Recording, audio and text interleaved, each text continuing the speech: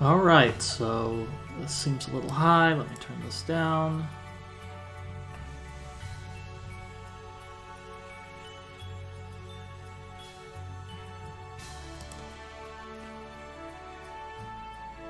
Testing, testing. 1, 2, 3. Can you folks hear me all right?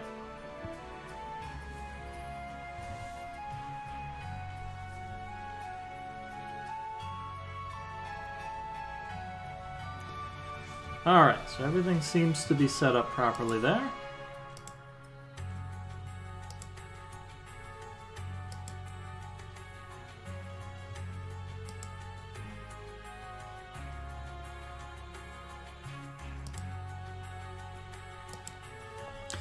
Alright, we can always fool around with it a little bit later on in the event that it doesn't work out quite well.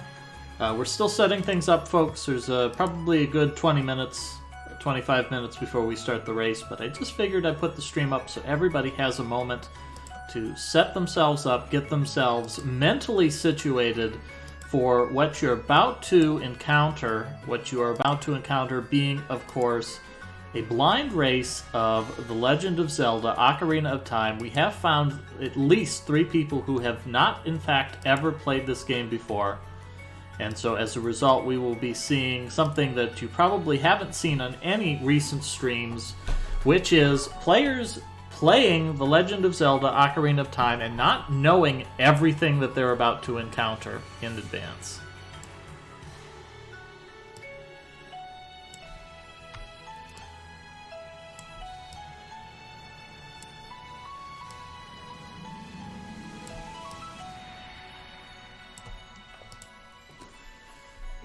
And Maurice actually has put a little graphic on his stream. I'm actually going to crop this so we can see Maurice's little visual graphic to go along with his stream, just because we can.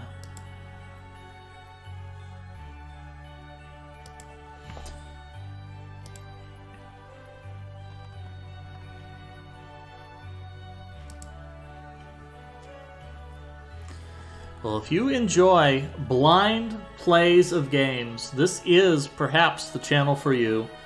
The Mystery Funhouse channel does blind races exclusively, although you probably already know that if you are already following this channel. So you never know what kinds of fun games we're going to play that you know intimately to excruciating levels of detail, yet we will find for you completely blind racers who have never experienced ever before in their lives the mystery here.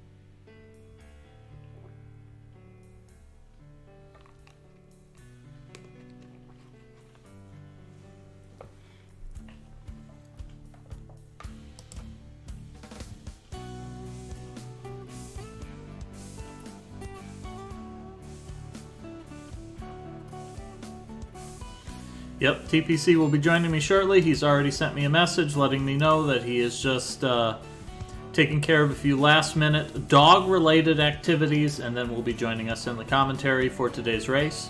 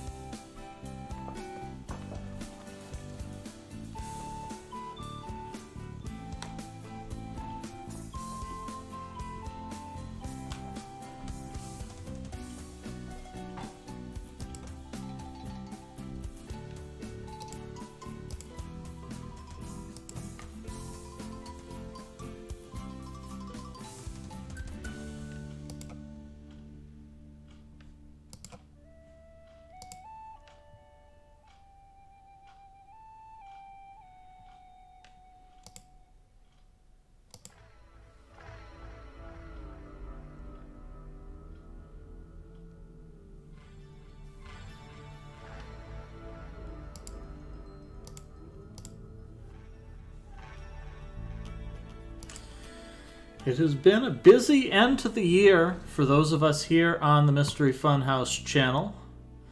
We've had quite a few activities going on recently. We've had our mystery tournament just wrapped up last weekend. It's hard to believe that it has been so soon, but we went through our top 8 broadcasts over the last weekend and had a wide variety of exciting games. Of course, we have the Jolly Mania tournament that hopefully you folks have been watching quite a few matches of. That is rapidly approaching the climax, where we will have our last couple of racers fight to the death in a number of Escape the Room games.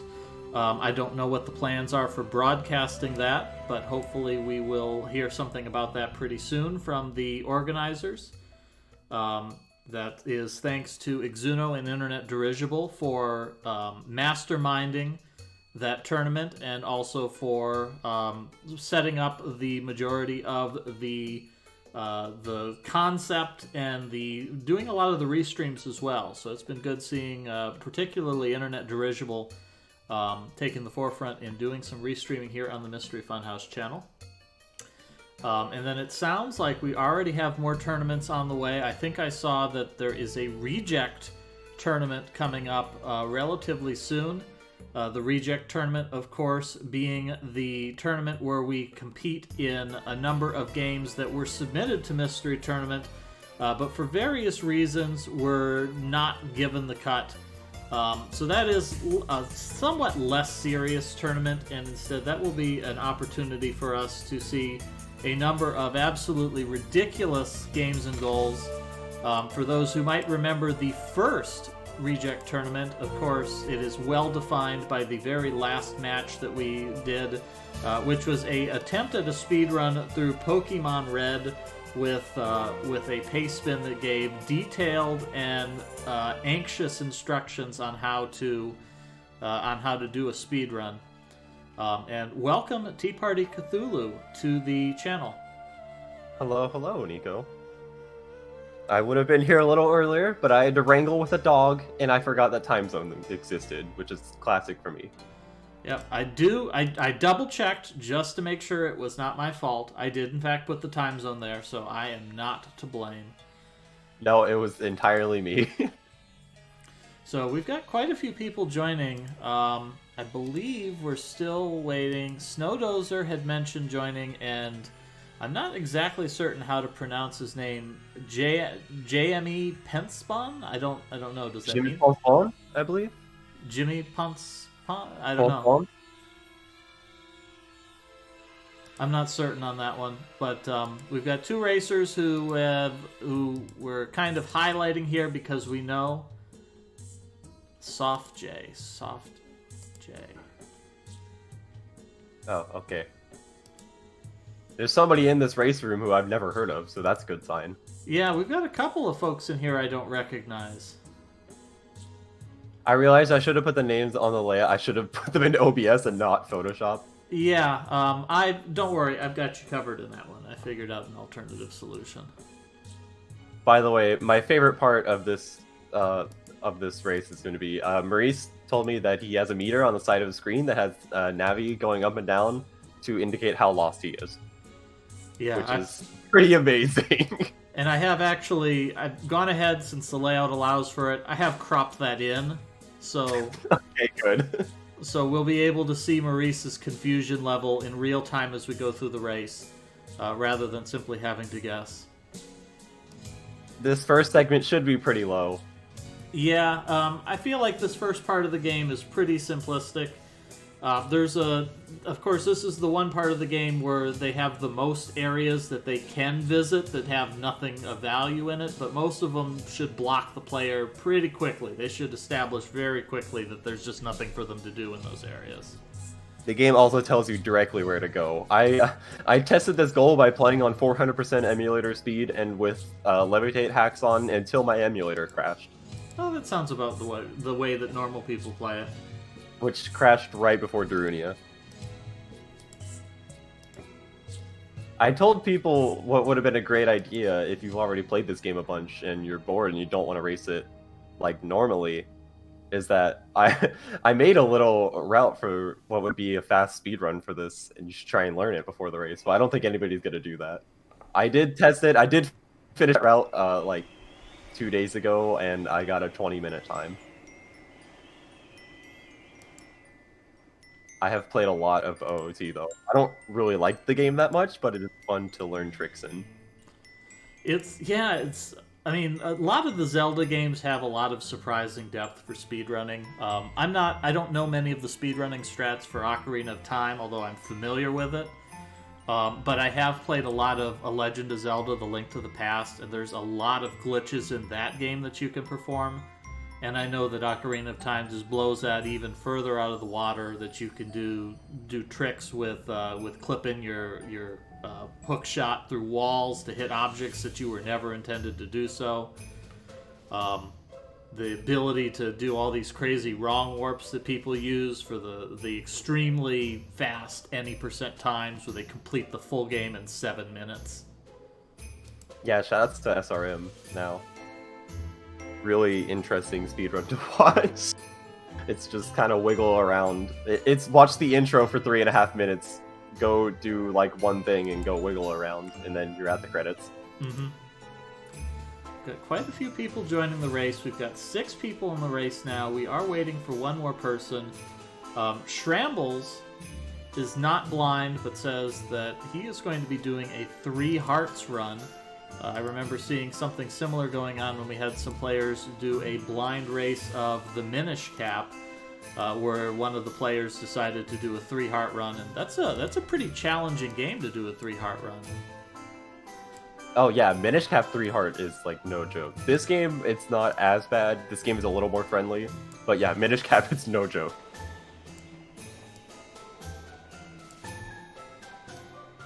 My little brother actually did a 3 heart run not too long ago.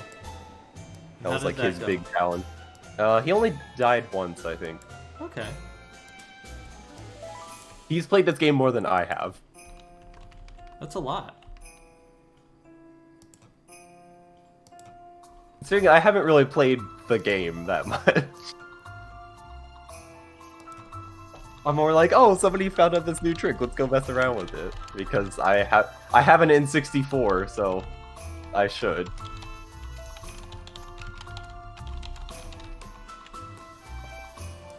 Alright, we're still waiting on our last racer. I believe he had mentioned that he would be maybe 10 minutes late for some various reasons, so we're going to hang out here just a little bit more before the race starts.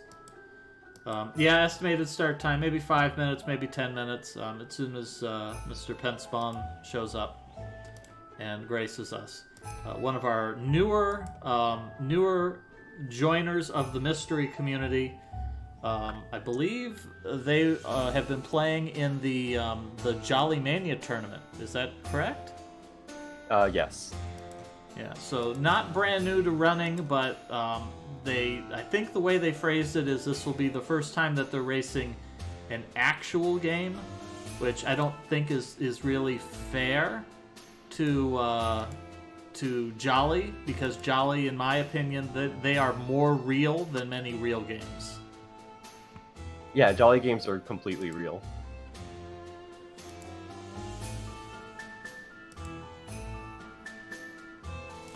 Alright, they're just struggling a little bit with Hex Chat at the moment, and then as soon as they get that up, we'll be able to switch over, and we'll be able to start the exciting world of racing. The wonderful world of Pokemon. Almost the same thing. Yeah, Jolly is mostly real. Billy the Wizard is a very real game, and then everything else is not real.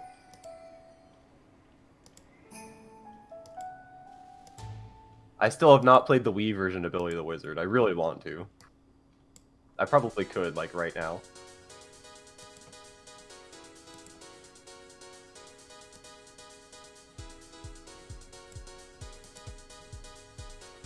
I am notably the person that owns 3.5 Wiis.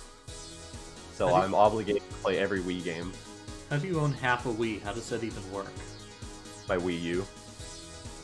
That counts as half a Wii? I own 3 Wiis and a Wii U. Okay.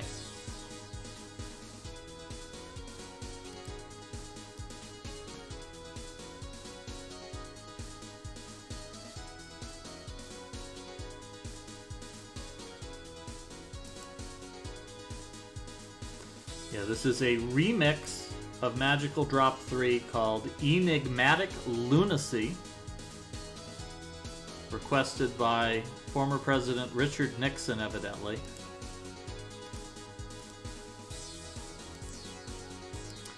Here we go. I love seeing 2 racers in the racer road ask for my speedrun route because they were curious, and they both told, like, I showed it to them, and they're both like, yeah, this looks like Greek to me, so I'm not gonna do that. That's pretty true of all Ocarina time tricks. I mean, I would imagine 50% of it is just going to be acronyms, like Infinite Bomb Jump or something like that. Yeah, one racer already asked what BOTW early was, and what Poke Escape was. Well, BOTW is Breath of the Wild early. That's when you get an advanced copy. Yeah, you go there, you finish that game first, and then you come back. It unlocks the unlockable secrets. Yeah, all of the stop and swap secrets between Ocarina of Time and Breath of the Wild.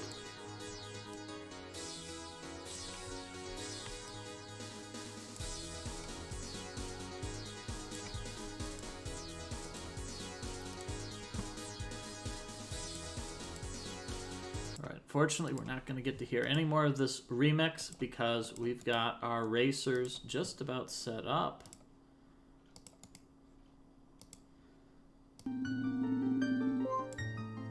I'm excited to see Snowdozer in here. Has Snowdozer played this? Snowdozer allegedly is completely blind to this game. That still surprises me every time. Like, even playing through this with like my 400% MU speed while actually reading the text, it was so weird to me. Like, I had to pretend I didn't know anything about the game.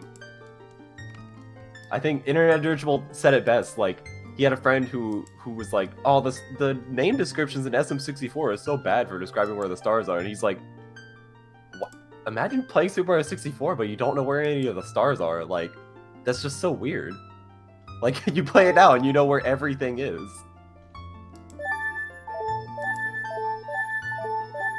Oh, Snowdozer is playing on keyboard? That's how I played the game the first time.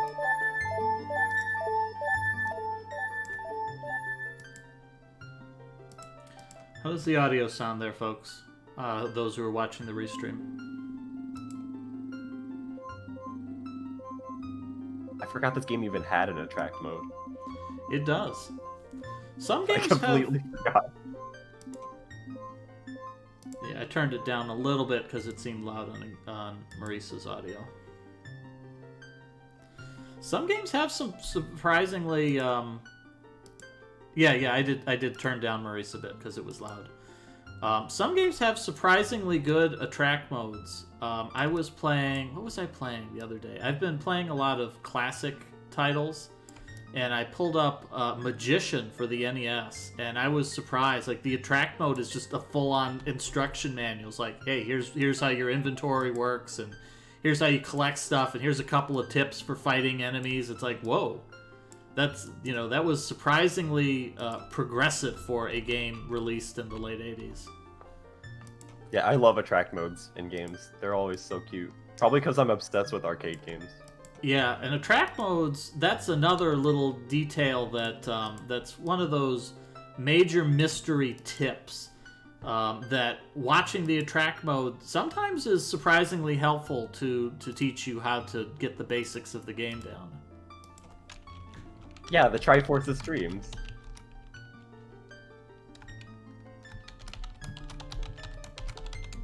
My favorite addition that Nico made to this layout was the little Ocarina symbol to show which audio we're using. That's so cute.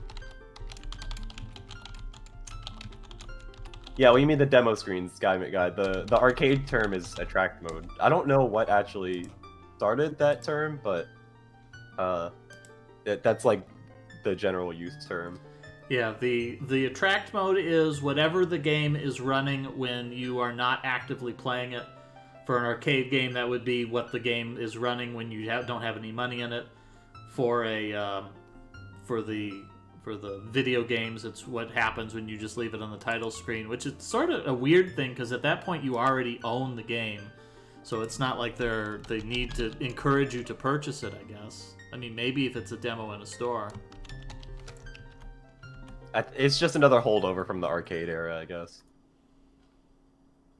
Another wonderful things that games took from the arcade era.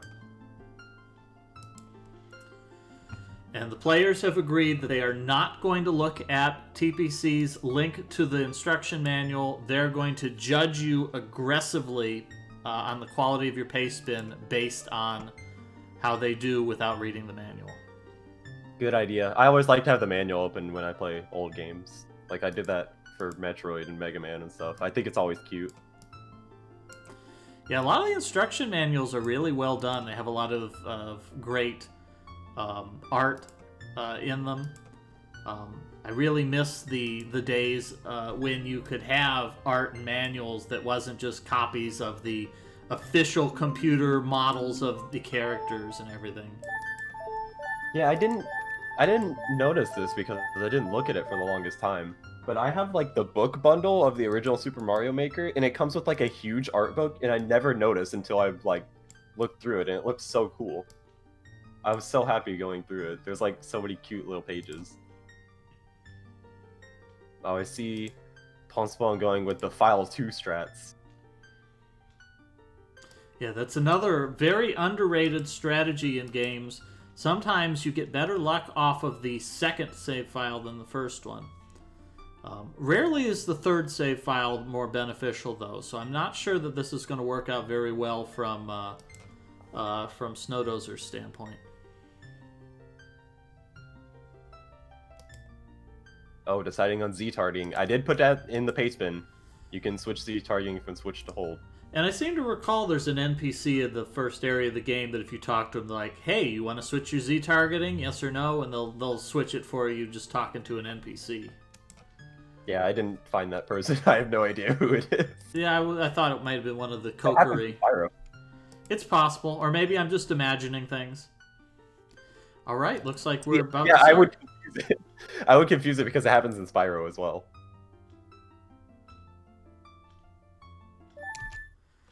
All right, and our racers are off. So I'm going to read this because I'm sure everybody wants an introduction to this game, and this was, by popular demand, I had to include this, so I'm going to go ahead and read it. All right, go right ahead. Forest Boy Time Travel Rescue is another action-adventure game developed by Nintendo team. There's a very wise girl in Hyrule Castle. Some Gerudo prick have threatened her kingdom and the fate of the Triforce. You are somehow the Forest Boy using the Nintendo 64 technique by accident. It's time for you to get a fairy and travel out into the world to outrun that boy's brilliance. Check out for clues, beat the dungeons you encounter, and get the power of the Triforce ASAP. Good luck, Zelda Mania. So now we have the official linkage between the Jolly Mania tournament and The Legend of Zelda Ocarina of Time. So we get to start off with this beautiful introduction here with all of these lovely, fully 3D, in-engine graphics. No pre-rendered video here on the Nintendo 64. Everything rendered in real time in front of your eyeballs. And the best scene in the game, Link's little shocked face right there. I can never, like, I couldn't even see that seriously as a kid. I just laughed at this cutscene every time. I mean, he's afraid of horses, as many people should, because they're just gigantic creatures. They bite you. Their hooves are designed like knives. They're really like one of the most frightening creatures nature has ever created.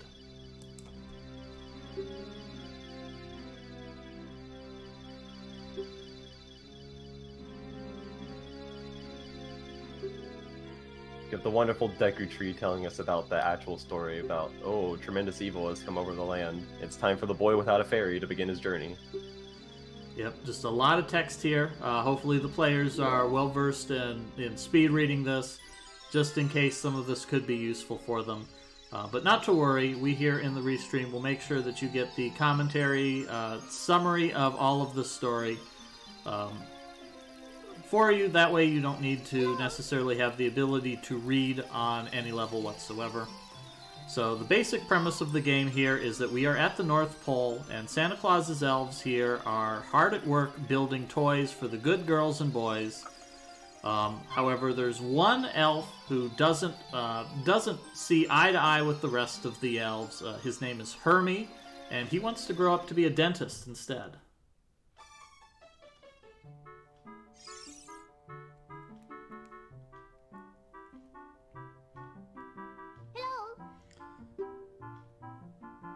There's that classic, Navi can't fit through the hole.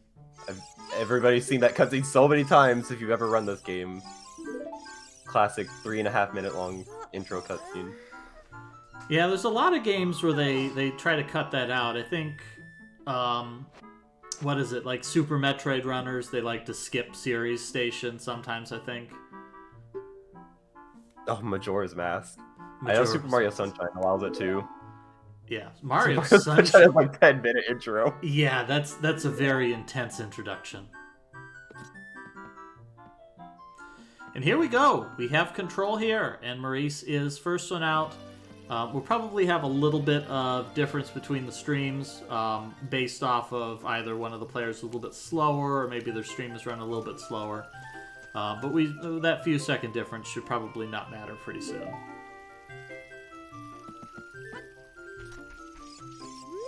As we get, unknowingly, our first task. We'll get it in a second once we try and get to the Deku Tree.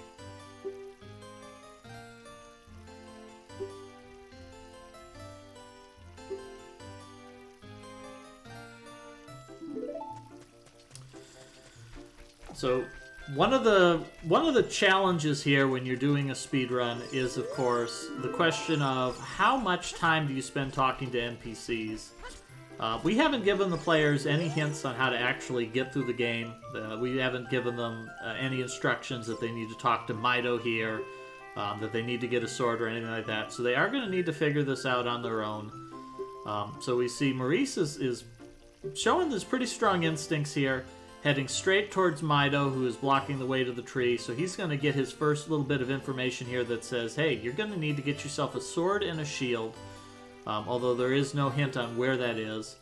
Whereas we see Snowdozer and Penspun are heading towards the training area here, which, luckily enough, that would be the good place to start, because that is going to be where they're going to find their sword.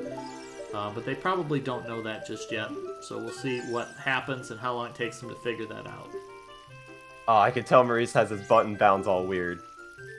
Because that girl told him to press Z, and he was pressing L. That's how you know you have the buttons bound weird. Yeah, that is a little bit of a tricky thing, of course, because you really don't have the ability to put anything on a Z button. Most controllers, unless you're playing with a Sega Genesis controller, aren't going to have a Z button. So you have to remember in your mind which buttons correspond to which buttons in your setup. You've got C buttons that you have to bind, which I think a lot of players might bind those to a right control stick. You've got the Z button that you need to bind to something. Hopefully they bound that to a shoulder button.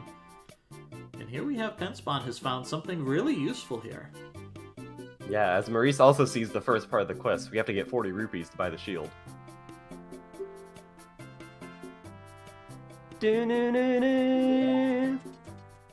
You got the Kokiri sword. I love this little flavor text as well. This is a hidden treasure of the Kokiri, but you can borrow it for a while.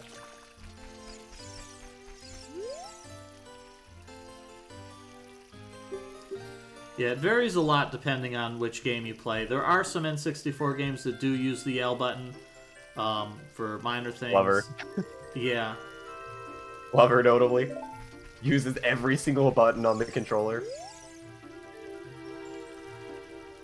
So here we see Snowdozer has found one of these houses, and this dude's just got like a bunch of chests here with just money in it, and you're just robbing him blind right in front of him. Yeah, very useful casually.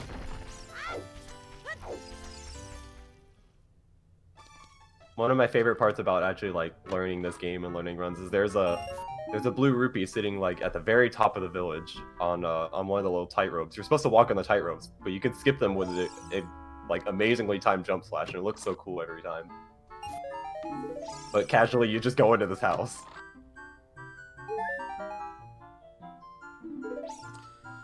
So we see Penspawn is practicing a little bit with the Z targeting here. This is a really useful technique because you are going to need to be very good at this if you plan to fight a lot of enemies. Of course, one of the benefits would be if any of these players has played the Dark Souls games, it may feel pretty natural for Z targeting, strafing, sidestepping, and rolling. Although this is much easier than Dark Souls. I, of course, played it the opposite way that I was experienced with Ocarina of Time before playing Dark Souls, so of course you think, oh, I'll just hold up my shield and wait until they stop attacking, and that is not nearly as effective in Dark Souls as it is in The Legend of Zelda.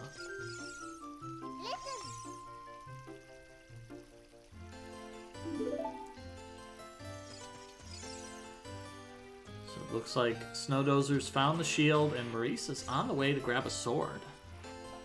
I had to step out for a second to grab something interesting, because I realized I own these two books. I never once opened them, because they were both Christmas gifts to my sister. I actually own Hyrule Historia and the Arts and Artifacts book. I've never looked through them. I'm curious to see what they say about Ocarina of Time. The Arts and Artifacts book is huge, by the way. It's bigger than most of the books I have. Oh, there's Skyward Sword. That's not Ocarina of Time. And Maurice gets hit by the boulder about 4 or 5 times.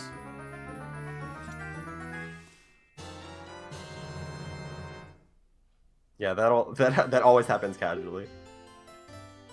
I mean, that happens to me when I'm trying to go fast too. I usually get hit by one of them. I wonder if the players will figure out something incredibly useful already. The roll in this game, like your forward A attack, is completely overpowered. It makes you completely invincible during the entire duration of it. Mm-hmm. I wonder when people will find that out, because I think that's a huge help. I wonder if Maurice chopped that sign in half attempting to read it, and now he feels chagrined to realize that he is unable to read half a sign. We do not have Zelda's Lullaby. We cannot repair them yet. Probably one of the least used mechanics in the entire game. Yeah, there's a when lot I found of. That out as a kid. Oh. Yeah, there's a lot of little things that you can do that aren't clear. You can use Zelda's Lullaby to fix signs. If you have a Deku stick, you can use that to turn butterflies into fairies, I think. I think so. I wonder when people will find out about the Deku stick as well. The Deku stick is also incredibly strong. It has double the power of the Kokiri sword right now. Yeah, the Deku Stick and the Deku Nuts. Those are both surprisingly useful items that I think most people playing casually didn't use at all.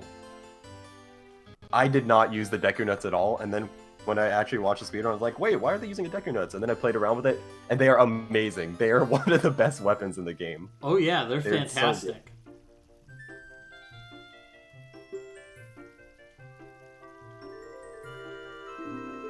I haven't found the Ocarina of Time pages in here yet. There's like a 30-page spread on Twilight Princess.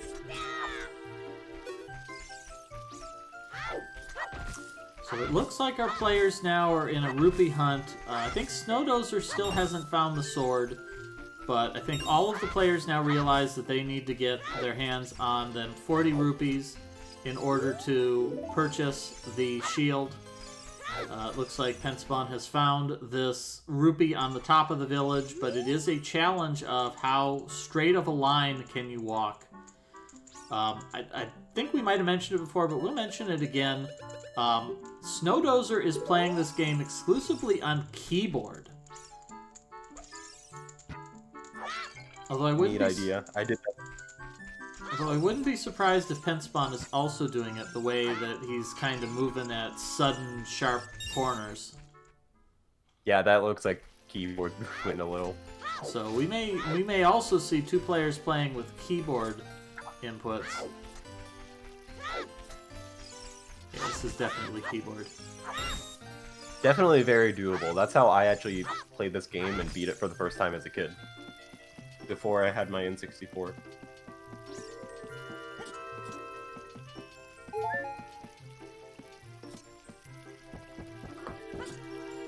I have yet to find Ocarina of Time in here. Although that said, we also see Maurice trying to cross this bridge, and Maurice also fell off. Yeah, this is like... this is actually really hard casually. Which is why I'm so happy that I learned how to skip it entirely.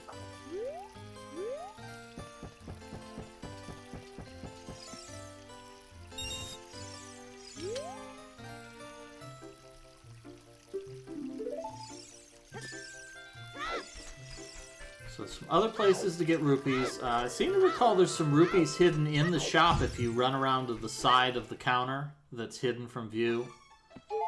Yes, there are 10 of them. And there's also some rupees if you jump across the stones in the water. I think you get 5 rupees for that. And There's 5 rupees each way, which is something that I never knew as a kid either. Interesting. And then I thought there were some... Yeah, there's a couple of green rupees here in the grass. Not a big help.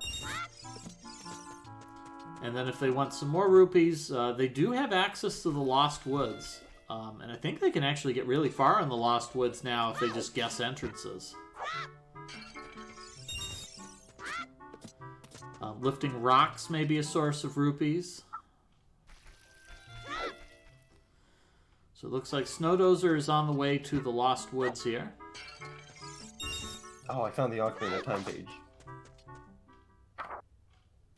Finally. There we go. Oh, there, Maurice got the jumping blue as well. So Maurice has got all the money needed to purchase that Deku Shield. And Spawn open up the chest here and is 2 rupees away. He's going to find that green rupee, and that's going to get them 1 rupee away. So we should see Pence moving on pretty quickly to picking up that shield and heading into the Deku tree. So almost neck and neck here with Maurice. Oh, Maurice forgot to take the setting on the emulator. Now his screen will always go white whenever he pauses. That was a big challenge for emulator developers for a long time. Yeah, N64 emulation is a shockingly complicated thing. I mean, these days now you can emulate PlayStation, I think people emulate PlayStation 2 pretty regularly. But for some reason, Nintendo 64 is it's an incredibly difficult console to emulate. Yeah, this is before consoles became like really standardized. That kind of happened with the PS2. There was a lot of like usual standard stuff that happened, but this is just like devs going crazy back in the day. As Maurice is making his way to the Deku tree. Yep, here Maurice picking up a Deku stick. It's equipping the Deku shield, so they will also be able to defend themselves.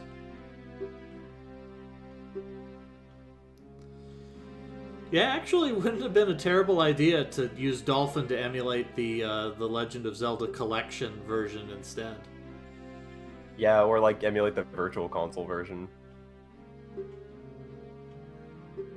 The real solution is that the racers should just own an N64 in this game. That's only like $120 combined. This game has gotten really expensive. I think it's gotten more expensive lately. Yeah. So I think actually my copy, the collector's edition, because I have the gold cart, it's actually gone down in price. That's surprising. Yeah, I also have the gold cart. I got it the year it came out. Yeah, I'm curious also which version they're playing. I think Maurice may have said that he's playing the most recent revision, like Revision B or something like that. They did change this game cosmetically between the different versions. That's something that'll come up, not in this goal, but maybe 2 goals from now, like in part 3 or something like that, where one of the dungeons has had its soundtrack changed between versions. Yeah, that's going to be practically the only difference for our players. There is another difference that matters a lot for speedruns, but other than that, it really doesn't. Well, I guess there's 2 differences that matter a lot for speedruns, but they will not matter for a casual playthrough. Maurice, starting to go through the Deku tree now. Yeah, so I believe at the end of one of the Jolly races, Mythical 9 queried Maurice on what he knew about Ocarina of Time. And he said he knows that there's the elf village. He knows that there's a tower that you climb up or down as it is crumbling. And he knows there's a tree dungeon where you have to jump really high onto something to solve a puzzle. And that's like the extent of his knowledge. And he also knows that there's a village with a giant clock tower in the middle of it, which probably is not going to be very useful for this game. It's going to be so weird to watch players actually going through the Deku tree, because, like, it's been so long since anybody who watches speedrun, it's been so long since you've actually seen the Deku tree. Yeah, I mean, there's a lot of the Deku tree, like these maps and these compasses that you find. In casual play, these are useful items, because now Maurice is like, oh, okay, I can see where all these rooms are that I haven't been to. But yeah, for a speedrunner, you're not going to touch the map and the compass stores. Or chests. And you also skip all of B1, and you skip the slingshot. Like, it was also weird for me because I did that when I was testing this game as well. I was like, okay, I know what happened to the Deku tree. I've seen my little brother play this like 5 times, so I'm just gonna go do random skips. It's gonna be interesting to actually see players have to like figure out what Deku Babas do. Another part of the Baba is You universe right here. Here we go. Snowdozer found a pot that can be smashed repeatedly for green rupees. However, Snowdozer, I think, still has not found the Kokiri sword. So it's going to need to look, because, I mean, in casual play, the Kokiri sword is kind of out of the way. You've got to find this little corner where there's a hole in the wall and go through that, and it's really not very obvious compared to, say, going into the Lost Woods or one of the other places that you could possibly visit.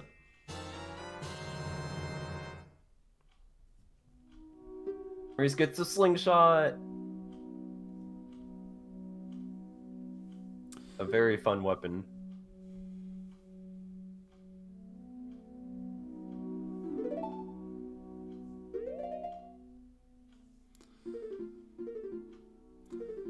Yeah, as we get one of the big parts of this game that was like, ooh, big selling point, which is first-person aiming on weapons like this. That was like a really big deal. Yeah, I once did a playthrough of Ocarina of Time where I didn't use Z-targeting at all. And that Z-targeting makes a lot of the use of these weapons a lot more effective. In particular, Bongo Bongo is very difficult if you don't use Z targeting to shoot him. So hopefully the players will use the Z targeting very aggressively, because that is going to make their life much easier if they do so. Snowdozer has bought the shield. Just looking at this quest status screen, 5,000 slots for putting items in it.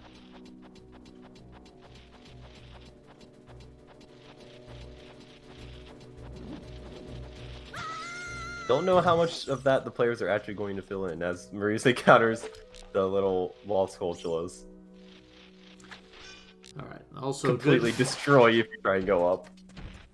Yeah, the wall sculptulas are really cleverly designed that you're really not supposed to be able to sneak past them. You can do it, but it's a really good design that says, you know, find this slingshot, now you can beat these guys up, and now you don't have to worry about them.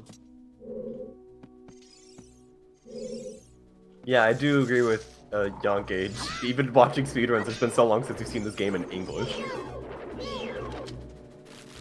I told Maurice as a joke that he should play on German PAL since it's the slowest version.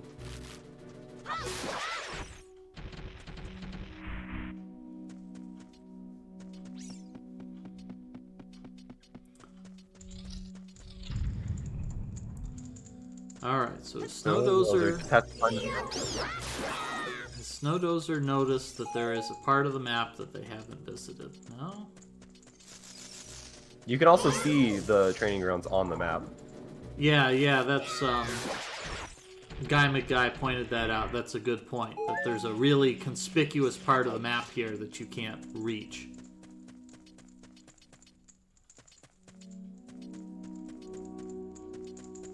Yeah, the little wall sculptures, they don't attack when you stop moving. So, if you skip the slingshot in a run, what you actually do is you, like, tap up a little bit every time you go up, and they just won't attack you. I doubt any of the players will actually pick up on that. Yeah, there's really no reason to pick up on that, because they're just going to shoot them. And so here we have the most Legend of Zelda puzzle possibly that exists. The legendary door that doesn't open unless you have lit all of the torches in the room door.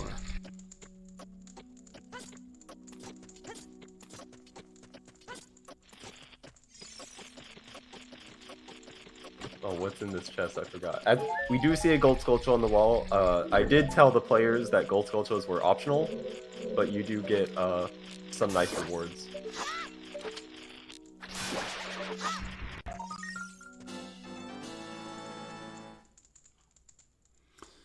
See, Penspawn trying to use Deku Nuts against this Deku Shrub.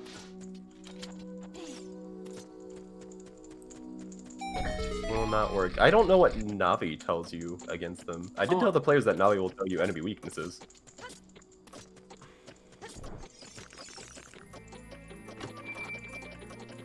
Yeah, Pence wants to hit this thing with a sword. That's not going to work. You really need to stand back and use your shield.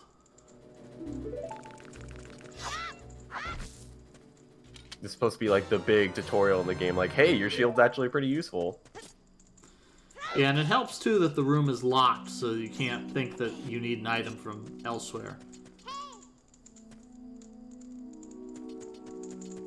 So at what point is Penspawn going to realize that you can get a Navi hint here?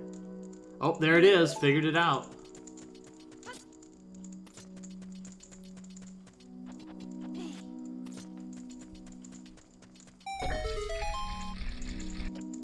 Oh, Snowdozer's wandering around the Lost Woods. It's actually at the portion where you exit the Lost Woods. Fun fact for people who are curious about the history of speedruns of this game, forest escape is like a really widely known trick. You can escape the Kokiri forest really early. This was the first method that was ever found to do it. You had to hover off of this scrub's bullets right here, and it was extremely hard, and it took a lot of time. We have better methods now, but that was the first way. And it was a neat piece of history to see. Yeah, so Snowdozer, I mean, this is the logical place that you would go looking for a sword, because you think, man, this is a big area to explore. There's lots of rooms here, stuff could be hidden, but no, the sword is just, it's in a random corner of the Kokiri forest that you crawl into through a little hole for some reason. It looks like Maurice is going to get to be one of I almost forgot the name, the Deku Tree first. Good. Didn't somehow fail the jump. I think that happened to me when I was testing this. So this is one of approximately 3 things Maurice knows about this game, is that you have to jump onto the thing to get to the bottom of the Deku Tree. So Maurice is technically not completely blind, but his blindness is increasing rapidly by the moment. Once he gets past the point where the speedrunners do their wrong warp, I think he'll be totally blind. And there's another gold Skulltula token. Yeah, I don't know how useful the rewards for the Skulltulas will actually be in a casual playthrough. Probably not much, but you can get some like enhanced wallets. Let's see what else you can get. You can get the Adult's Wallet, which holds up to 200 rupees. The Stone of Agony, which rumbles when you run over secret holes, which will not be very useful. The Giant's Wallet, which holds up to 500 rupees. 10 Bomb Chews, a Piece of Heart, and a Huge Rupee, which is basically infinite supply of rupees.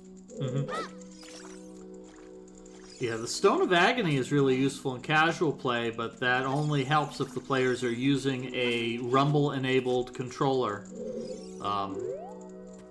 Which Snowdozer, obviously, I don't think that they make Rumble-compatible keyboards, but it is the year 2020, so maybe I'm just out of touch. You also have to have a Rumble-compatible N64 controller. You actually have to own the Rumble pack, which I didn't. I never have, actually. I don't even own a controller pack. The only one that I have is the transfer pack, because that was the first way I ever played Pokemon. I think Penspawn getting a really good lesson here that by using Z-targeting can very easily hit that ladder, whereas trying to manually aim, that's so much easier. Got Ziltrain asking, what's a segmented race compared to a normal one? In a normal race, the players will play through the whole game, or they'll play through just a single race target, and then that's the end of it. A segmented race means that when the players complete this goal, they've collected the Goron Ruby, they are going to keep their save files, and later on we're going to have a part 2 where the players will play another segment of the game. Ideally, over the course of 4 or 5 sessions, we are going to play through the entirety of Ocarina of Time. So you will get to see these players go all the way to the climactic battle with the secret final villain that none of them will be able to predict. Who knows? Maybe they'll accidentally wrong warp to the secret final villain right here. That is true. It is entirely possible that we will see one or more of these players find a wrong warp to the final battle. Okay, I really hope that Maurice just read what that Deku Baba said, because that's the one I was thinking of that I originally had a hint in the paste bin for, but I took it out because I figured the players are going to actually read the text, unlike me. That Deku Baba actually gives you a hint for the lowest floor, which is how to unlock the boss room. Which is you have to shoot Deku Babas in order of 2, 3, 1. 23 is number 1. Snowdozer is in the list little hole, which I believe is a Deku Nut upgrade, but I don't think we can get this yet. I think it requires Saria Song. I don't remember. It's been so long since I've done anything in this game.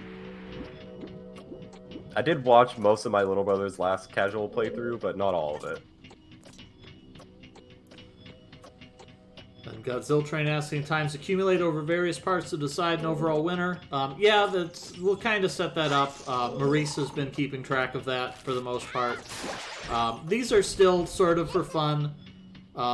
There's no prize for finishing first place with this or anything like that. But yeah, for the most part, we do consider it both ways: which player manages to complete which parts first. As well as overall time, since sometimes players are going to get lost. That just reminded me I should add stuff to my sheet that I'm tracking these on. I have to add all the players. So Snowdozer Like here half getting... the people farming the race. Snowdozer here getting pretty far into the Lost Woods, but takes a wrong turn. Winds up back in the Kokiri Forest. This is good. They don't really want to be in the Lost Woods right now because there's not much to do there. I hope they read the map. Sometimes you just have to follow a little bit of advice from Dora the Explorer.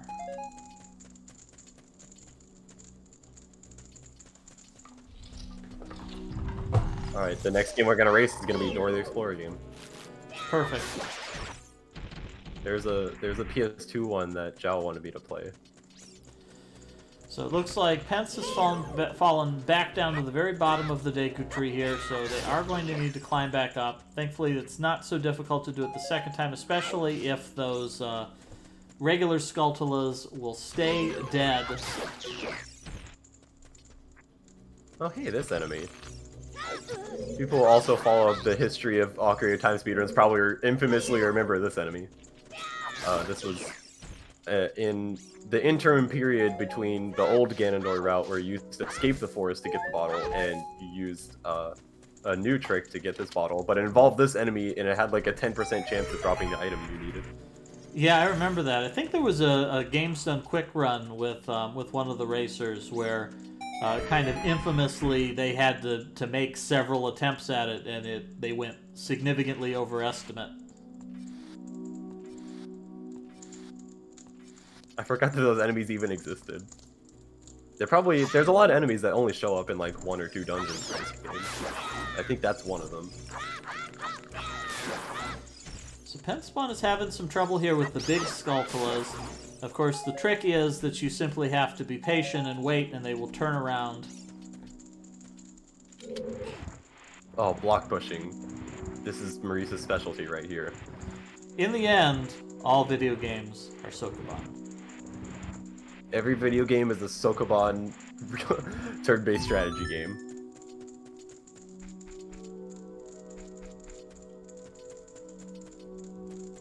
So now Maurice can light this last web, which will open the way to the boss, so he's almost done with the first dungeon. The first boss is pretty easy. Oh, Maurice has to figure out how to duck. Has he ducked yet? I don't think you need to duck. You light the torch and you just swing the stick, and that should be good enough. Oh, can you swing the stick? Okay, whenever I've done it, I've always ducked. Yeah, you just swing the stick and you're good. There Okay. I thought the player was gonna have to learn something. Easy peasy. No, learning is expressly forbidden here on the Mystery Funhouse channel. Alright, let's see if Maurice remembered 2, 3, 1. I think he does. I mean, it's not that difficult either to guess it. Alright, he wasn't certain if he had to do something else here. They get frozen. And now you have to go talk to this guy.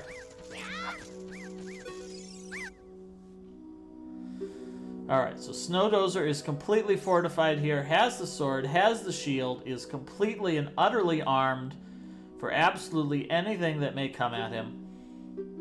Now he just needs to remember where the heck it was he was going.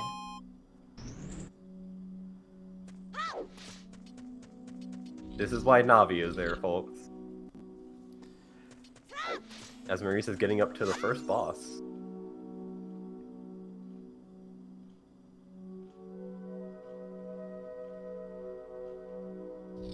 Ponspawn is onto the compass chest. Now let's see if Maurice figures out the big puzzle. You have to use C up and look at it, or the slingshot. Anything that has first-person aim. Yeah, they do this again in Majora's Mask. There's another boss like that the boss doesn't trigger until you actually look at the ceiling. Which, I like it. Big armored arachnid, Goma.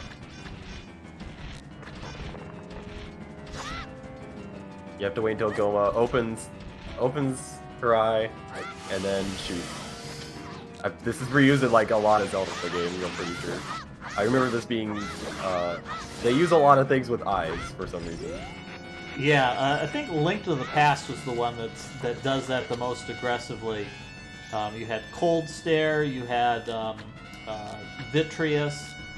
What else? There was at least one more. It happens in Twilight Princess like 4 times, I'm pretty sure.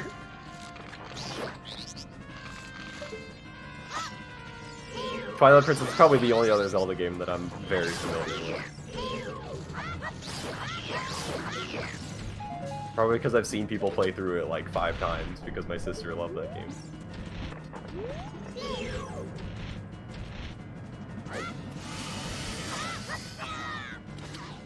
You have to shoot the eye first, you have to shoot the eye to stun. Even using jump attacks.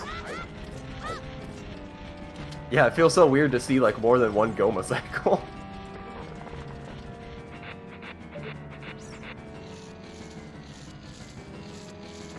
Here's Penspawn picking up one of those gold Skulltula tokens. There are 100 of them in the game. Oh, here we go. Maurice getting a great attack here on Goma on the ceiling. There's a Goma death. That first boss is down. Yeah, so easy as pie. Maurice has completed the first dungeon. He's going to collect the Kokiri Emerald, and will never need to come here ever again. As Snowdozer enters the Deku Tree for the first time, gets the lovely cutscene. You get a heart container. Maurice opting not to do Ganondorf. Opting not to wrong warp straight to the final boss. Probably a big blunder. Big blunder for this race. And yeah, it's an intriguing strategy here. Maybe he's gonna go credits warp instead. You can credits warp in the next dungeon.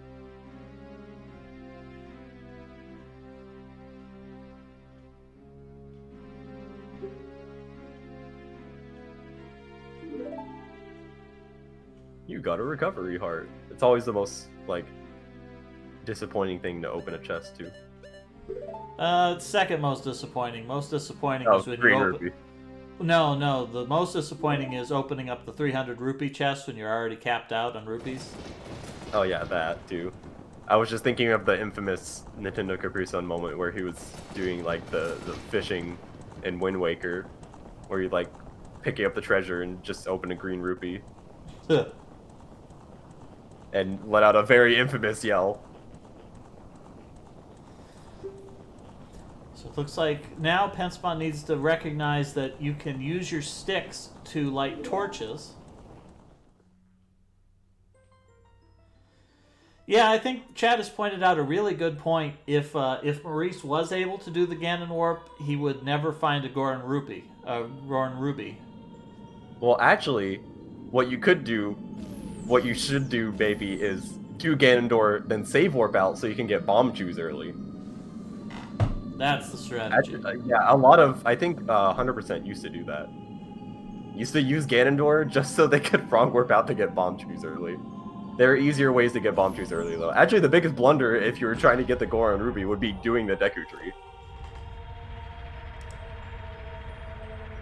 The only thing you get from doing this is the Emerald, Story, and the Slingshot. You know, I just realized, nowhere in the paste bin did we tell them that C up is to listen to Navi. I did. Did you? Yeah, I did. Oh, are you using maybe the old paste bin? Oh no, it is. No, it's there. It says C up, talk to Navi. Okay, that's the player's fault. Yep, it's in there. Yeah, Xuno told me to add that. Yeah, well, the screen tells them, but it's not necessarily obvious that that blinking thing is this is to listen to Navi. Yeah, it's not obvious unless you're actually playing on console, which nobody is. Oh, here we go. So we see Snowdozer is getting the hint. Bounce the nuts and sits back at it. Yeah, you gotta actually hold up the shield. We're not playing Katana Zero. There's the first death for Snowdozer. That will respawn you at the start of a dungeon. Yeah, death in this game is pretty lenient. It is often used by speedrunners as a quick way to warp, when it's sometimes faster than save warping. So back up to the top goes Snowdozer.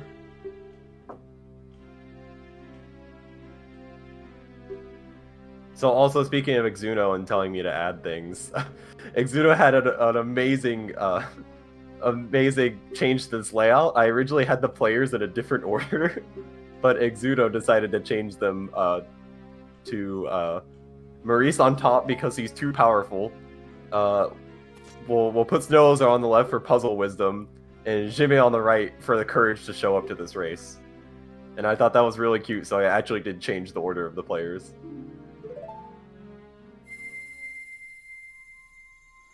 Oh, here we go. Penspawn figuring out the Deku stick, and there we go. Lit the torch and opened the door. Nicely done. So now Just has to figure it out. So they figured out that you can hit the back of the Skulltula. The problem is, there we go. They figured it out. Oh, they just need to wait. This is so much knowledge is just pouring out of the stream right now.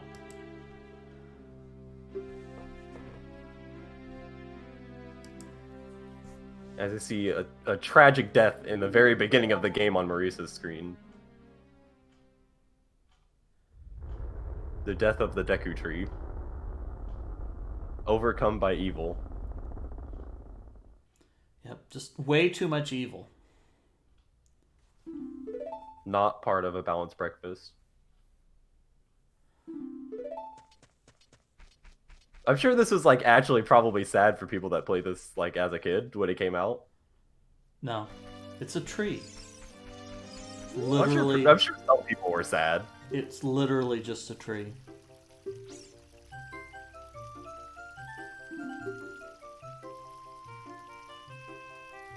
Meadow disappears. I forgot about that happening.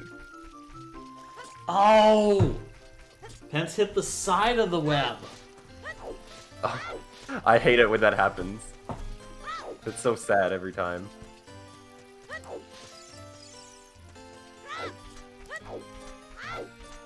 Luckily, I don't have to tell the players what to do for any of these sections, because the game tells it for them. Go to Hyrule Castle. And we get this heartwarming cutscene with Saria. Alright, so Pence is actually using a controller, but has evidently just bound something backwards.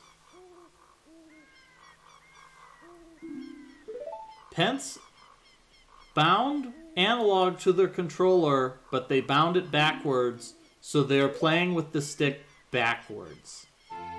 That's an interesting way to do this. Inverted controls? Yeah, that's one of those things that you realize and you fix that immediately. Yeah, there's even a button in Bizarre to do that automatically. There's flip axis button.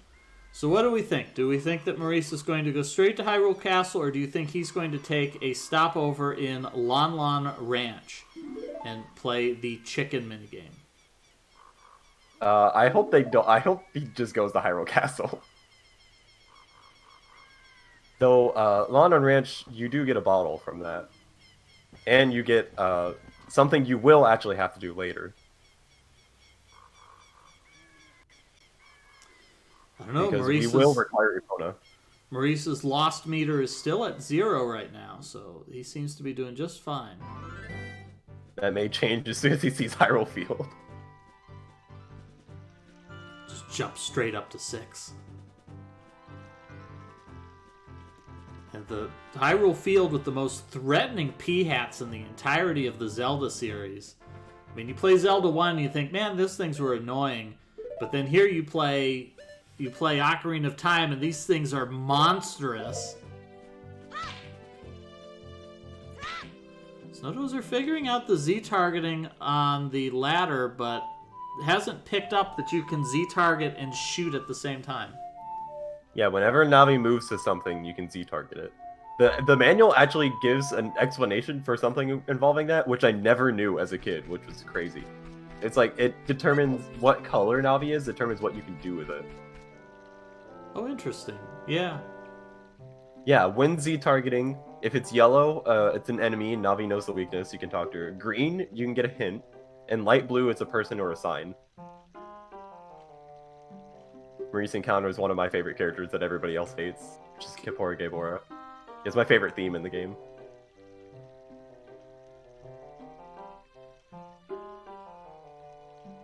Yeah, I want to see who's going to accidentally press yes on the owl. I guarantee you every player is going to do it.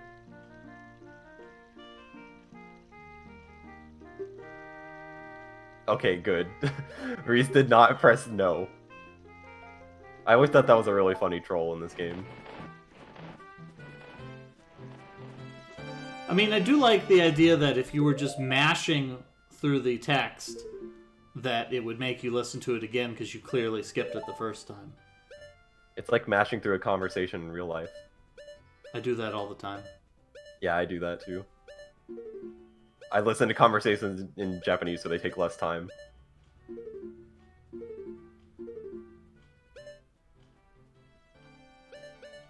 Snowdos are just stuck in this, this room. Where you gotta Z-target it. We saw Pence also get stuck in here for the same reason. It's not that obvious that you can Z-target and then use it. Oh, here it is. Oh, so easy when you do it that way. So it's really good that they got that out of the way here, that they realize I can Z-target and shoot at the same time. Yeah, this is one of those games where the simplest solution is usually the correct one. Maurice will sadly not make it to the castle before night. Yeah, that's another thing. It's been a while since I've watched a speedrun glitchless. I think you can run fast enough to get there before night. You can, but you have to backwalk. Because it is faster than moving forward. Or if you're a task, you can side hop all the way there. Which is actually not faster. It's exactly as fast, which is always funny to me. You put all this effort in, and it saves like 2 frames if you're perfect. Yeah, Maurice will have to just stay outside the castle during the night. He'll go look for something else. I remember when there finally was a way found that you can get into the castle by not looking at the bridge before night. And I remember it was like the biggest find in Zelda speedrunning. We were all so happy. So if you accidentally missed a bunch of tricks, like you could still make it in there. Yeah, I agree with Kieran in the chat. I think it's very deliberate that you head straight to the castle and the door closes so that you recognize everything changes. Yeah, it does teach you about day-night cycle. There's very few parts in this game where the day-night cycle doesn't actually move. So here we see Maurice going to visit Lon Lon Ranch. Probably a good idea. You have some downtime here. You don't know the Sun Song. I originally had in the basement a note that the graveyard in Kakariko Village had some useful secrets. I didn't tell them what the secrets were. One of those is the Sun Song. But we actually can't get that until after this section.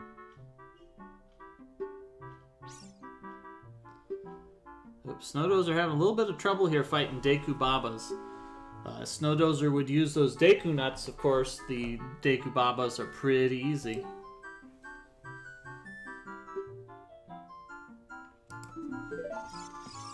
Those need a Deku stick as well. Yeah, I'm pretty sure there's a free one that they'll get.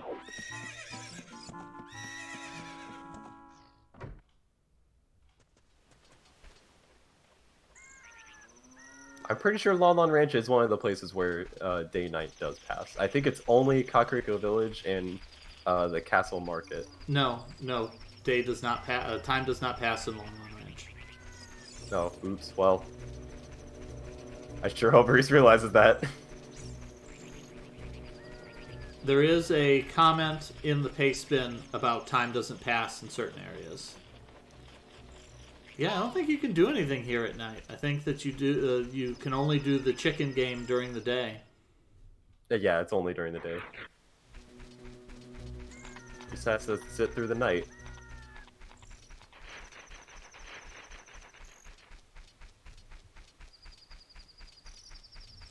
Not really anywhere else you can go and do stuff that's useful, at least.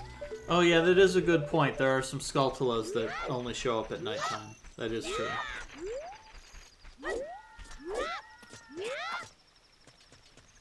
Oh, as we see day approaching. It isn't literally anywhere with people. For example, outside of Hyrule Castle and the spot between the town and entering the gardens, time does pass there, even though there's some NPCs you can talk to.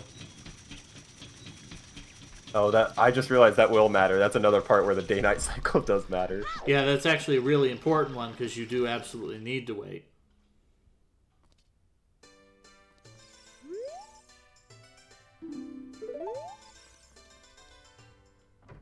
Maurice discovering the greatest joy of Zelda, going into a house and breaking all their pottery for the money.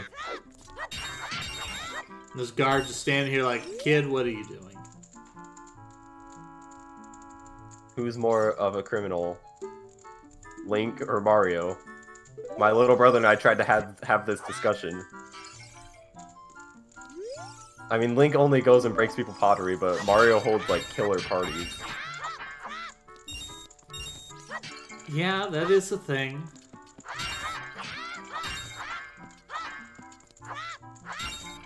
You do get a lot of money here. Although, really, it doesn't compare to, oh, Snowdos are jumping way too far.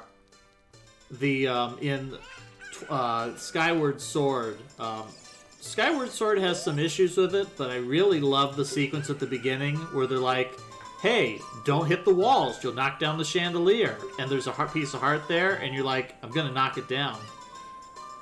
And then there's a whole side quest involved with fixing the chandelier that you broke through just casual video game interactivity. Oh, that was one of my favorite parts of that game. I love Skyward Sword so much, because it's, like, really clever in a lot of parts.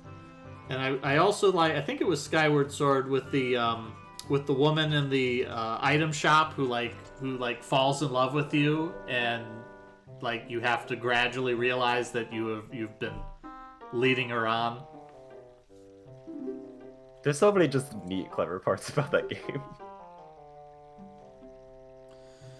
Alright, so Penspawn here is killing all of the big Skulltulas. Okay, before Game Over actually gives Maurice a huge hint about time passing. You have to leave town if you want time to pass. The Maurice meter at 2. When did that happen? I didn't even notice that. It probably happened as it was switching from day to night.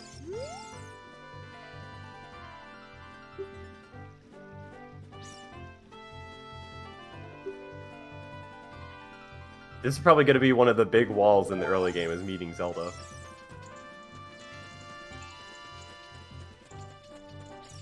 We do have to play a little stealth mission. Yeah, so right now I'm a little bit worried that Penspawn is stuck.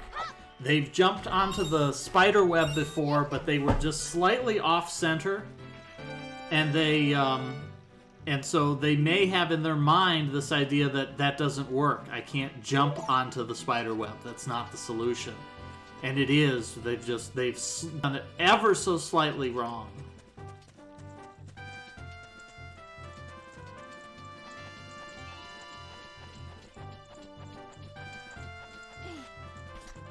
See, some Noodles are making it through this room. Needs to get a Deku Stick. There's a Deku Stick.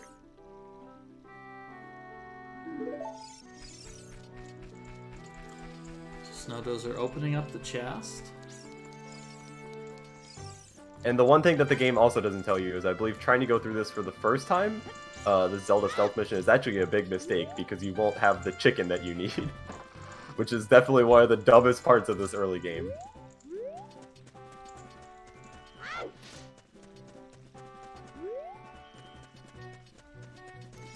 Here we go. Exuno's in the chat and helping out a little bit, giving Pence the hint that they did the correct thing and it just didn't work. So hopefully they try it again, and this time they get it. The Nintendo 64. What's the trigger for Malon showing up? I think it's... You have to leave and then re-enter. Okay. I think. It might also It's be... been a long time since I've seen this. Yeah, it might also be a guard seeing you and kicking you back to the start. That might do it. Oh, that might be it, actually. It's been a long time since I've actually seen this section.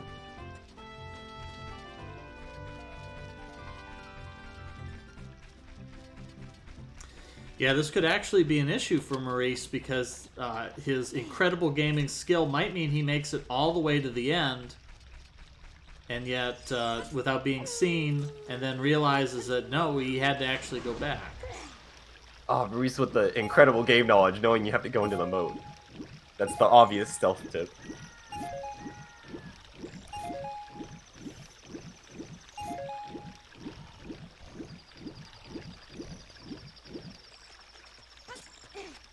Is going to get on to the largest obstacle in the early game. A man sleeping just right here.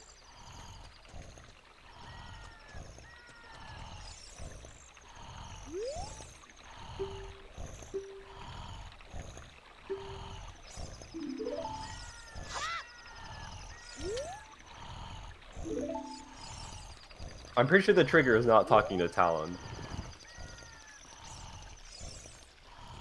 Yeah, it may be a trigger for making Malon show up, but it's certainly not one that most people use. I think it's, you have to... I think it has to reload the map.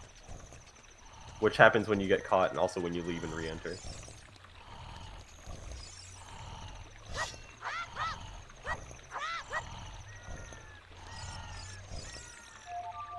You know, those lights, the torches. We're back on out. Yeah, I think that he and Pence might have this idea that they have to burn the spider web, but I don't think... I think even if you ran as quickly as possible, your torch wouldn't last. Yeah, that would be a smart idea to burn the web. But no, it's just... you just jump.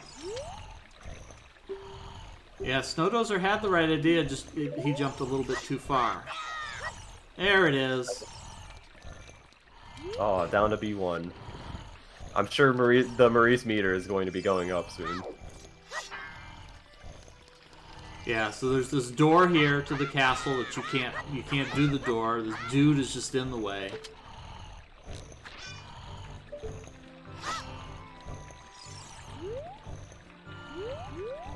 This is probably one of the dumbest things that's actually in the early game.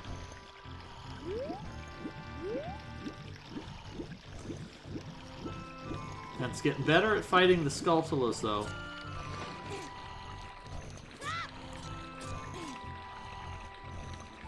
Yeah, and there's kind of this hint here, too, that there's this heart out in the space that it encourages you to jump to get the heart.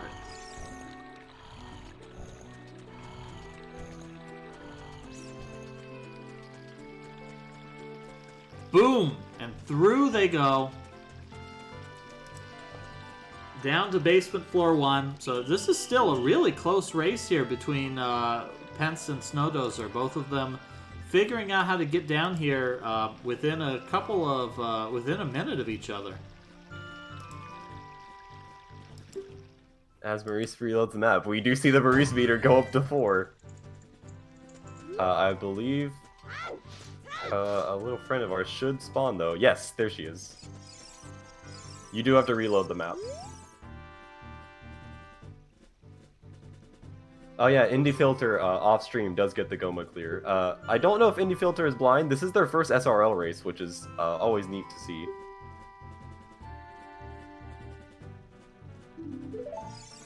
I think it's funny that their first SRL race is of like literally one of those popular games in SRL history, but it's like a blind race goal.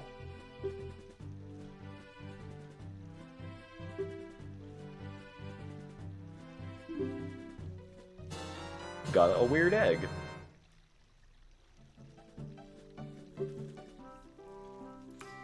There we go. Luckily, every time you get a new item, it reminds you how to set an item to the C buttons, just in case you've forgotten in the 15 minutes since the last item you collected. Okay, Indie Filter does have little to no experience. That's always fun. That's your first SRL race. It looks like this item doesn't work here. Yep, so the good news is Maurice has the item he needs. The downside is he's gonna have to wait until daybreak again. Because I think that the egg hatches when the counter rolls over from night to day, regardless of when you pick it up.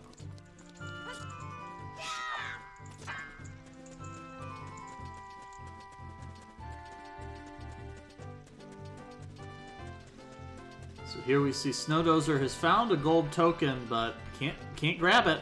It's too high. I was always so bad at this stealth as a kid. I could never do this. I think I had to get my sister to do it the first time. That is one of the most valuable video game techniques there is, which is if you get stuck, ask an older sibling to do it for you. Yeah, I had the advantage of having 2 different older siblings. We're both skilled in 2 different, very different kinds of games. So I never asked them anyway. I just got stuck anyway. Oh, Pence is climbing up. I don't know why they're doing that. Maybe they're just checking to see that they didn't miss anything. Yeah, they must be just checking to make sure that this is the way they thought it was. I'm guessing the Maurice meter is going up right now. Yeah, there we go. It goes up. We're up to 5.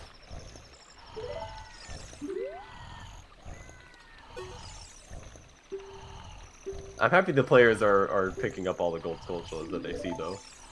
Yeah, they will get a couple of useful upgrades for that.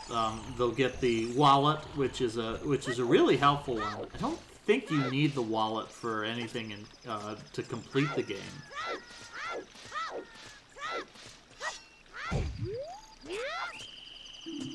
Yeah, speaking of Alapex wondering if you're in a Mario game. Not only does Talon look like Mario, but if you look closely, both Malon and Talon, they have a Bowser Koopa little boa around their necks as well.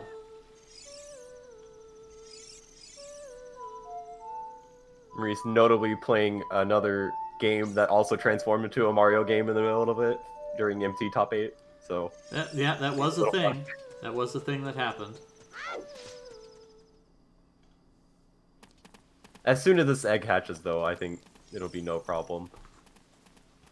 Maurice going and seeing the dogs. Unfortunately, bad mistake. Gibora did tell him that time would not pass, but probably going to go check out the shops. Oh, Bombchu Bowling. Oh, I really hope he attempts Bombchu Bowling. But yeah, they don't open until later. My little brother was always so bad at Bombchu Bowling, he had to get me to do it.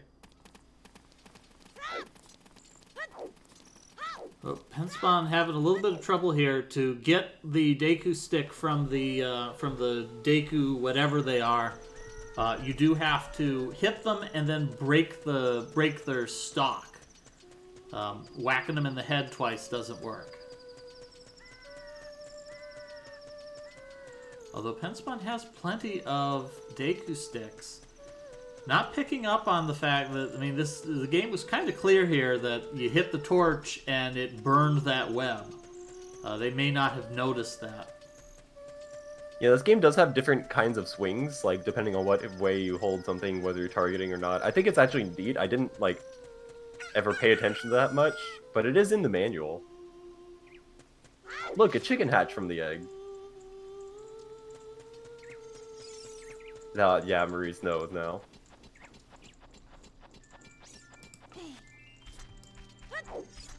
The obvious solution for waking somebody up in anything that is fictional is to use a chicken. Yeah, that works great on me. I do like a scrambled egg omelet in the morning. That's what you were gonna do with it, right? Maurice is so good at the stealth. I remember this being really hard when I was a kid. It probably would have been a lot easier if I was an adult playing this casually for the first time.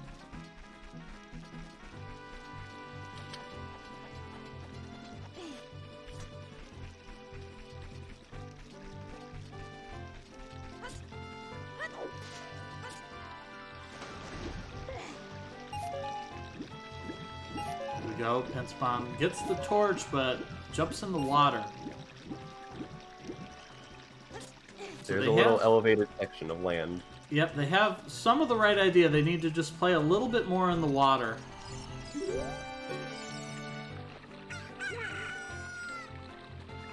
What in tarnation? Maurice Meter goes back to 0. Can't a person get a little shut-eye around here when he's been asleep for like an entire day and a half?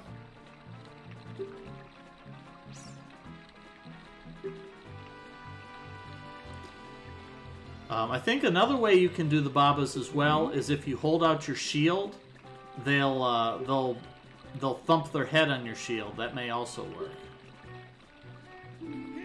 She's gonna really let me have it.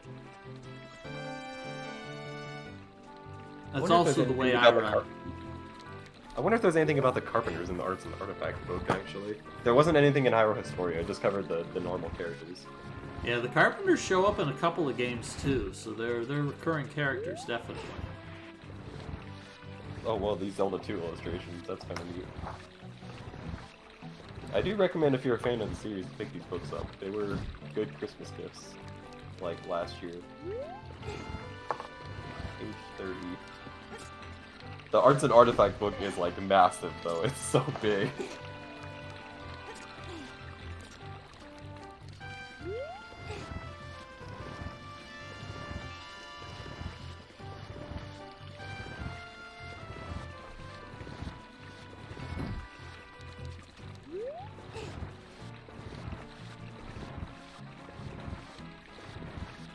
Why players are trying to shoot the torches. I did think the game was pretty clear about you use the Deku stick on the torches.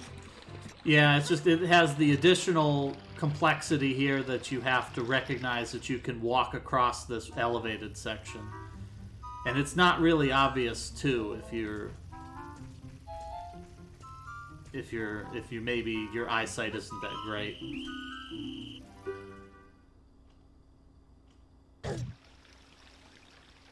Oh gosh, the Zelda 1 art is so cute. Forgot about that. No, I want to see character illustrations. Where's the Carpenters? 150. God, the Ocarina of Time spread is like 40 pages.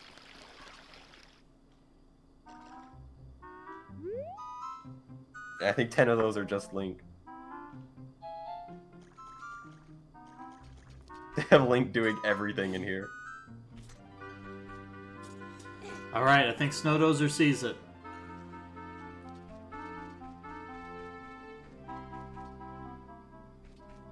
Oh, Maurice entered the castle at night. You can't do this at night. At night's the best time for sneaking. This is the part of the game you really wish you had the Sun Song on, but you can't get that until after this. Snowdozer had it, and his torch, his Deku stick burned up just before he made it. Just ever so slightly too slow. He was jumping. He's jumping around and walking the long way to the side.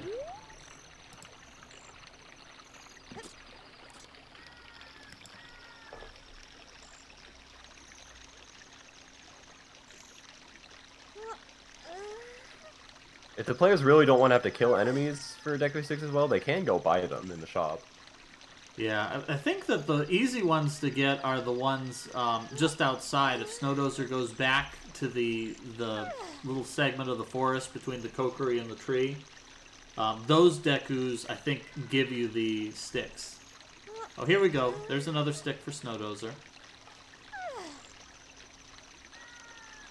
My original route that I wrote for this goal, for like a little speedrun route, actually did buy the stick. It actually skipped the sword and the shield.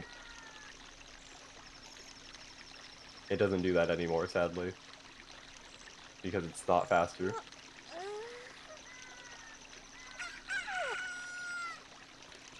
Now Maurice gets to try the amazing sneaking minigame that also kept me stuck as a kid for a long time. I did do this one on my own, though. I didn't have to ask my brother.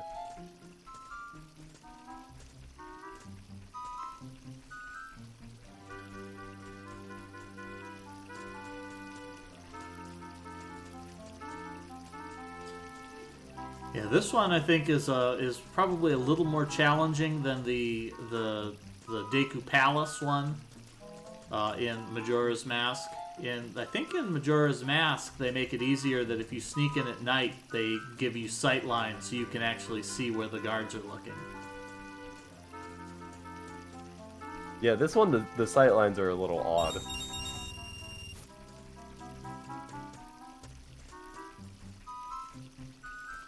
Oh, but Maurice is going for all the rupees too. Maurice is getting greedy.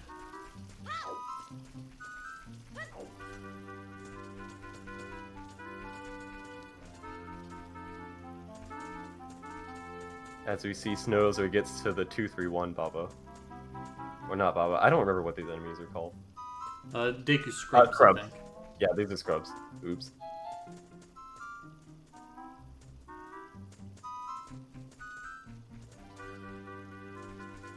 As Maurice makes it through the sneaking mission, no problem. It's gonna be really weird seeing one of these cutscenes coming up because I've skipped it every single time. Because there's a way to skip it.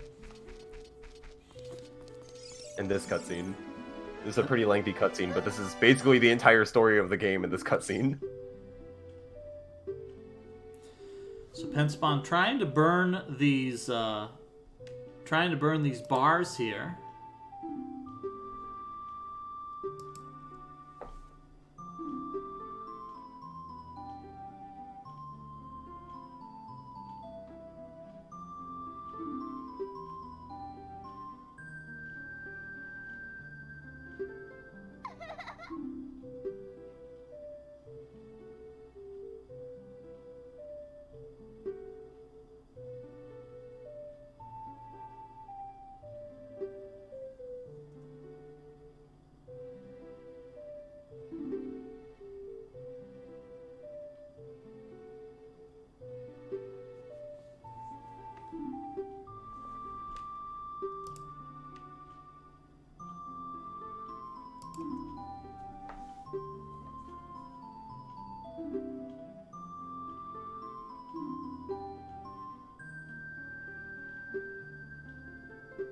Snows are also trying to dive underneath the rolling bar. So you can push the switch. There we go. Which raises it. I always forget that that's actually the solution.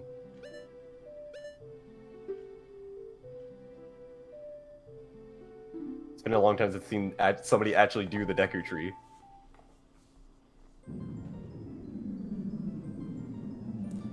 Here we go. Getting more lore here for Maurice.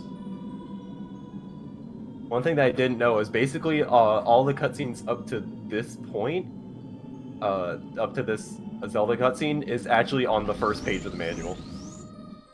They basically tell you the entire story. Like, they tell you about all the goddesses and everything. I never had the manual, so, because I just bought the cartridge.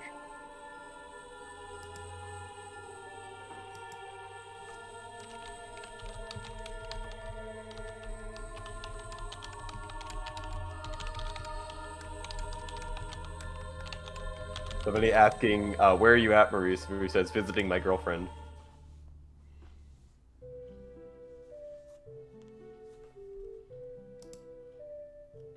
That's right, the Temple of Time. Another very famous part in speedruns. Probably one of the first, if you do ever try and learn this game as a speedrun, it's probably the first trick you ever learn. Is Door of Time skip.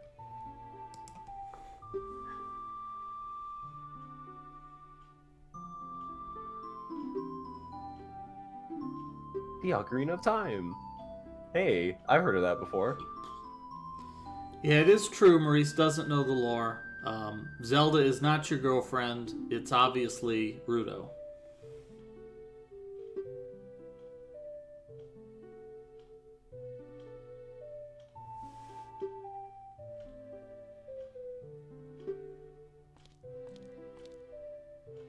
We also get the introduction to our supposed villain, Mr. Ganondorf. I forgot what his Ocarina of Time design even looked like. It's been so long since I've seen it. That when I was playing through this testing goal, I was like, oh god, is that what he really looks like in this game? I'm so used to like the Twilight Princess or Hyrule Warriors design.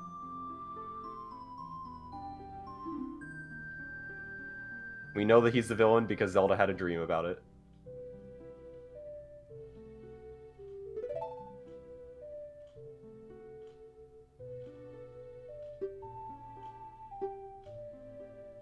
This is the rare instance in the Zelda world where racial profiling was actually correct.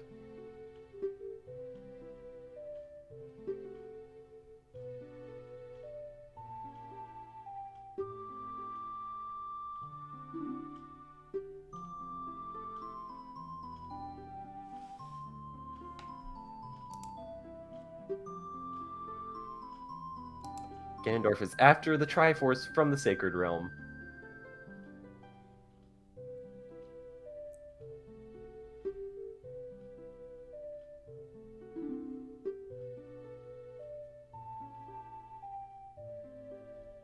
And they are the only ones who can protect Hyrule, these two children. I don't believe you. I don't remember what happens if you actually say I don't believe you. It probably just continues on as normal, but it's probably a but thou must cutscene. Yeah, it's either a but thou must or it's okay, well whatever, then this is what you do anyways. It's either but thou must or magician's choice. I don't believe you. That would be so funny to actually say. Take this letter. It is helpful. In fact, it's incredibly helpful. This letter has her autograph in it.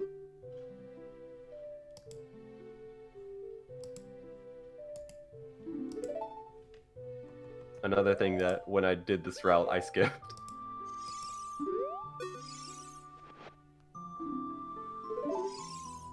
This letter will indeed be very useful, like, right now. As we also meet another important character, Impa, who will teach us the very first song of the game. We finally get to do the one thing that, like, this game is very well known for.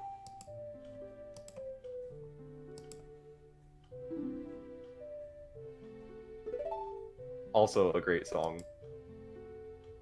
Zelda's theme. Actually, when I said I love Gabor's theme, it's my favorite. I actually think Zelda's theme is my favorite. I just like Gabor because I think he's a funny character. Snowdozer is almost to the boss. Has this one web left.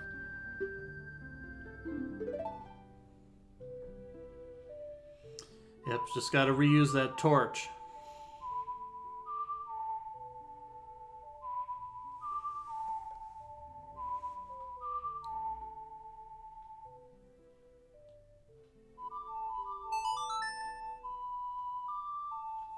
That's where he plays the first song, Zelda's Lullaby.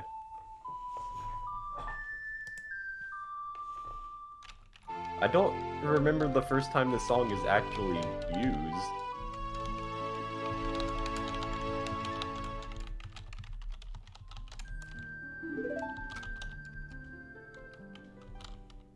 Because we will actually not be using this song first in this route.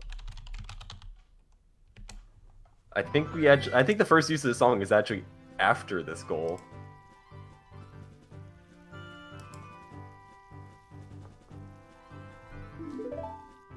Luckily, I also don't have to give the players any direction because Impa tells you directly where to go. Yeah, 2 people are done, but they were farming. 3 people if you count me. Yeah, the 2 players that have completed, they both are not blind in the least, and they're doing it as a 3-heart challenge.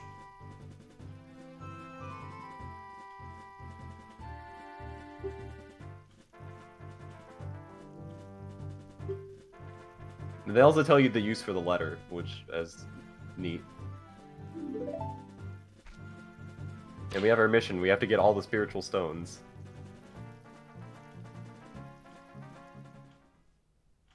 Impa also shows off her amazing ninja skills. I always think Zelda games need more ninjas in them.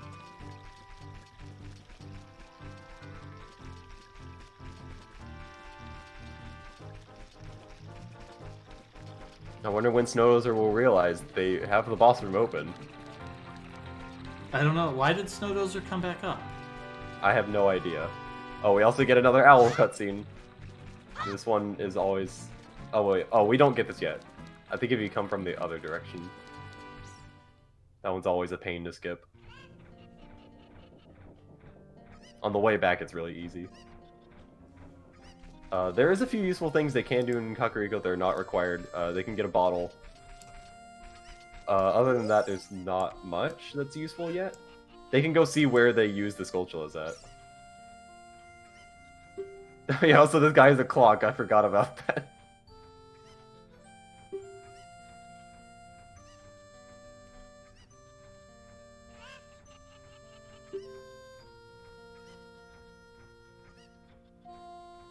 Yeah, I wonder when Snows will realize you can burn the web.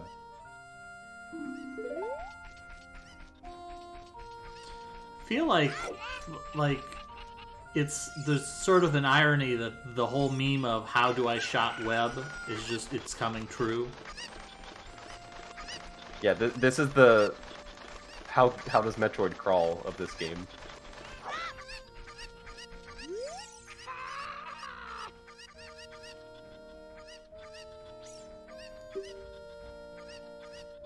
Young men these days don't have any ambition. Don't you know what I mean, kid?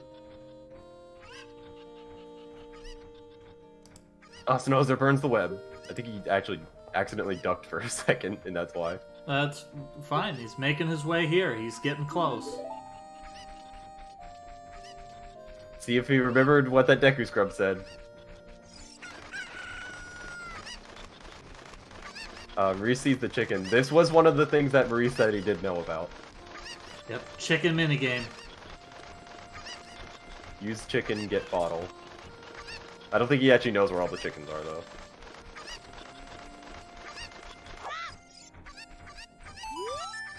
My cuckoos have run away. Please catch 6 more. You pronounce it with a hard C sound. I pronounce them cuckoos. That's a good, that's a good term. That's a good way to pronounce that.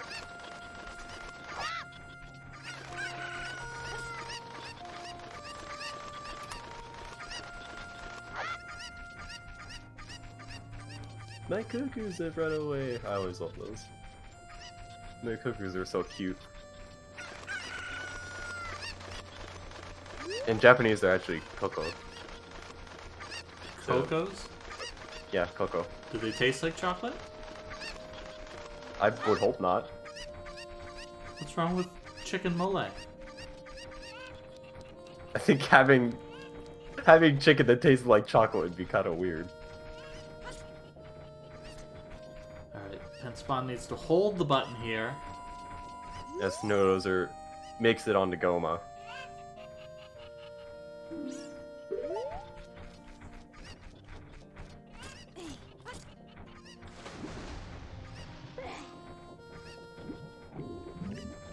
He sees the well. We're not going to be entering the bottom of the well early this time. We're not going to encourage the players to attack the cuckoos. They will find that out on their own when they become frustrated. Although that is one of the ways to get into the bottom of the well early. Cuckoo Storm? Yeah. Use the infinite sword glitch and hold a cuckoo above your head. And then it just like attacks them. It's like the most ridiculous sound, and then you just backflip with them. Oh, here we go. And... Pence has figured out holding down the button to dive. See that this? actually walled my little brother for a long time. They found the switch. There we go. So that's going to be some progress for them. Probably feeling a little bit better now that they're starting to solve some puzzles.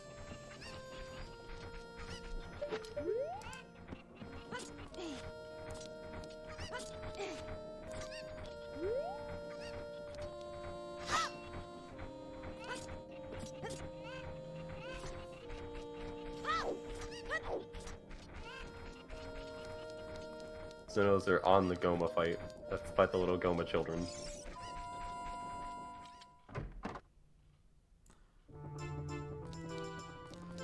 Yeah. Very trivial boss fight, though. Penspawn's stream has been been intermittent. It runs for a while and then it gets stuck for a bit. So here we have perhaps one of the more iconic songs associated with the with Ocarina of Time, the Windmill Song. Reese tries to play Zelda's Lullaby, completely fails. He's just trying to play random notes. Everyone is screaming null at End Tamer. I have no idea what's going on in End Tamer's screen.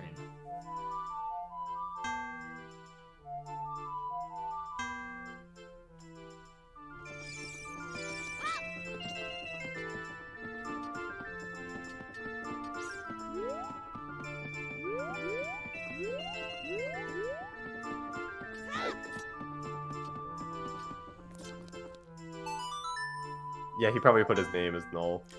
Oh, that is a good point. I'm used to doing my dude as the preferable name selection. Makes for a very chill adventure. I go with the classic Lunk or Wonk. One of those. I wonder whether the players will figure out that the jump slash is like super powerful. I have no idea what Maurice is trying to do with the ocarina. It's just like spinning the control stick around. He's got some dude who's like, hey, play me a song. And Maurice is like, okay, I got an instrument. That's, you know, I'm all about this playing me music, dude. I think Maurice will probably give up on the cuckoos.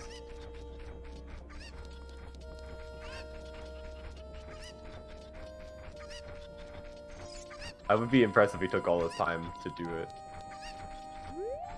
I have a feeling he won't find the one in the box.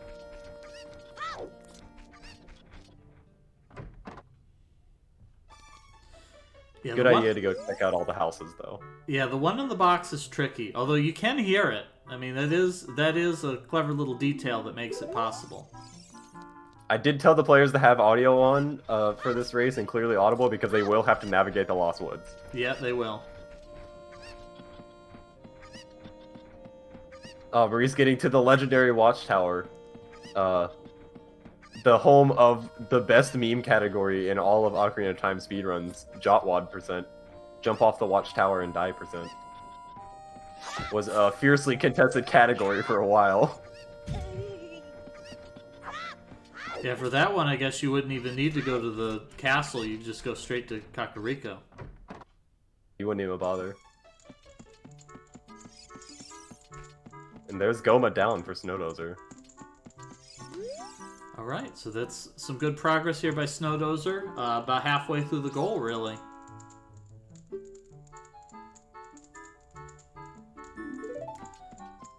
A lot of Deku Tree is just getting used to the game at first. Yeah, that's absolutely correct.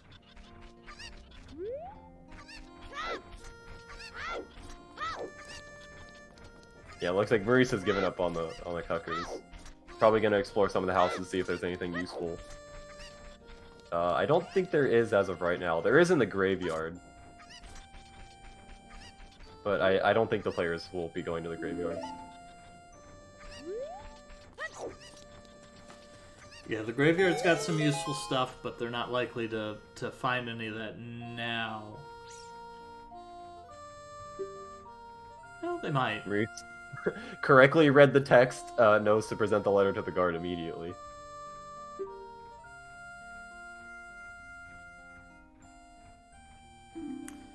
Mr. Hero.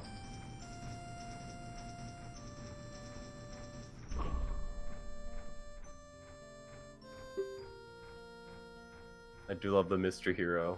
This game's just a prequel to Blaze Blue. Except the guard needs to say it as Mr. Hero for it to really have the effect.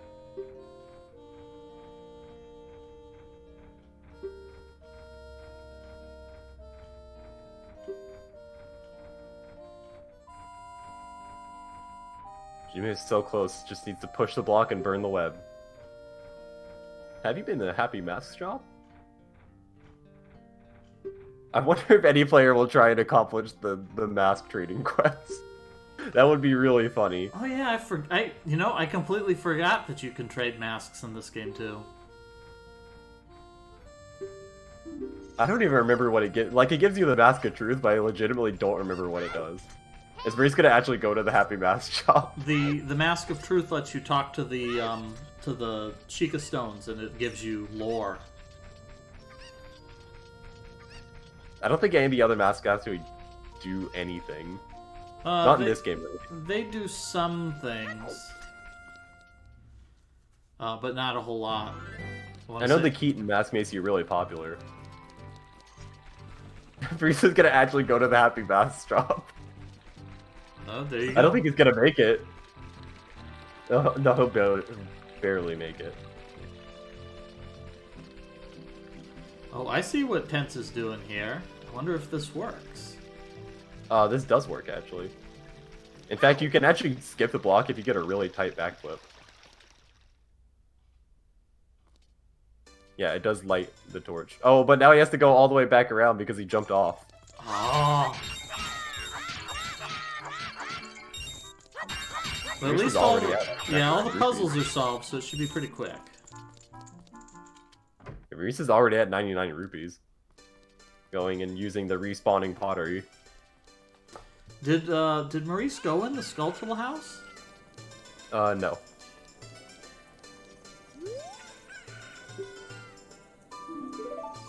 Beard of my pride and joy. I love the random like dialogue all the random people in this game have. Oh, he's gonna buy the shield. There we go. Oh, too expensive. Good idea, honestly. Yeah, I think you get a free one in the graveyard. You can. That was one of my original hints. Oh yeah, the guy does tell you about this. You can get a discount.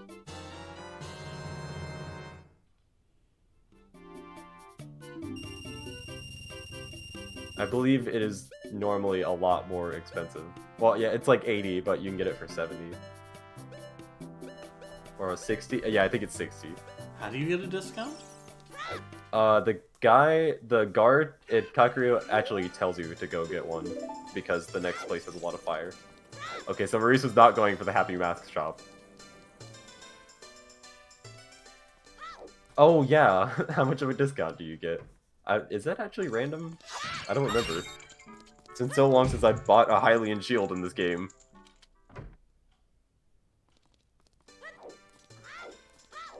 Time to open back up Strategy Wiki.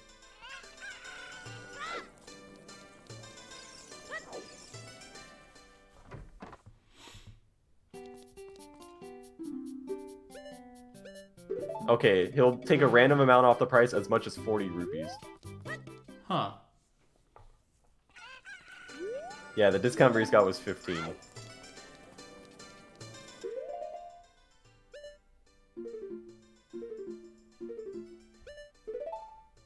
Hylian Shield, very useful. The only thing that's kind of bad about it is you can't walk and use it at the same time.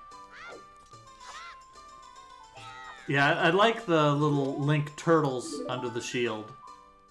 That was always really cute That's to me. a great little detail. Snowzer is trying to make it out of the forest now, on the way to the castle.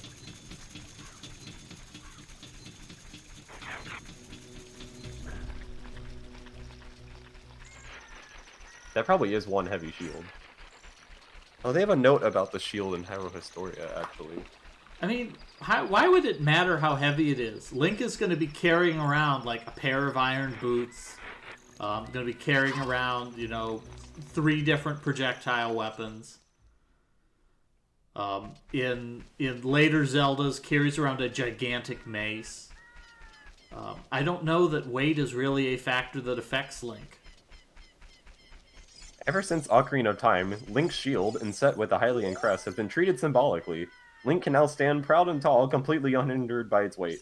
His long ears, a characteristic of the Hylia, are also further emphasized. That was their big goal with the Link design in this game, apparently, was big ears.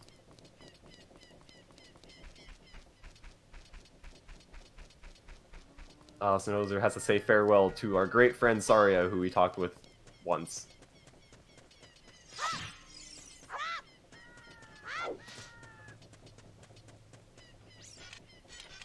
So this is a funny part of my testing, my original testing, is that I actually failed on the segment that Bruce is coming on a lot, because I was using levitate cheats, because I was like, I don't want to have to actually platform and go through this, and I like fell off the mountain like 5 times. Because I just kept like just jumping past stuff.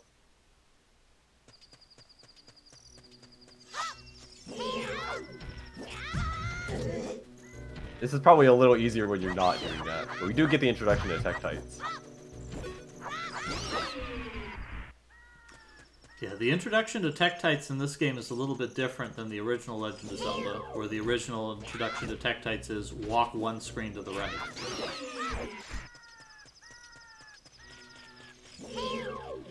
Swing your stick! Swing your stick!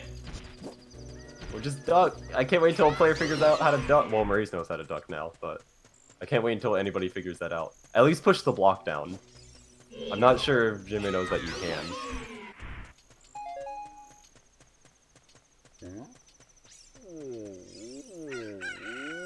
As Maurice gets a little foreshadowing to something he's going to do later. This is actually the entrance to Dodongo's Cavern right here. Yeah, you could also roll. There's a couple of different ways you can light this, but this is some clever movement here from Penspun, figuring out how to just jump here and not have to climb up. This may save them from having to figure out the more tricky puzzle of how do I climb up this block. Although they need to be careful. If they fall again, they'll have to run all the way through these rooms.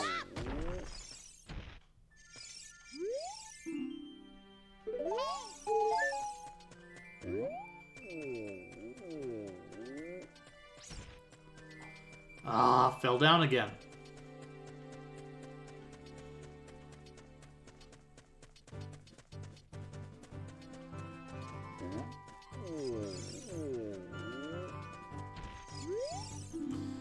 Snowdozer successfully passing the answer the question correctly test and gets to move on to Hyrule Field.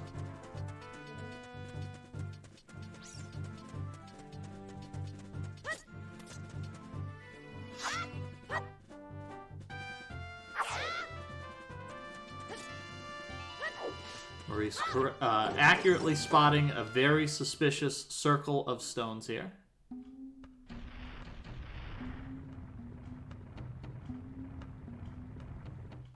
We get to Goron City! Yeah, the Circle of Stones is actually like an unwritten secret about this game. If you spin attack in the middle of them, they like pop out as rupees. Do they? Huh. Yes. I believe that happens with all of them in this game. You can spin without magic if you just like spin the control stick around and press B. I actually didn't know that as a kid. It's in the manual.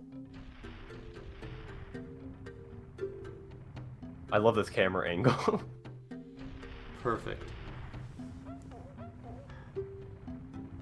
Oh, I love early 3D games.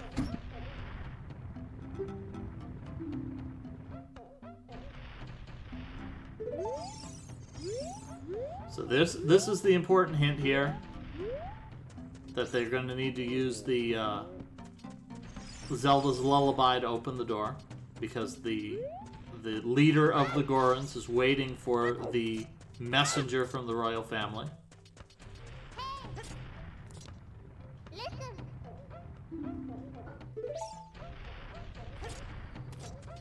Yeah, I also originally told the players that there was an exit from the Goron City to the Lost Woods, but I think they'll find it naturally. Yeah, they'll find it pretty naturally once you get your hands on the Goron bracelet.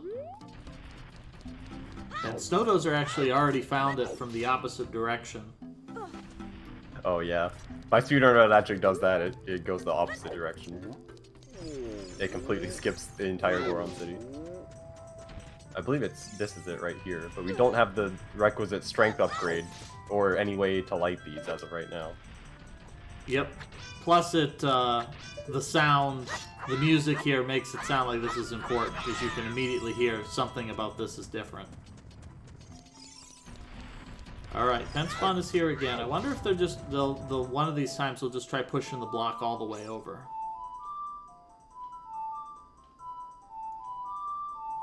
Oh, this is smart. I wanted the players to try the really cool strat of backflip at a specific angle right next to the torch. I actually found that as a kid.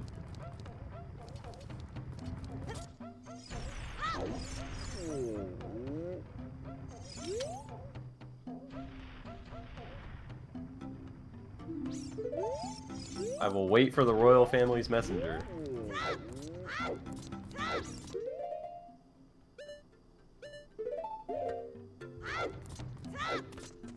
Which begs the question why Maurice just took off Zelda's letter.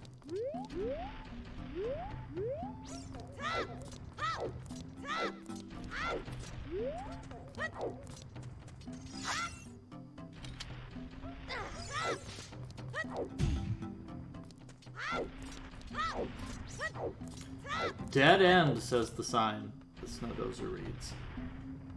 Yes, behind that we'll actually get something that is pretty much required. It is required.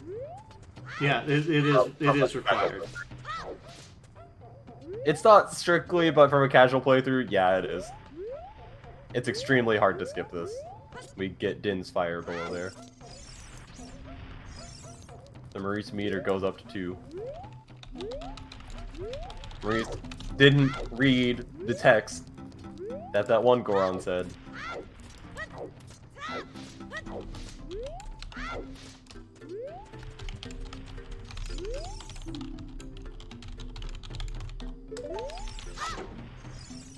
You can stop my wild rolling. This is actually really hard to stop at this point in the game. Because you will have to use the bomb flowers to do it.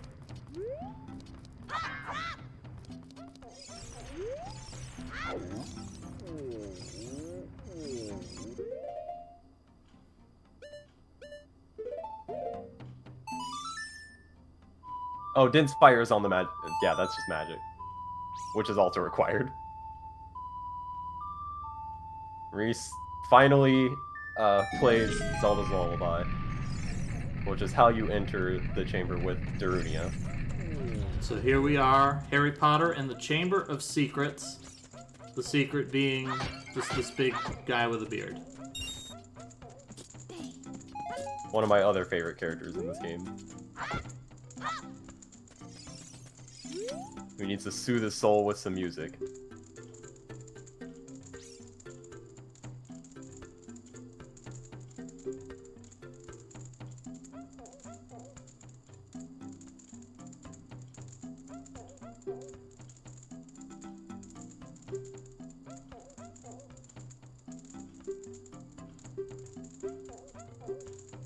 But luckily, by opening this chamber, we actually have access to fire now. Which means we can do everything else.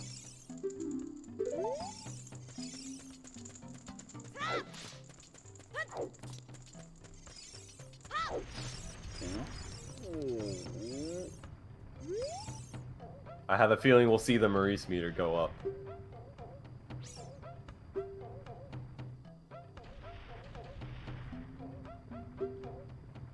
I know his secret.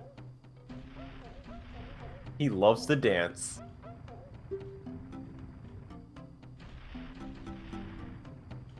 But yeah, they do tell you that you need music that comes from the forest.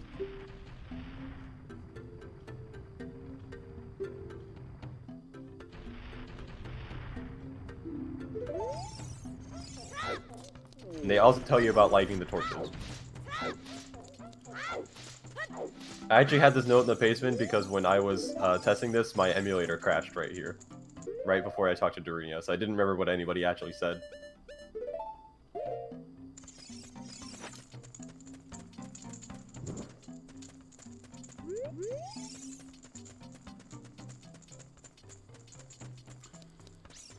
So here comes Snowdozer.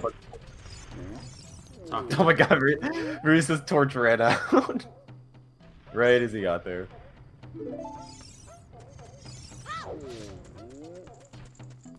Yes, the Noser finds Malin.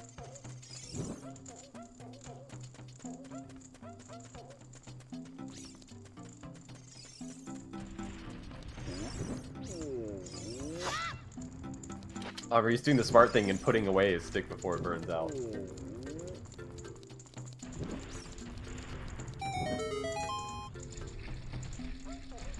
Oh, Link spinning around. Okay, that's... When Link actually can't, like, orient himself to the direction, he'll just spin around in circles like that, which is actually pretty rare.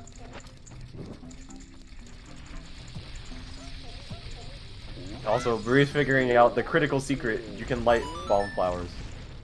using fire. You actually get to the shop this way. So here we see a Goron tunic for a meager 200 rupees.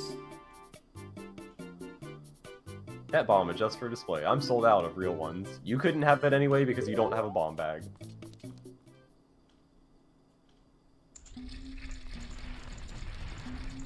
Which we will be getting in this goal.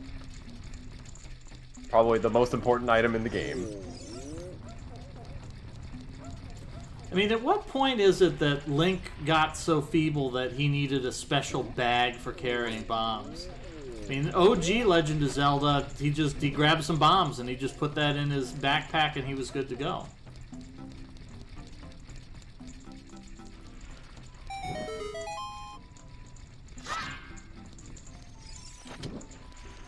I think Maurice's smart use conserving his sticks.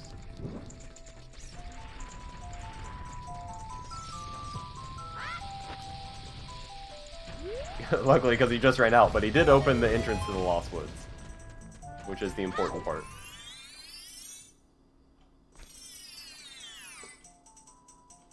As we see Jimmy on the 231 room.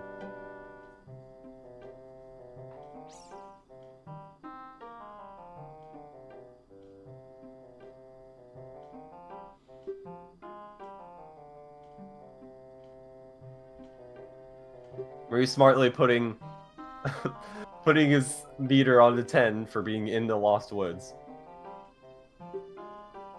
Kepora Gebora does tell you to listen for the music. Kepora Gebora actually tells you a lot of really good hints.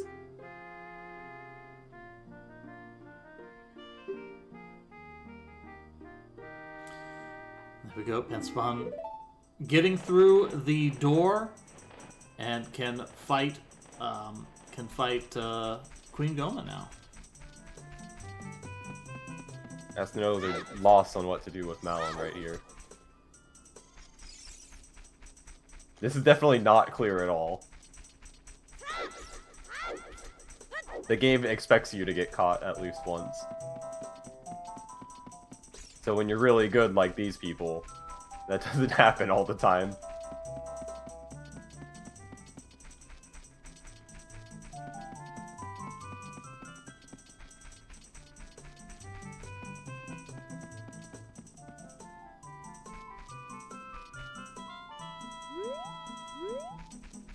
Okay, my note in the pastebin about... I forgot I added that later, about having audio be clearly audible. But luckily, Kepora Gebora does tell you, so if players are actually reading text, they'll figure it out.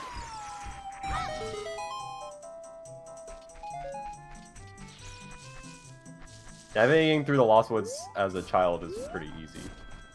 Through this part, the little forest meadow. It's pretty easy as a child. As an adult, it's definitely a lot harder. Yeah, this is one of the areas that really gets changed between the two different generations. This had my brother stuck for a long time. He could not get through this when you were an adult.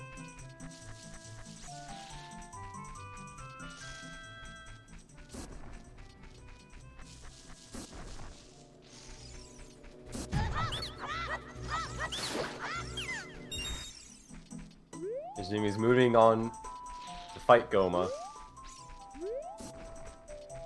I really hope Stozer gets caught so they can actually see what to do.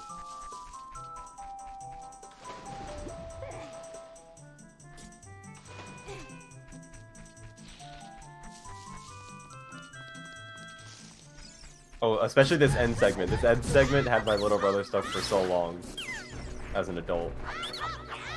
As a child, it's extremely easy.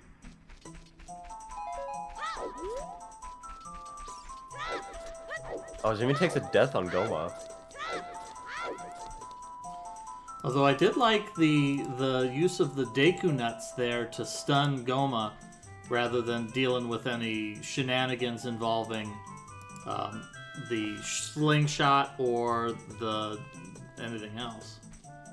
Extremely useful. The Deku Nuts are incredibly powerful.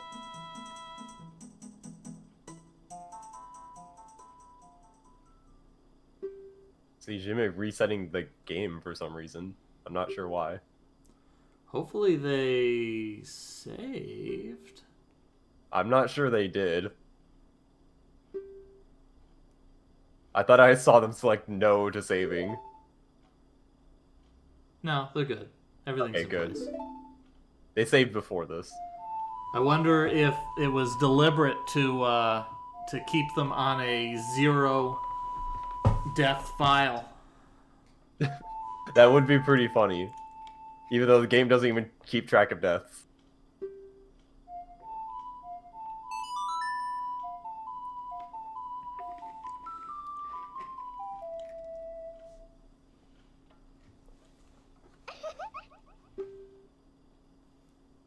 Played Saria's song.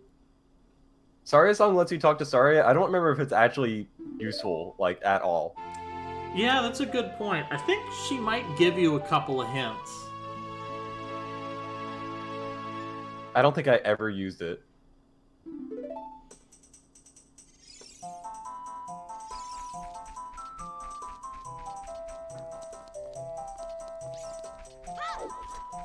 Oh, here's gonna be the funny part. Maurice has to try and find his way back out of the Lost Woods, Goron City. He means... TPC means that didn't use it to talk to Saria. Yeah, I didn't use it to talk to Saria. You have to use it, obviously, but, like, I never used it for that.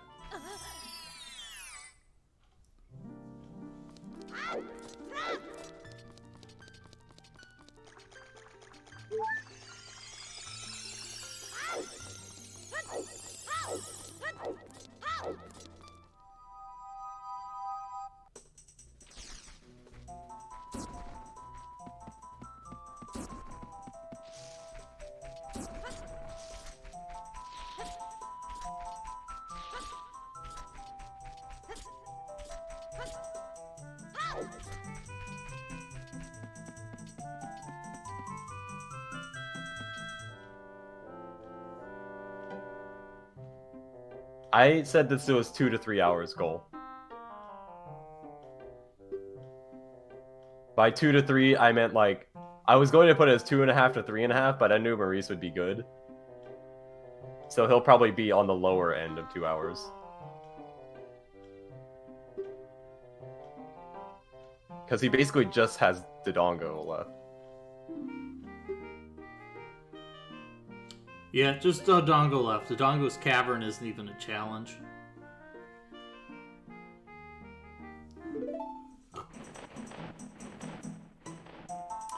Snowdozer taking a gander at this big old map here of Hyrule, showing all of the places that you could possibly visit.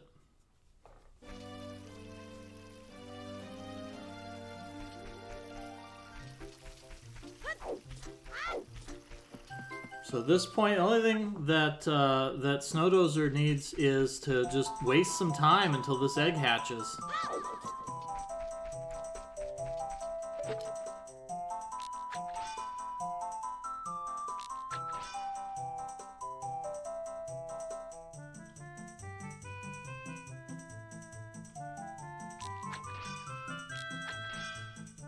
I'm glad Maurice found this minigame. But not quite hitting the bullseye. Oh, finds probably the best part about old 100% no source requirement runs of this game was this little minigame that you use to do part pieces. You you can't see anything on the screen for about 20 minutes, and you just have to play the song for like legitimately 20 minutes. Wait, what? Yeah, old 100% no source requirement means you can dupe all the heart pieces. So you would use a glitch to load this room like 20 times and play this minigame 20 times. Oh, okay. Yeah, I see what you're doing. That's crazy, but I see what you're doing. And it doesn't actually, like, it doesn't load any graphics as well, so it's just stuck on the screen.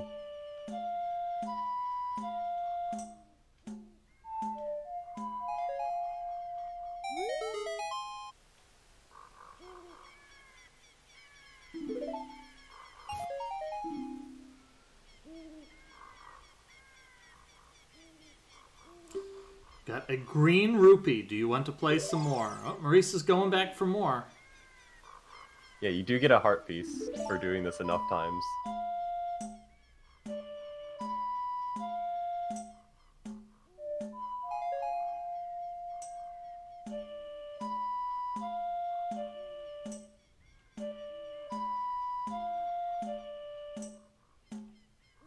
This does take a long time to get a heart piece. I think it's after the 3rd song. Yeah, but when you consider the amount of damage you could take later. Speaking of ruining everything, Yeah. Alpha 5. Welcome, Alpha. I was busy doing other games. Did you beat VVVVVV? Yep, 100%. That didn't take you long. Yeah, it's sub 2 hours. Most of it was spent in one room. Well, technically 6, but still. Yeah, that. That took like 15 minutes. Vidi Vidi Vici? Vidi Vini Yeah. Vici? Yeah, that took 15 minutes. I don't think any other room took remotely as well. How many deaths? You've played streamers, right? Yes, Alpha has. No, what, did I? Yeah. You ran the event. I sure hope you Yeah, have. I sure didn't play it though. Streamers has a room in there that mocks the Vidi Vini Vici. It's like I ran the event, I learned a lot of the terminology, and I paid attention to all the runs. It didn't mean I played the game.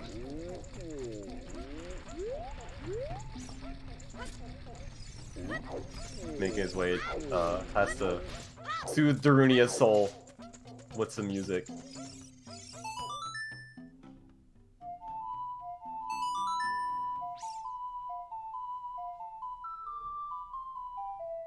Jime's on to the Goma fight again. Is using bomb shoes well though. Oh, we get an amazing cutscene right here, by the way. Bomb shoes? No, not bomb shoes. Oops, Deku Nuts.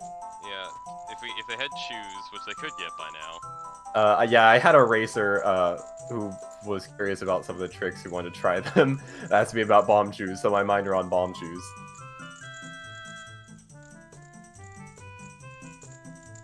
Like, there's a bunch of like Hot. side quest stuff they could do. Did any of them get the free Hylian shield from the graveyard? Nope. I had a note about that in the basement at first that said the graveyard had some useful secrets, but it's probably better to take that out. They'll figure it out later. I'm Darunia. It might help. Snowdozer might go there. I don't know. Have you been to Kakariko? No. Spiritual Stone of Fire, also known as the Goron's Ruby. Oh, the end is in sight. Marisa's seen the text.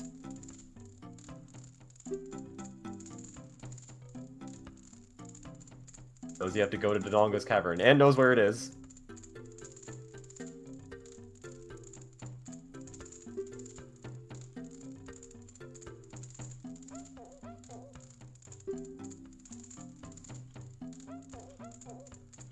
I have something for you, and you get the strength upgrade, the Goron's Bracelet. Oh, I forgot that you even get... Okay. There's an alternate trick you can do on the route now, because I forgot that you even get that. I didn't get to this part in testing because my emulator crashed.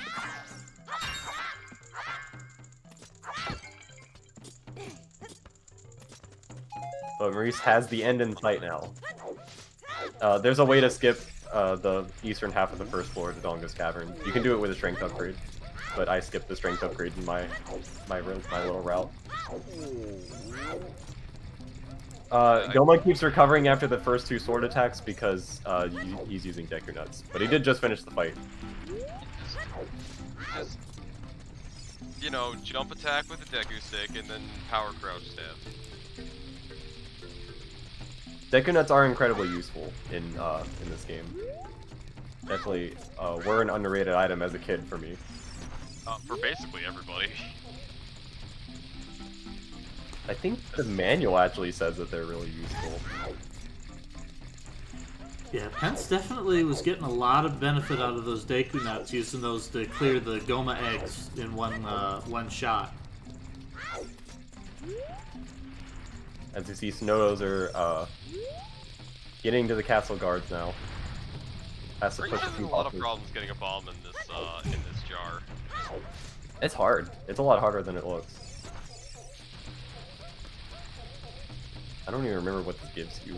So, it's probably herpes. Rupees or a piece of heart. It depends on which face it does. When you throw the bomb in it, it spins for a while, and the face it ends up on determines what prize you get. Wow, that's kind of mean. It returns as a boss in Oracle of Ages.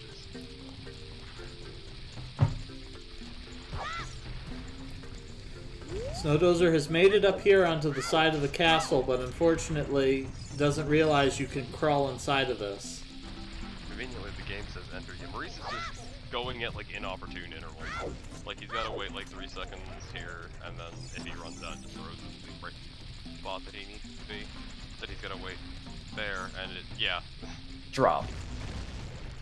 Those are in the castle courtyard, but you can't do anything at night. He should be fine now.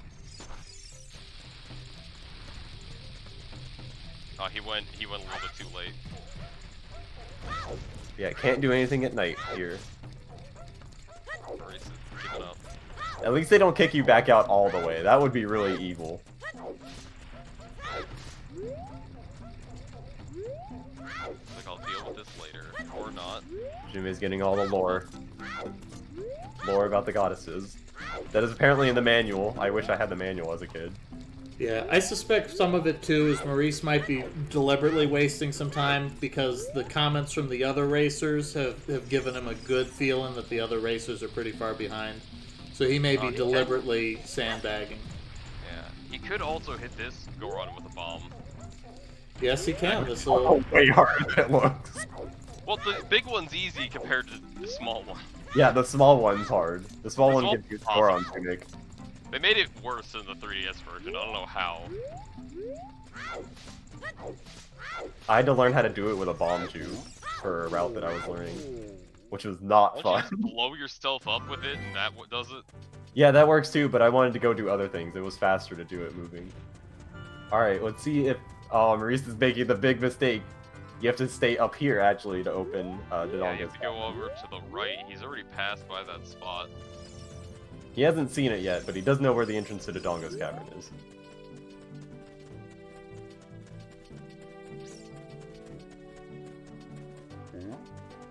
I'm amazing waiting from Snowdozer right now. No, he's gotta wait until dawn, but time to pass in Hyrule Castle. Yeah, I mean, he probably has no idea that you need to wait. Because, I mean, there's no hint here that says, don't, you know, like, oh, we guard this only during the night. I think someone tells you that. Like, in the town, they, like, casually mention it.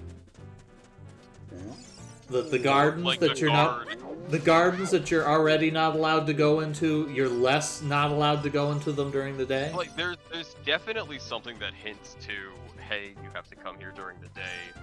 Or the idea that, you know, maybe you never encounter it because you could go in immediately after waking talent up, which, you know, your egg hatches at the crack of dawn.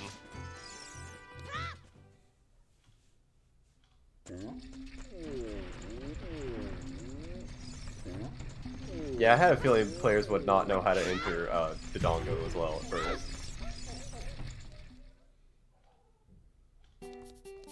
So how many, We're going to continue to try and buy bombs, which will not work. gold skeletons have they gotten? Like 3. That's Maybe. not enough. Yeah, they're not going to have enough for a while. They're going to have to find a lot of them out in the overworld. If they're only... Are any of the wallets required? Nope. Don't think so. Yeah, it's well, I know, 'cause you can get no. you can get a free Goron tunic and a free Zora tunic. Yeah. And the free Hylian shield, which you don't even need the wallet for. Yeah, I mean, the Goron tunic, I think, is the only one you really need. I think you can finish Water Temple without the Hylian tunic. Or without Yeah, the... you don't... In theory, very you hard. can finish all of the temples without the tunic, so you just have to have the right number of heart pieces. Does the Fire Temple have you take fire damage too, or is that only in the... It is a time limit that goes down, and then you just kind of get booted out when it hits 0. Like, you should just die. But depending on how many pieces of heart you have, and what you do, you can, like, reset that counter and stuff like that. Like there are routing the fire temple without the tunic is crazy thing rando players do. I think maybe the speedrun too, because it's easy to do fire temple then.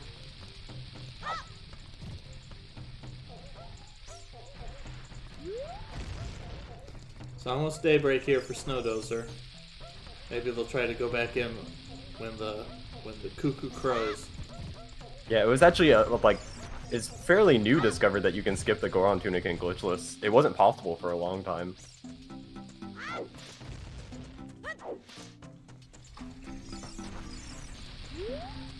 Snowdozer's not gonna hit back in. That's the problem. The Maurice meter is at 3. Does not know how to enter Dodongo's Cavern.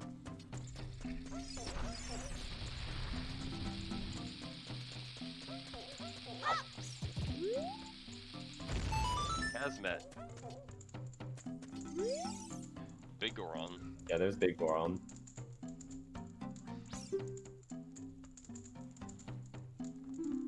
If you could wait 5 or 6 years, it should be ready. The first hint that you might be waiting 5 or 6 years. You don't wait 5 or 6 years, you wait a good old 7.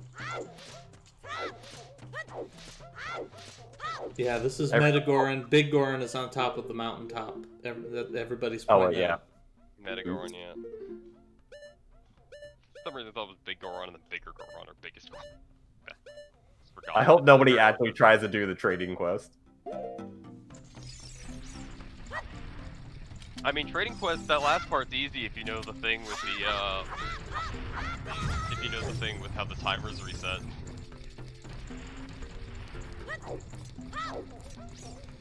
What was it, the glitch that somebody pointed out, that the like Japanese version 1 has something to do with the frog eye or something? If you talk to King Zora, and if you are on version 1.0 of any language, and you hold R, you get the eyeball frog instead. Because there's a neat little glitch called collection delay, where some items have delay before you can collect them. That is one of them. That was fixed in later versions. If you hold R, it delays it by 1 frame, so memory values get off, and you get that instead.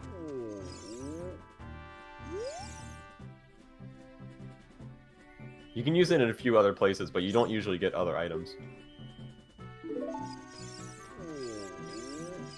Maurice is about to enter the Dongo's Cavern, I think. Right, so all you have to do is press A twice.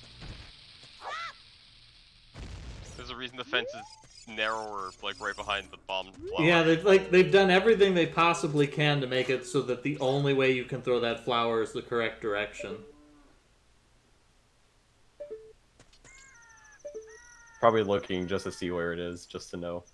Also, yeah, there's that piece of heart right there. If he's clever with his backflips, I think he can get it now. I know he'll try. Oh yeah, you get the little cutscene. That bomb flower was not even close. It was close enough. The Maurice meter going back down to 0. Listen, close only counts in horseshoes and hand grenades, and I'm not sure if that bomb's just a bigger hand grenade. It's just a big hand grenade.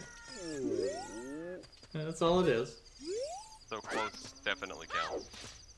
Or close-ish. You gonna set up for a super slide there, Maurice? Drop the bomb and slide forward?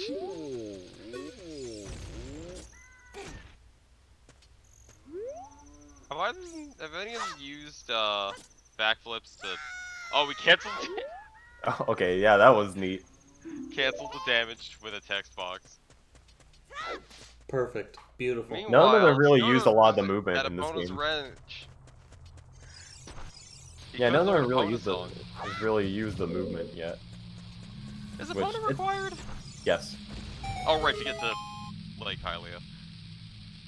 Is the what So required? this could actually save Snowdozer. Epona is required. Yeah, you do need Epona. I can't wait for the players to figure that out.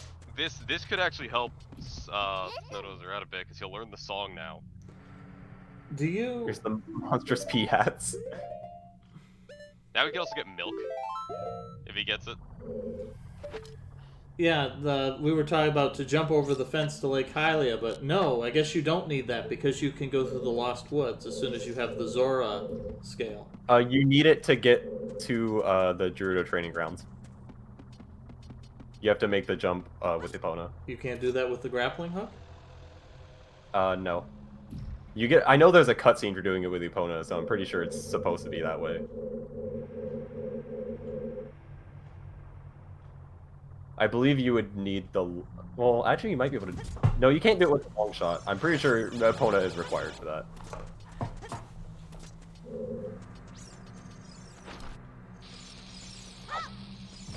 Let's see.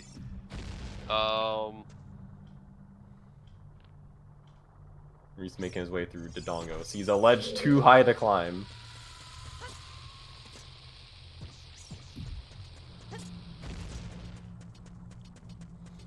I don't know that Snowdozer realizes that pulling it out to play the song is a thing you do. I think right now he's thinking, I have my chicken, I need to give this chicken to the girl. So it is only required if you don't have the long shot. The long shot gets you into the Gerudo City. But don't you need the long shot to complete the game? Yes. So you they need it to won't complete Shadow. necessarily need Epona. But there is an entire cutscene with it, and like I think they hint at it. Oh, If chicken. they do Shadow first. It's time for the chicken game. Oh, yes, I'm excited for the chicken game. You will get milk if you do this. Shout out to Mario, by the way. This is the first bottle that any of the players are going to get. Maurice attempted the cuckoos and then didn't finish it. What are you talking about, Mario? His name is Terran, isn't it, Alpha? No, it's definitely Mario. Got some free time on your hands? Yeah, sure. Oh no, Maurice has come with a hard statue involving Armo statues. How will he solve this difficult puzzle? It's Sokoban. Except with a statue instead of a box. He's gonna feel so betrayed later when one of those statues just stabs him. Oh, That happens in this dungeon too. Snowdozer hasn't picked up, you have to pick up the cuckoos. There we go. Crab. The A button is actually incredibly useful and tells you a lot of stuff in this game. Target control.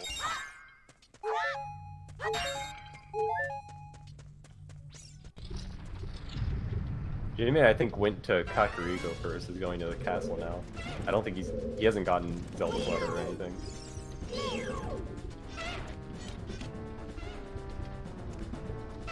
I love the little Link turtle. It's so cute.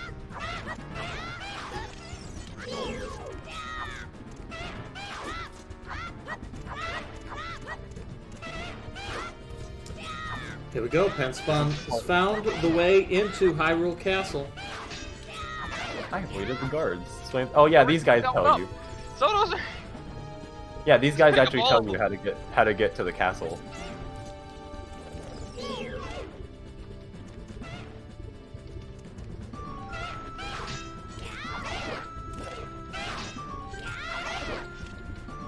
So the two having some input problems. Yeah, I think we pointed out earlier, Snowdozer is playing on keyboard. That's a mistake. That's how I first played the game. Why? Because I didn't have a USB That's controller. not what that. No. N64 game. I was like 5 years old and I didn't own a USB controller. USB controllers like weren't a thing then. How could you possibly be 5 years old when this game came out? This game came out in the 1990s. That doesn't make any sense. Yeah, I know. Downloading emulated games and we were 5. Oh, that was my brother that did it for me. Because he did it. That's how he played the game first. I did beat the whole game. It was not as impressive as me 100%ing Mario 64 on keyboard as well.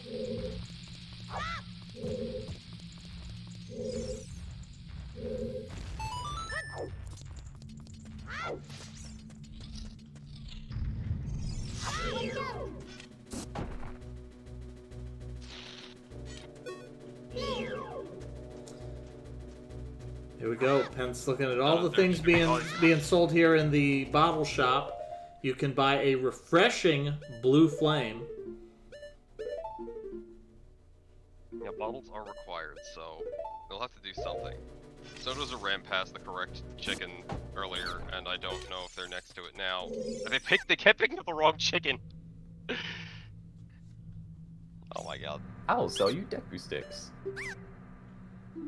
Yikes, I'm going home then. Going home to Majora's Mask.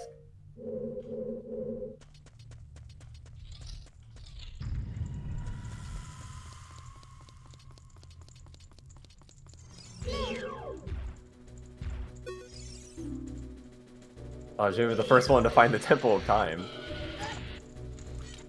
Yeah, completely optional part of this game.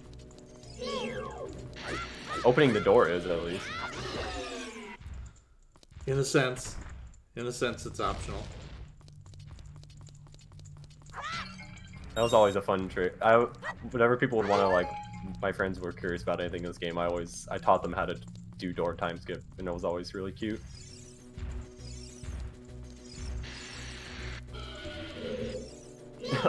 Oh, I think Varys is trying to use the Los Alpos flame, not Los Alpos, those are the other guys. These flames. It's just Dongle, I think, to light the torches. Okay, that's a really smart idea.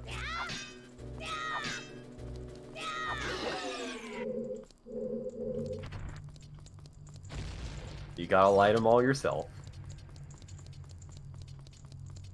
Instead of having, I guess it's because he's on keyboard, he's just having the worst time in the world picking up these chickens.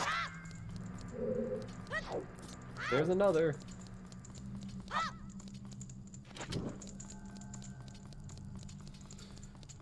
Spawn found a game for grown-ups. Yeah, cannot do this game as of yet, I believe.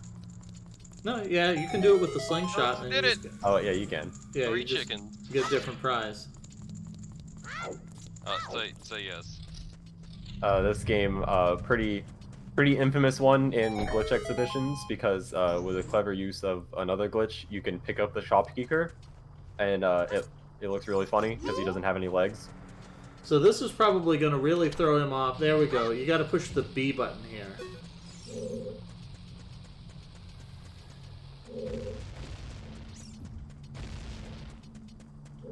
Shooting gallery is required for some things. It's a shame Maurice didn't get the expanded slingshot inventory by playing the one. Maurice has been too busy going fast. He's gonna go to the west side of the first floor now, probably. Has done most everything on the east side, I think.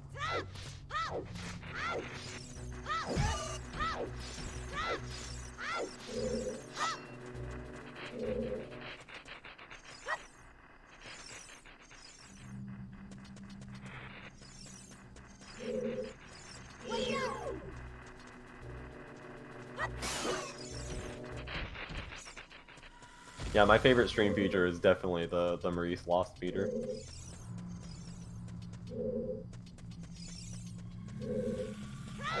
I hope he knows Dongo dislikes smoke. Although I've only ever heard one story of a person not knowing how to defeat King Dongo. I think everybody kind of has an idea, thanks to a pretty infamous quote.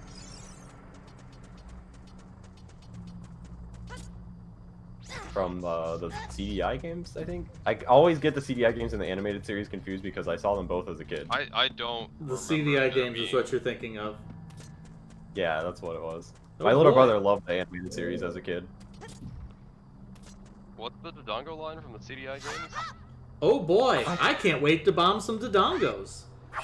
Oh, that line. I can't wait to bomb the Dongos. TPC has that down to an absolute science. I would be shocked if TPC wasn't actually Link. I am Link, actually, if you didn't know. Okay. Fun fact about me. Yeah, we were speaking of the CDI games. There was some discussion a while back that since there was a remaster available of the CDI games, that we might even do a race of that. It can't be that bad. They're not. They're actually pretty okay. Yeah, they're infamous because of the ridiculous cutscenes. There's some clumsiness to them, I guess I would say, but for the most part, they're not that bad. They're pretty well playable.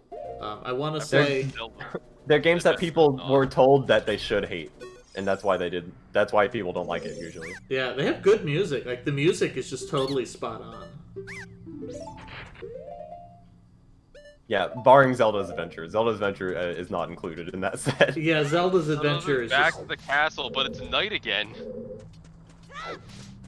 I mean, it's possible Snowdozer has picked up on the fact that day and night matter for this. Maybe they'll wait a little while and they'll figure it out.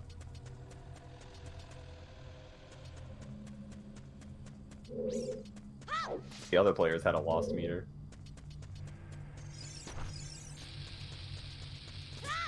Pretty sure that the other players would just leave it on 10 continuously. Oh, Maurice doing this immediately. This kept my little brother stuck for so long because he always missed the throw and never lit the bomb flowers at the same time.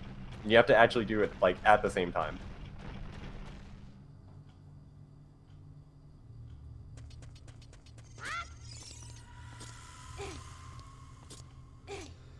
So, Penspawn has decided that full frontal assault is the more appropriate way, and is just going to kill these guards with the slingshot.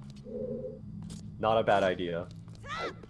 Actually is a bad idea, because there was an NPC that he did talk to that told him how to do this.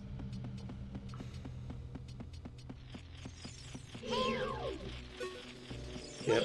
Penspawn also suffering from the analog stick is really not a convenient tool for aiming.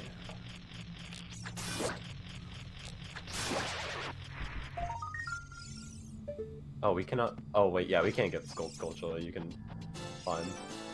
I appreciate Bruce picking up all the ones that he can find. He doesn't know how useful the rewards are. I did tell them that they were actually pretty useful. Isn't one of them like just a rumble feature? Yes.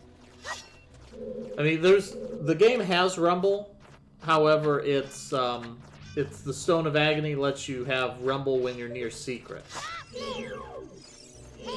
DLC Rumble. Well, you also have to buy the rumble pack. And if you're on Virtual Console, it's completely useless. It's useless on Virtual Console? Virtual Console doesn't support Rumble. Even on controllers that support Rumble. Huh. Whatever he'll realize he can just throw the bomb at that boy.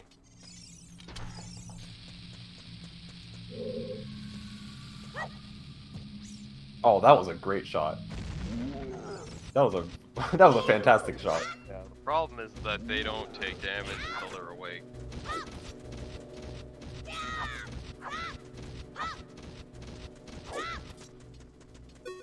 Oh, come on, Snowdozer. It's daytime. Alright. Time to go into the castle. And play the stealth minigame.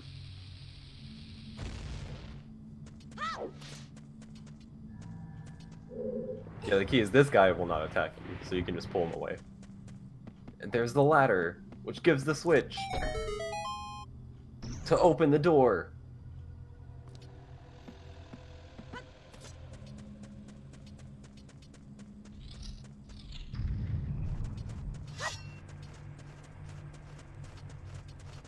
More side hopping and stupid backflips. Look at you do this fast.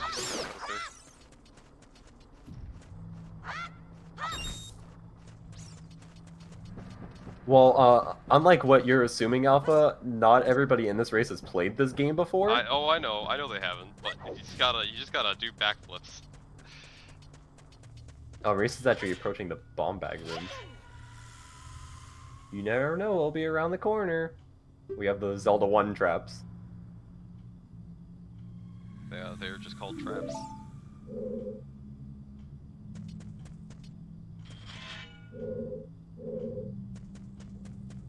No, they're Yeah, there we go. Just walk straight past it. Penspawn is really fascinated by this statue over the gate. Has determined that this must have some relevance to solving this riddle. I'm sad because they actually talk to the NPC that tells you how to do this.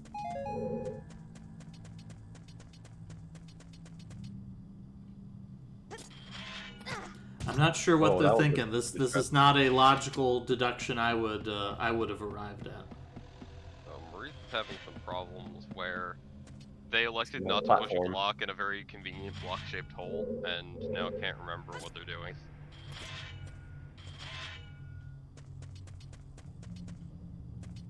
These traps are thankfully a lot less deadly than the Zelda 1 traps. And they also move earlier.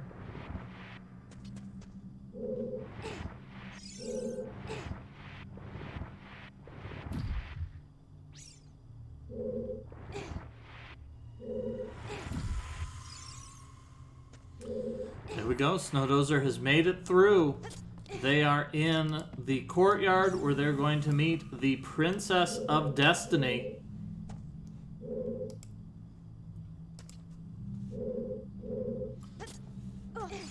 There's the bomb flower. Okay, Maurice got it. Okay, is he gonna get this throw though? This is actually a legitimately hard throw. Now Pence is focused on this tree. Really wants to climb this tree, but that's not a thing that can happen. I mean, the vines here are really not in a spot that you're likely to see them easily. They're around a corner where you can't see them through most of this area. Oh, please, Maurice. Maurice is thinking. Throw he's the gotta bomb get flower. bomb. Nope, he's not thinking about that. You get the bomb bag there, too. How was your loss meter at 2? You saw a bombable wall right next to a bomb flower. Oh, here we go. Seize the vines.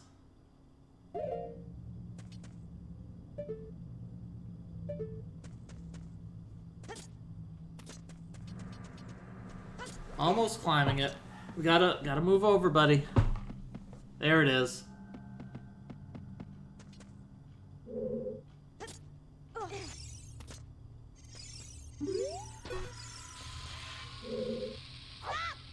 Freeze almost got the throw on the first try. This is a hard also throw. just throw it when it blows up in the air. Yeah, that works too, but That's if what you want I to be do. cool, if you want to be cool and get the actual throw.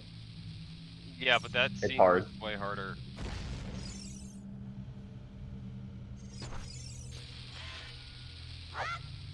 Oh, he got it. Nice. I was happy when I ran this for my route, just because I wanted to get I wanted to get a time for me doing this route. I got that throw on the first He try. doesn't lose any more time to just count to 8 and throw the bomb. Now we have flame circles. You can turn them off. That's what you're supposed to do. You don't have to, but it's pretty hard otherwise. I was happy that was another trick that I got first try when I did this. It was really fun to try and route this out from like a speedrun perspective of a blind race goal. Yeah, one of my favorite categories is there's a tool-assisted speedrun that completes the game without Link ever opening a door. Oh, did you see all dungeons no doors? Yes. Okay, yeah, all dungeons no doors is the best. Best category. We see on Snowdozers all these clever little camera angles that they put little details in the foreground of the camera.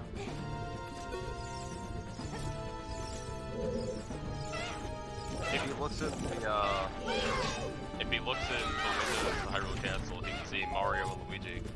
Yeah, you can see that in a couple of the scenes. I know in the ending, one of the camera angles you can see the paintings.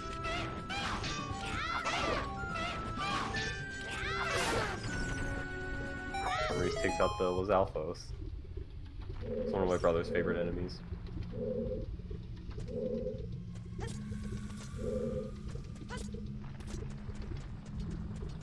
It's gonna go get the hearts.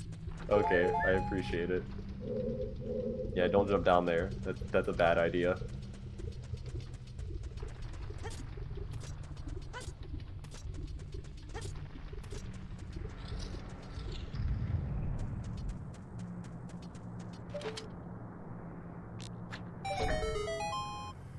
He doesn't have any idea what we're planning yet. Oh, is Reese gonna figure out the amazing puzzle? It's not that door.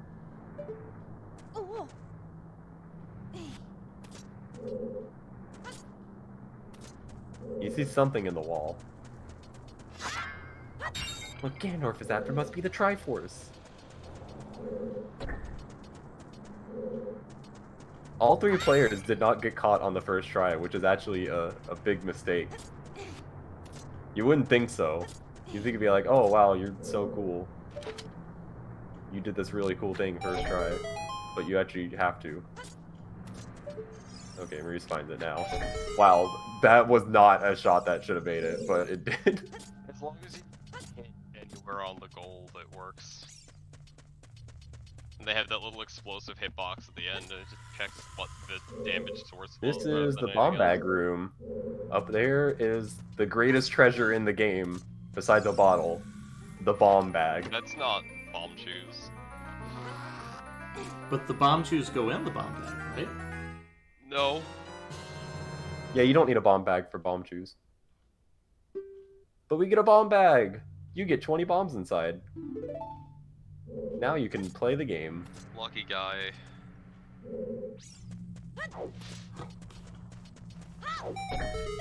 And we get the switch. Which moves the platform up.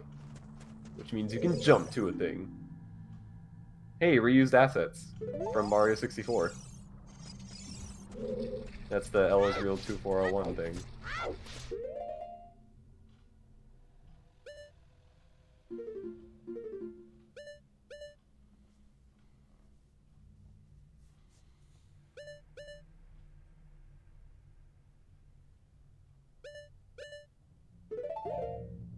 I think Maurice has not figured out how to equip bombs. Okay. Actually moved over on the equipment screen.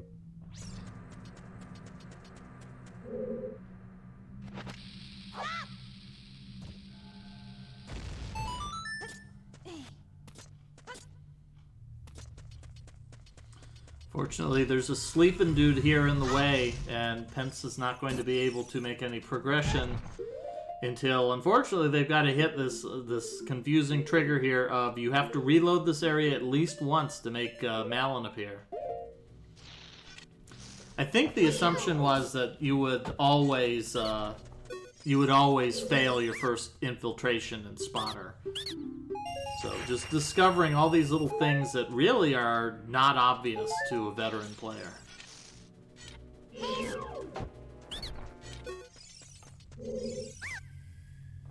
It's usually, I think you're just supposed to run up there, a guy sees you or something like that, like immediately goes up. Yeah, they didn't expect you to get through this on your first try. I think Maurice is gonna have to climb all the way back. Well, not all the way back up, but a few rooms back up, because he jumped off.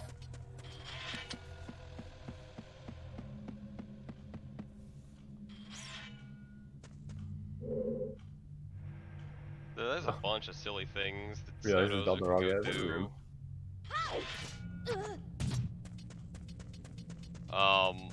The main thing that he can do right now, because he's not there, is he can go get the Song of the Sun. There is zero indication where it is, though. Oh, but if he does go to the graveyard, it's, I mean, a little obvious. It's the big shiny gravestone. That mentions royalty and then has the symbol on the ground, although that might not mean anything to Snow doesn't yet. It mentions that they were both musicians and then drops that Hylian, or the Triforce on the ground. Pence is heading back in. He needs to talk to Malon twice. Just another one of these things that's just not obvious.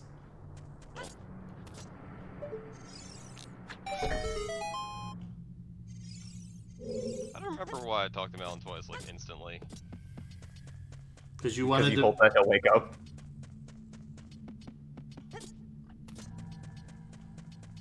I think it, like, mentions, hey, have you seen my dad? And then you go find her. Yeah, so with luck, it'll be talk to Talon. Talon is still a lump of useless. Head back to Malon, and Malon's like, "Oh, here, take this egg for some reason." Okay, that's the Kakariko Village graveyard, and Snowdozer immediately ignores it. That's a shame. I mean, there's nothing but Not a dead bad people in idea. graveyards. There's nothing of value there. Snowdozer's in best Yeah, you luck wouldn't with think game, there's so anything useful. Unfortunately, he can't learn this song until later. Yeah, somebody pointed out this is a prime example of the paradox of a bootstrap paradox. An object that doesn't exist because the existence of the song is from Link playing it, but Link only learns it in the future because Link had played it to somebody else.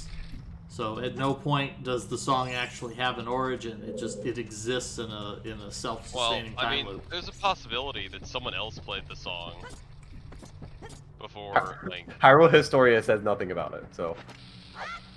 Maurice can actually, I don't think he Maurice knows can to drop like the the bombs Dongo's in the eyes. eyes and skip the rest of the dungeon. Or I guess finish the dungeon. He just has to know that he has to drop Yeah, he the has bombs to in the right eye. now, actually. I don't know if he does know. I feel like it's not entirely obvious. There's a hint There's definitely somewhere. something that tells you. Yeah, there's a tablet somewhere that says when my eyes glow red, the way it will open. Oh, I think it was the L is real to 401 sign, but I don't think Maurice read that. Well, he did. He read it and he saw L is real, and he's trying to figure out how that works. He's currently looking for some kind of a combination that he can enter the numbers into. He has to run around the sign like 100 times to unlock Luigi, I was really so he can hoping jump through it. Snowdozer would go to the graveyard. You didn't tell them that they had to go somewhere else, did you? No, I We didn't tell them anything. Yeah, Good. they basically got no hints. I actually originally had a tip about the graveyard first, but then I was like, no, actually we should probably remove that. Yeah, like this game, for the most part, does a decent job of directing you unless you're lost in the water temple. You found the compass. You gotta Z-target him. Armo, stop its movement and then destroy it. You're just a kid and you can't read yet.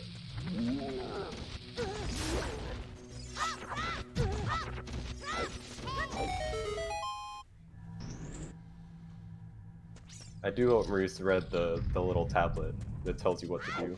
That's all he has to do left. To get to the I would call it the later half, but it's like the later quarter.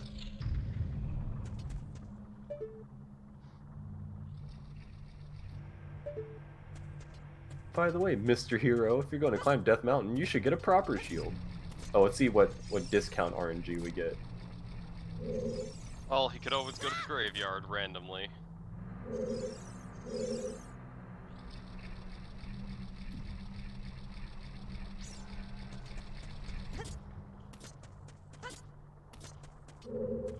I wonder if any of them are gonna do the Happy Mask, I sequence. thought Maurice was at first.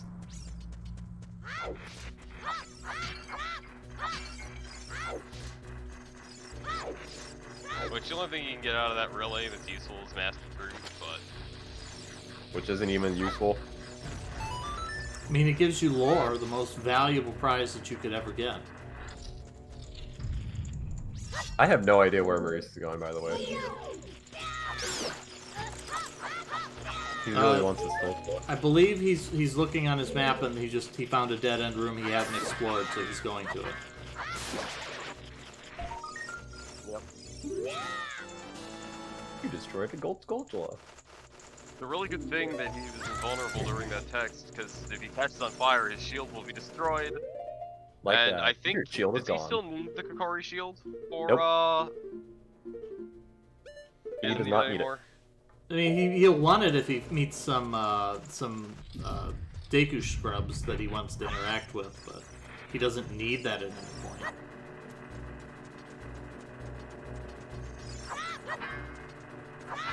I don't think he read the tablet. He can get back up to the second floor really easily.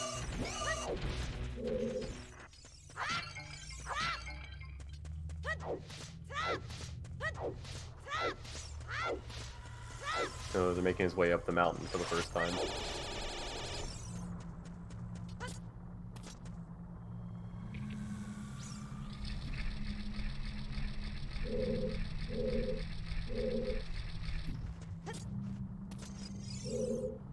Oh, there's the tablet. You gotta read the tablet. Check the tablet. When it sees red. Okay, that's not entirely clear, but it'll work. Also, it does give you the camera angle. It's like, ooh, here's the eyes. Oh yeah, Marie's nose. Doesn't drop it close enough. Alright, there's the first eye.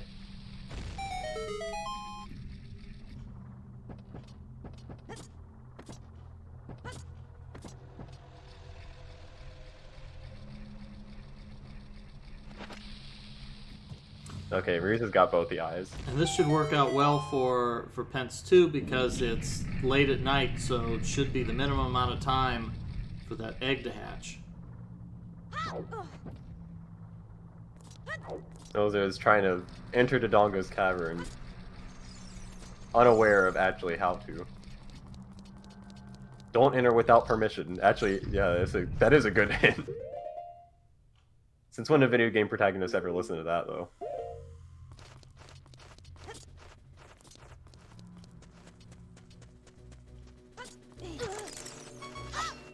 Oh, sick damage boost from Maurice. Okay, I really like that. That was completely accidental, but really nice.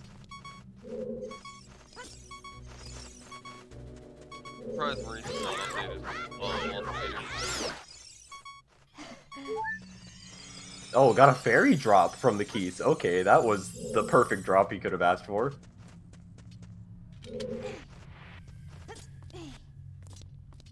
That's like literally the best drop he could have asked for.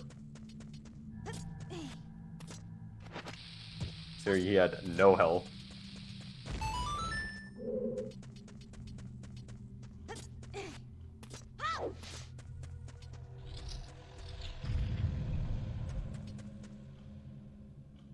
On the bright side, he's getting some Scaladas or whatever the fuck it is. Skulltulas. Skulltulas. I can't remember Maurice how they write it down. yeah. Let's go and pick up the Skulltulas. Alpha can't actually pronounce anything.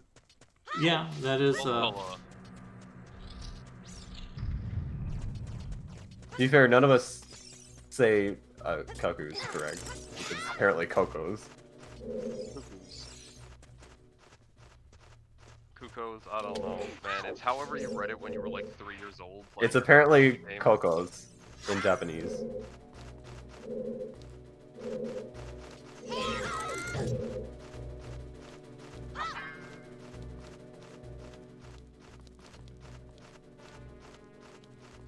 Wonder when Maurice will realize that you can shoot the keys with your slingshot. I don't know. Was he playing on an N64 controller? No. That's the mistake. A lot of these motions that you think would be more obvious make more sense on an N64 controller. Well, I mean, I played this on keyboard and I didn't have a problem.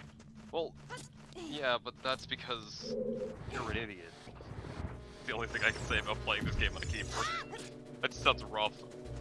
We had literally zero money as a kid. I know, but that just sounds rough. It's not really, it's not that hard. In fairness, I think keyboard is probably like the second best way of playing an N64 game. Maurice is so obsessed with his keys. He has the slingshot out. This is a better way to do this. Z-targeting with the Z-targeting when they're like not coming at you, just you're gonna miss because you don't lead the shot. Get wrecked, Maurice. By the way, I had a stick somewhere. Thank you, random Goron.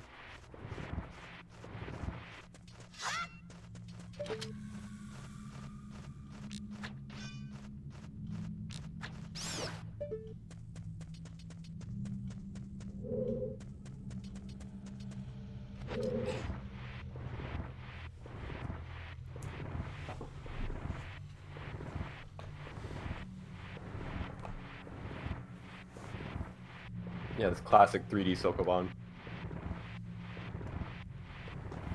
This dungeon has a lot of block pushing.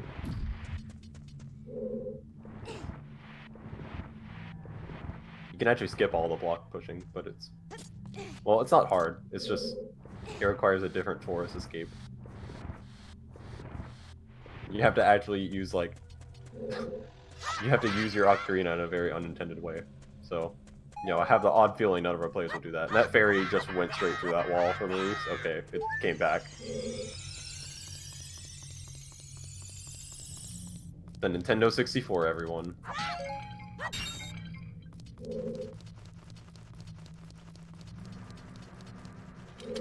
As we get to the wonderful last thing to do in this dungeon, push this block.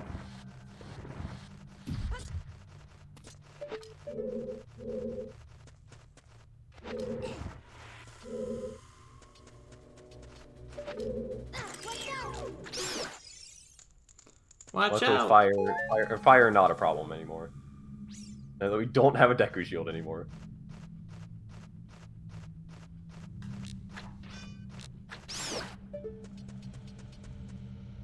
Wow, you can actually fit in the gap? Okay.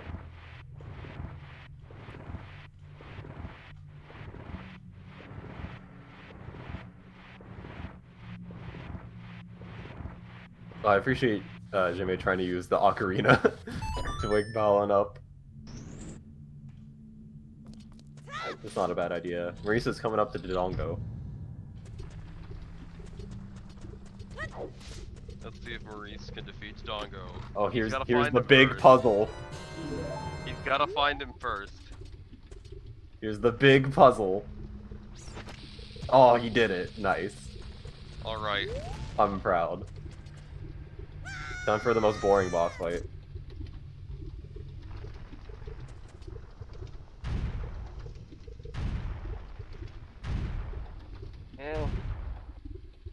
It's the least involved boss fight. I wouldn't say it's the most boring.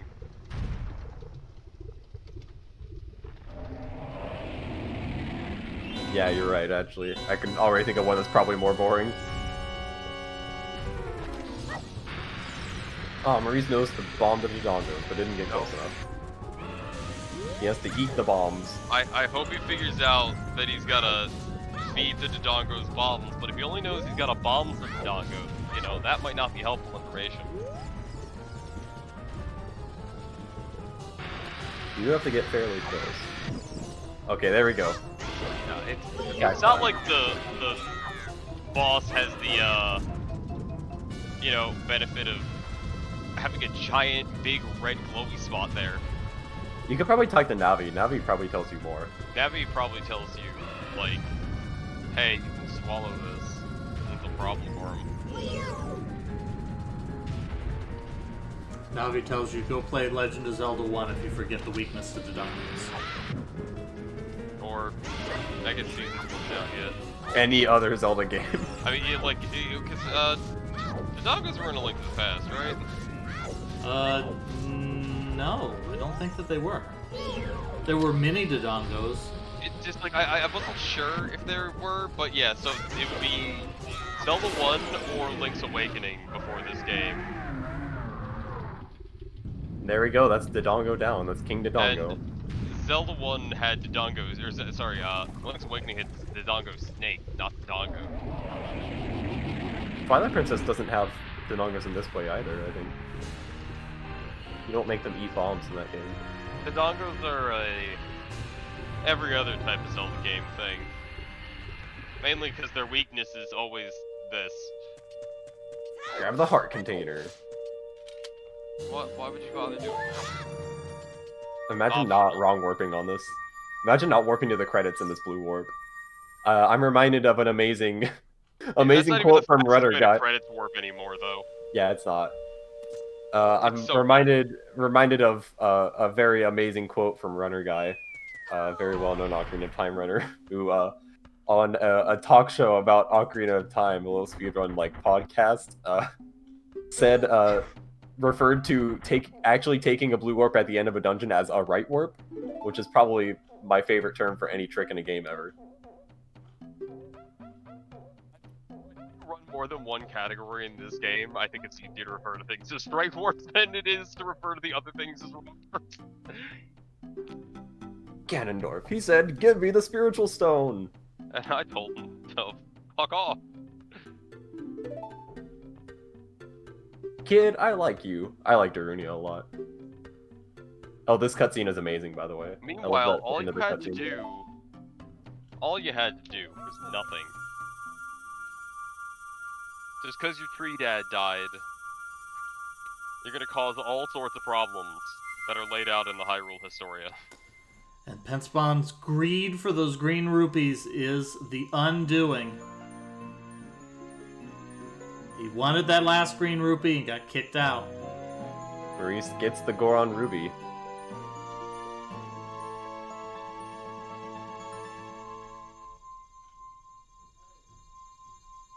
We'll have to sit through this cutscene though. The goal is get the Goron Ruby and save. Which is always my favorite part about these continuation race goals. It's always like, oh, an actual goal and save.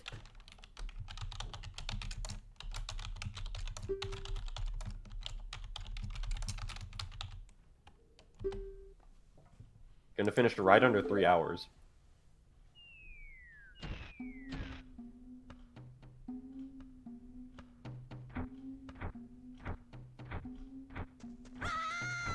How about a big Goron hug, brother? This is the best part of the cutscene. Link just running away terrified. Does Maurice remember how to save? Oh, I sure hope the players figured out how to save. It's kind of simple. I don't think Maurice knows how to save. Oh, I think he's gonna go around do other stuff as well. Maybe.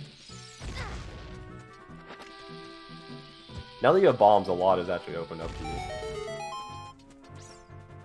What's in this chest? Is it rupees? Yeah, it is. Purple rupee.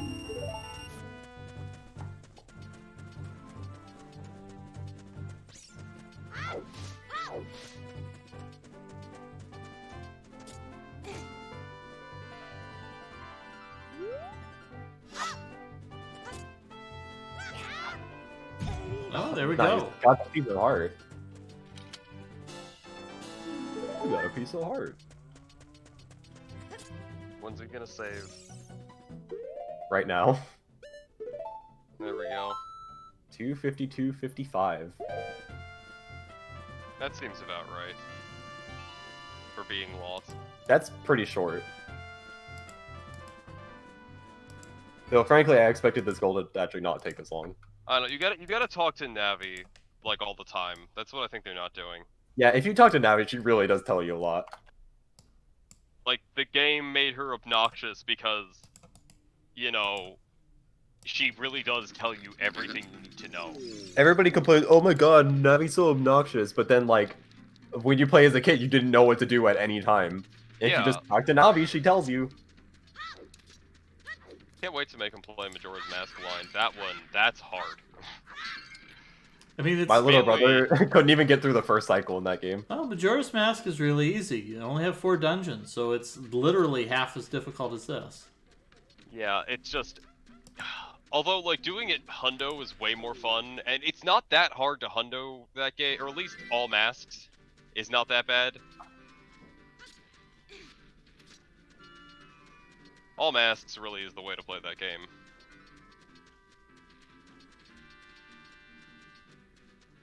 But that would not be... You could probably do that in 16 hours, make that a whole day blind. Oh, did he have it on Switch before? He had That's it on rough. Switch, and then he commented that he thinks Hold is probably the better choice. Hold is by far more fun.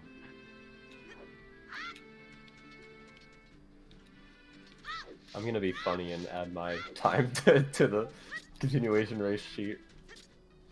I think it would be funny.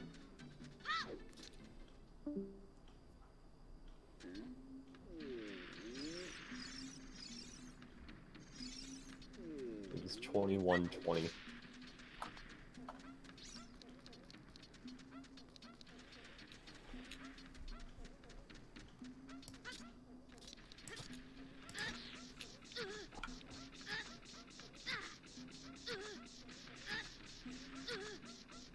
Snowdozer doing the lava run. Surprisingly, for as challenging as sort of getting over that lava pit is, I seem to recall there's just nothing useful in there. That it's like a chest with 20 rupees or a cow or something like that. It might be one of the cows. Shouts to all cows, another great speedrun category. That's a great category. Is Maurice watching now? Yeah, now we can't talk about anything. Yep. Now we got to keep it down low. So, what was the most challenging of the puzzles that you encountered in this race, Maurice?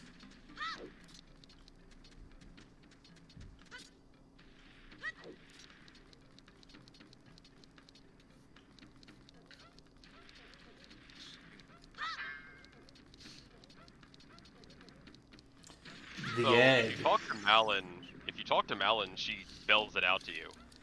Yeah, so the way that sequence works, the first time that you enter the zone, she doesn't appear. She does appear the second time the zone loads, which is either you leave the zone and come back, or a guard catches you and you respawn at the entrance. That makes Malin appear. Then you have to talk to Malin twice, and she gives you the egg. And then the egg always hatches when the timer rolls over from night to day. That's what gets you the egg. And then you use the egg to wake up Talon, and that allows you to progress. And she specifically mentions it'll hatch at the crack of dawn or something like that. Yeah, basically, Maurice, they didn't expect you to get through the stealth sequence on the first try, but every single player did. Yeah, that was incredible, because I think the way that the developers intended it is you would go towards the castle once, get caught, and then you would see Malin on your second visit, and you would get the egg. Except for you had to talk to her twice to get the egg, which I don't know what they were thinking. It's and you wouldn't even think of it being like a stealth sequence. You would just run across the field and you would just instantly catch you. Well, there is an NPC in the castle market that tells you that you do have to sneak past the guards. Like any of these players is actually going to talk to the guys in the castle market town and pay attention to them. Yeah, Jimmy did, but didn't pay attention for the longest time. It's on to epic lore cutscene.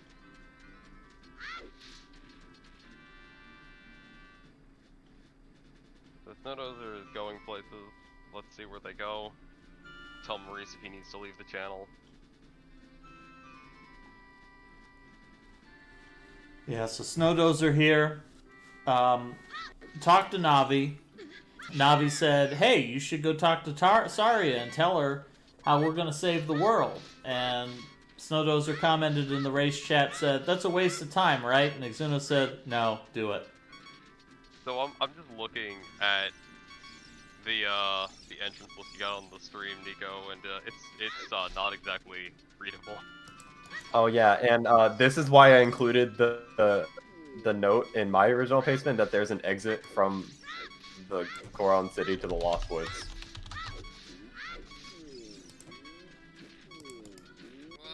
I also had a clever pun with it. Alright, looks like we've got some mic going on here. Let's see.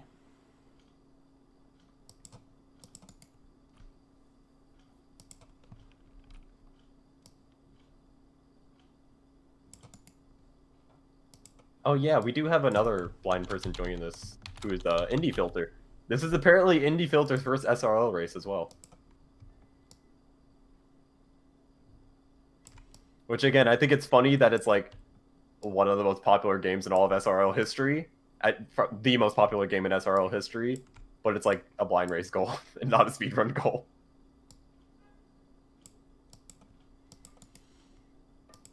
I would say this is a pretty boring goal for a speedrun, but there's actually a lot of neat tricks you can do.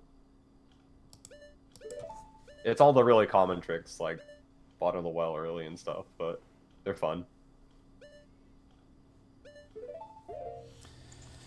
Alright, so it looks like Snowdozer is making their way all the way back to the forest so that they can get Saria's song.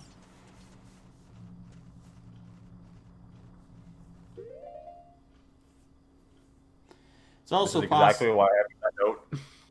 It's also possible Snowdozer has no idea where the forest is, having been gone for so long. Oh, he's also gonna have to roll all the way back because you can't open the Goron City shortcut from the other end. Yeah, that's a one-way path. At least not now. He doesn't have any bombs either. Unless you're awesome, like being my route, and that's how you did it. Sagging Rufus asked, were there 4 racers the entire time? So this race had about 1, 2, 3, 4, 5, 6, 7, 8. I want to say we had 8 of them. Yeah. We had 8. Yeah, 8 plus me. Only 3 of them were well, not all 8 of them were blind. 2 of them were very much not blind. I believe Lost for Words and Shrambles both said they're very not blind, but they were playing a 3 heart run to balance it out. I believe that that Puffer King, who joined the race, said that they had played up to meeting Zelda, but they hadn't played further than that, so they're sort of blind. But yeah, we're really surprised. I mean, I think it's really surprising that you'll find a lot of people who join the community who've never played this game. Of course, it's some people who, you know, they had a Sega Genesis and never a Nintendo 64, so they wouldn't have played it that way. Or people who just, they didn't realize that this was a good series and they just sort of skipped over it. And sometimes we have, you know, little babies here who, you know, they were born after this game came out, and so this is retro video gaming that they know nothing about. To be fair, I'm in that class and I played this game, like, as a kid. This game is older than I am.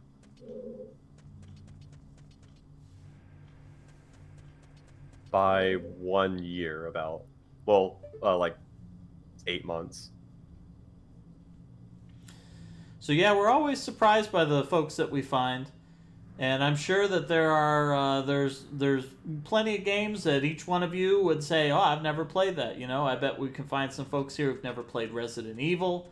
I bet we could find some folks who have never played through some, you know, some classic titles like Metal Gear Solid. Yeah, Metal Gear. That's another good one. Link to the Past. I'm part of that group. Maybe some classic console PC games. You know, maybe some people who have never played a Sierra parser game before.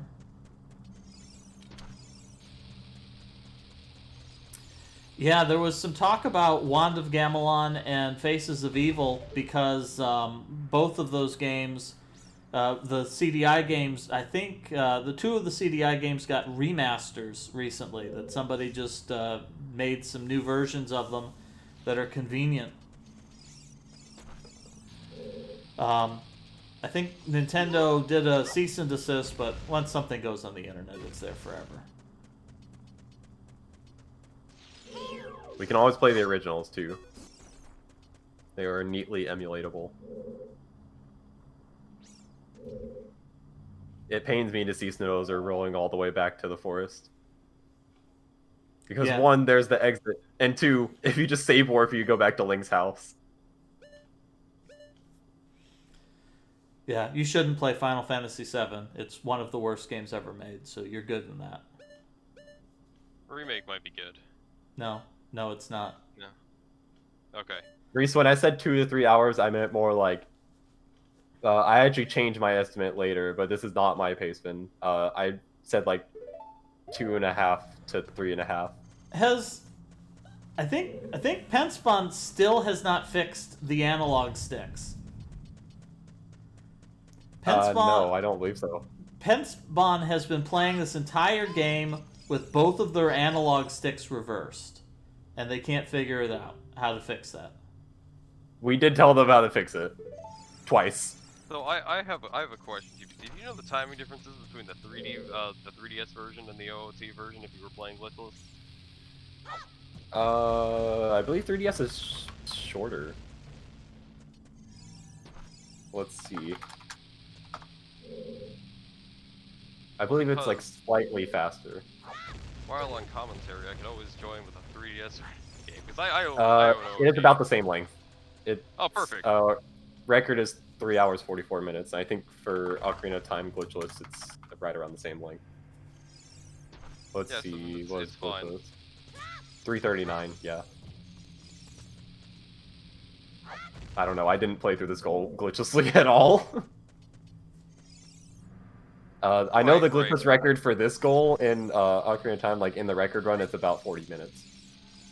Okay, well, glitchless is hard to detect because they still do like super. No, they've been split. No, they've been split now. Oh, that got split like a year and a half ago. It's no exploits at all anymore. Yeah, it's completely glitchless now. They don't you don't like skip mini bosses or anything. You don't backflip onto exploding bombs to jump on top of things that are too high.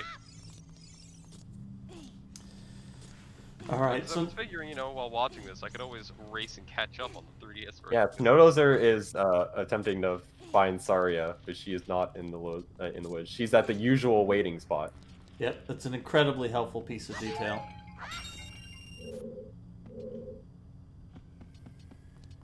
You just gotta follow her song. I didn't know they actually, like, told you about this. Yeah. Yeah, I always went from the skipped Goron over all the City. text for some reason. No, I always went through the Goron City exit. She's in the Lost Woods as usual. Okay, there we go. That guy tells us. Maybe you forgot because when you were, unless you looked up where to go when you were a kid. No, I just always use the Goron City to Lost Woods exit. How many times? I've beaten OOT 1,000 times. I never beat the 3DS version even though I owned it. I bought it because I got the OOT, like the Zelda 3DS. And so it came with it.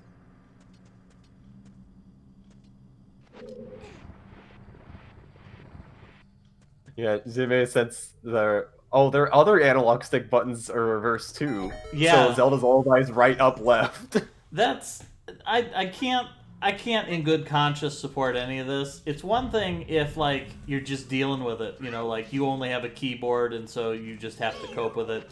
It's another thing entirely that you've got your settings that you're now playing the entirety of Ocarina of Time backwards. That sounds like a fun challenge, actually. I guess he technically would have world record for what he's doing. Yeah, there's like that sounds like a meme category that people would actually race. Yeah. Someone would race that. Ocarina of Time, except you have to use 2.1x controller from Gold Tires some garbage. I mean, I was thinking the other day about potential mystery tournament goals, because one of the things, you know, we have people who try to sub games that are obscure. On the other hand, another strategy is to sub games that maybe they're just kind of plain or that they're games that people are kind of familiar with, but you add a challenge, you know, like the legendary Mario Kart, no pushing left or something like that. And I was thinking that what if you did some stuff like you reverse controls on them. I would like to see one where you take some boring generic Super NES platformers, but you rotate the visuals 90 degrees so that the players have to like remember right goes up, and that would be fun. That would be fun. Ocarina of Time has some really great meme categories. The best game for like category extensions is Portal, but Ocarina of Time is close. Portal has amazing categories like glitchless no forward key or like jumpless. Yeah, like that's true. You can do some weird stuff in that game. But Ocarina of Time has like jump off the watchtower and die, go home and die, 37 water temple keys, like a lot of great silly categories.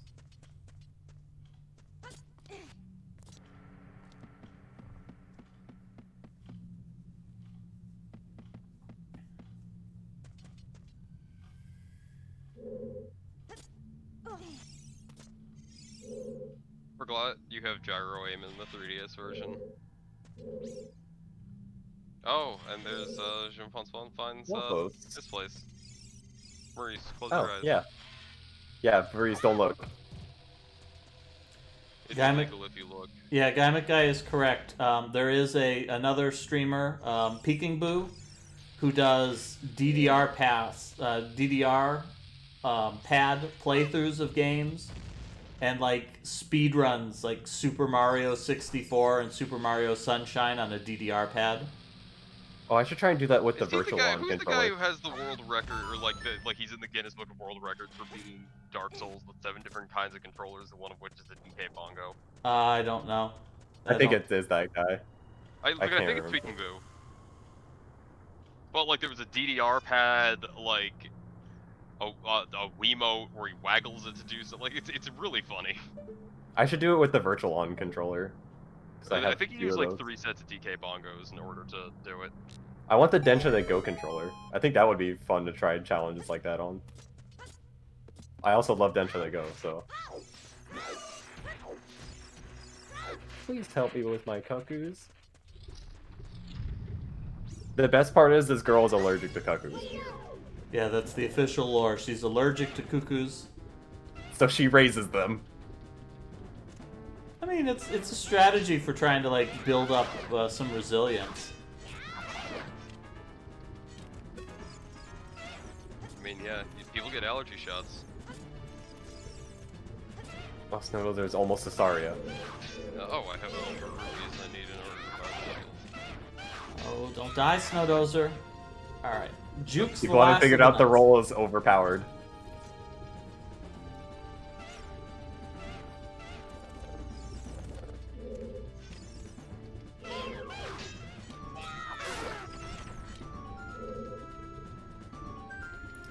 One of the lizard foes is down for Andy Filter.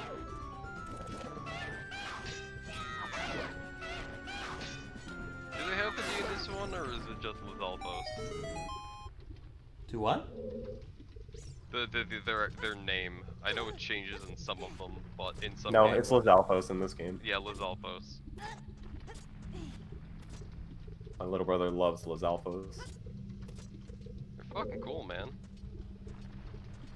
He's like obsessed with this game.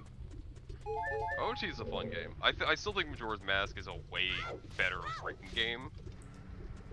Majora's Mask is, yeah, it's got a lot of clever stuff to it. I Like feel here. like... Go ahead. Oh no, I was gonna say, if you're gonna play Majora's Mask, if they want to do that, they absolutely should do all masks. Yeah, that takes a really long time, though. Yeah, but it's like the game is so good.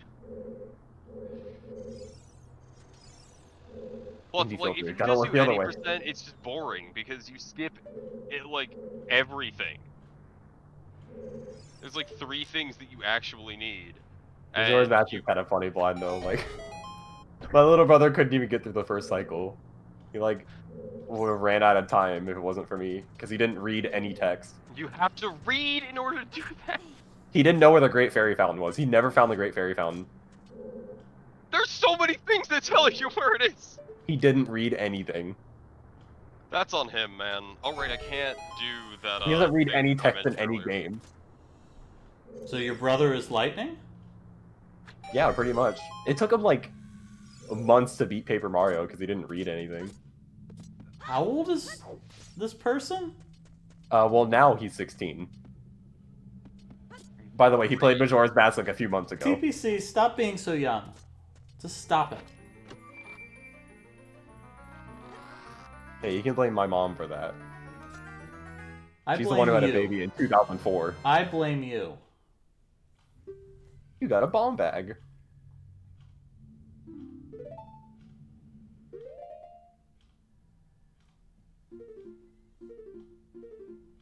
My little brother could read the Okay, text, so, he like, just didn't. Guy McGuy, that's at least a valid excuse. It's like you probably tried to understand what they were saying. Or like you looked at the highlighted keywords and then like you didn't have to understand the rest of it, you just knew you had to see something that looked like that again. Yeah, you didn't, like, not find the Great Fairy Fountain or know that it exists.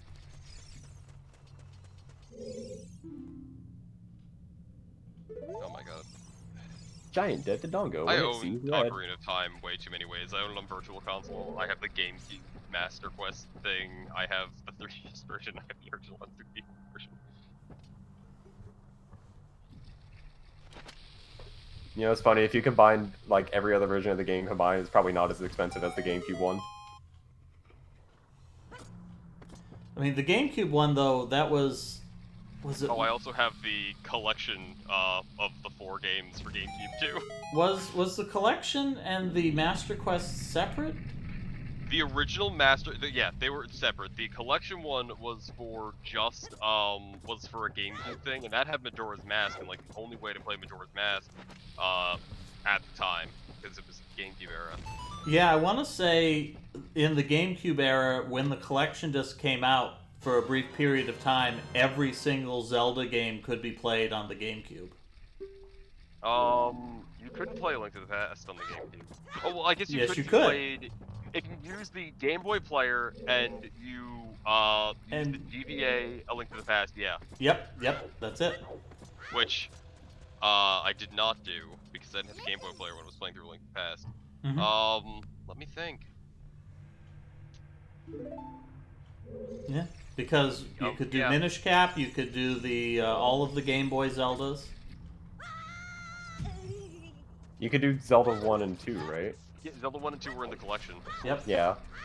You just could... I mean, the only ones that you couldn't do were the CDI games, but, like, who cares? They don't count. Nobody cares. Nobody counts those. I do. I'm the only Why? one. You're just wrong. Because they're pretty okay games. I know, but they don't count. Nintendo Just has Zelda's done. Adventure doesn't count. Nintendo has done everything in their power to make everybody forget that the CDI games ever existed. They didn't even C&D the dude who remastered them. That guy just said, I'm taking these down. Nobody asked He for would it, have. gave it away for 24 hours, and then it was gone. But it's, it's there forever. Link Snowser has Saria song now. Damn, I haven't even made it to Goma yet.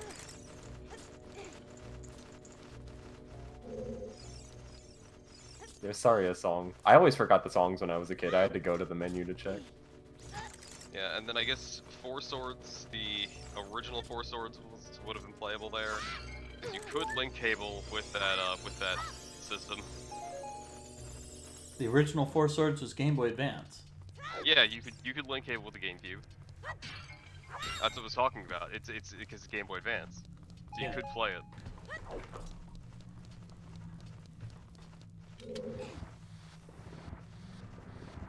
Wasn't Zelda 1 also an unused NES game in Animal Crossing? I think it was. Yeah, but then you wouldn't be able to. That doesn't count. Yeah, Yeah, but I'm curious if it was. Yeah, Zelda was one of the games you could get in the original Animal Crossing, but it was dummied out, so you have to use like a cheat to unlock it. Yeah, that and Mario 1 apparently. Because Nintendo realized that not everybody on Earth already owns 15 copies of both the original Legend of Zelda and the original Super Mario Brothers. So they should, so they had to make it so that you couldn't get those in Animal Crossing.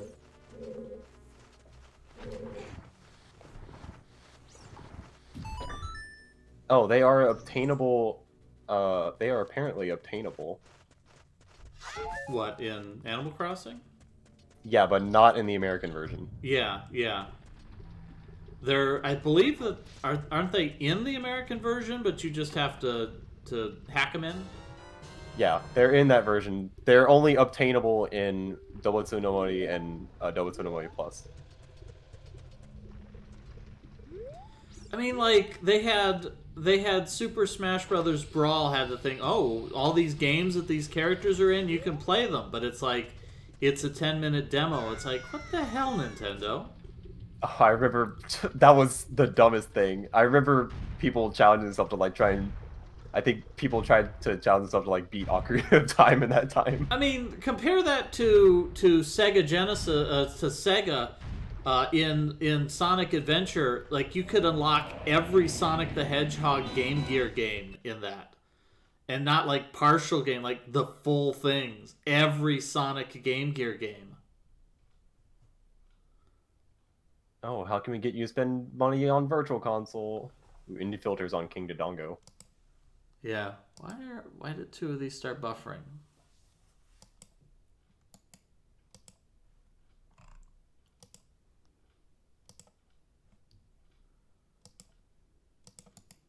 I did not make him eat bombs. Can't wait to bomb some Dodongos.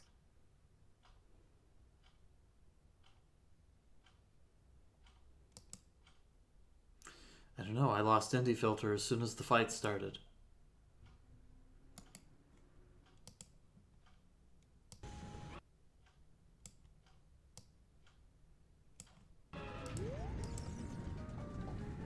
Yume is back at Link's house for whatever reason. Yeah, so Penspawn got the hint for talking to Meadow. Talked to Meadow, presumably got the hint that Saria's in the Lost Woods.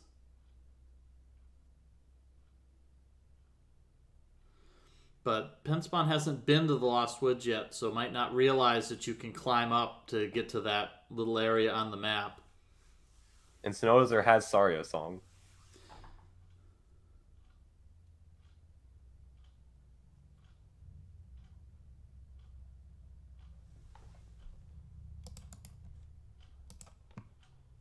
Just has to play it to Darunia and then is pretty much into Dongo's Cavern. Well, let's see, Alexa go somewhere else for some reason. Which, admittedly, if you don't find the bombable ledge, it's not the easiest. I found that before even going into Dongle, like to Goron City when I played, because I would always try to check everywhere before going into a new area.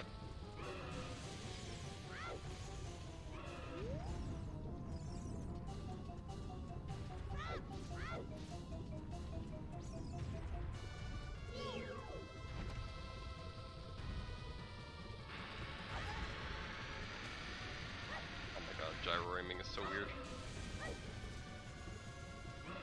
This is my catch-up, is to play this game through. I want to see if I can beat one of them.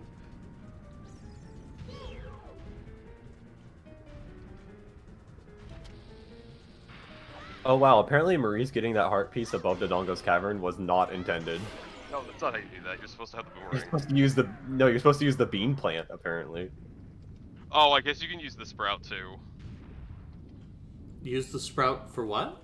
To get to the... To get the heart piece. Yeah, because it does the thing. Yeah, Snowdozer hasn't found Darunia's door at the bottom.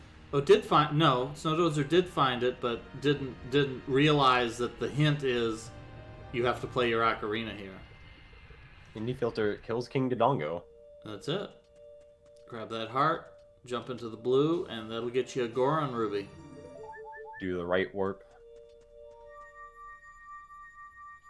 Oh, did they fix this jump in the 3DS version?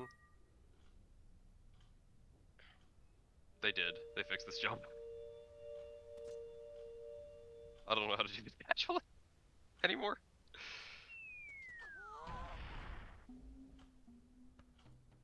I think I always did that one jump.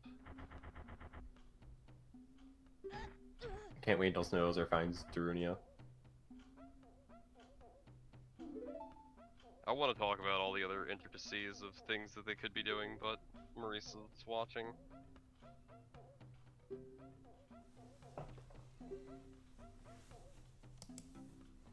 I mean, Talk about Snowdozer probably Cavern, didn't like, talk to the gun. Goron either.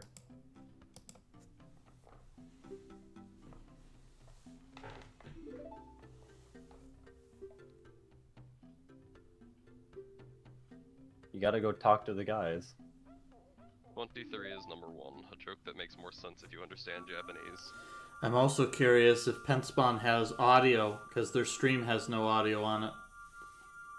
Hopefully they do. I put that into my later pastebin, but we didn't use my later pastebin. That you should What? have audio clearly audible during the race. Yes. This game has a lot of, you know, it's got some subtle hints in it that audio might be important. Like the name of the game. So Snowdozer is going to show this letter. This letter proves that he's a royal messenger.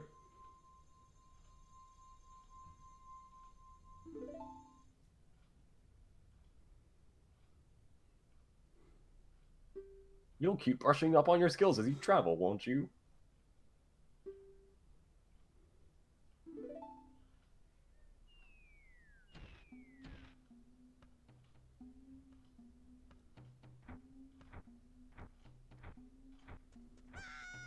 Cuts those or finds the exit.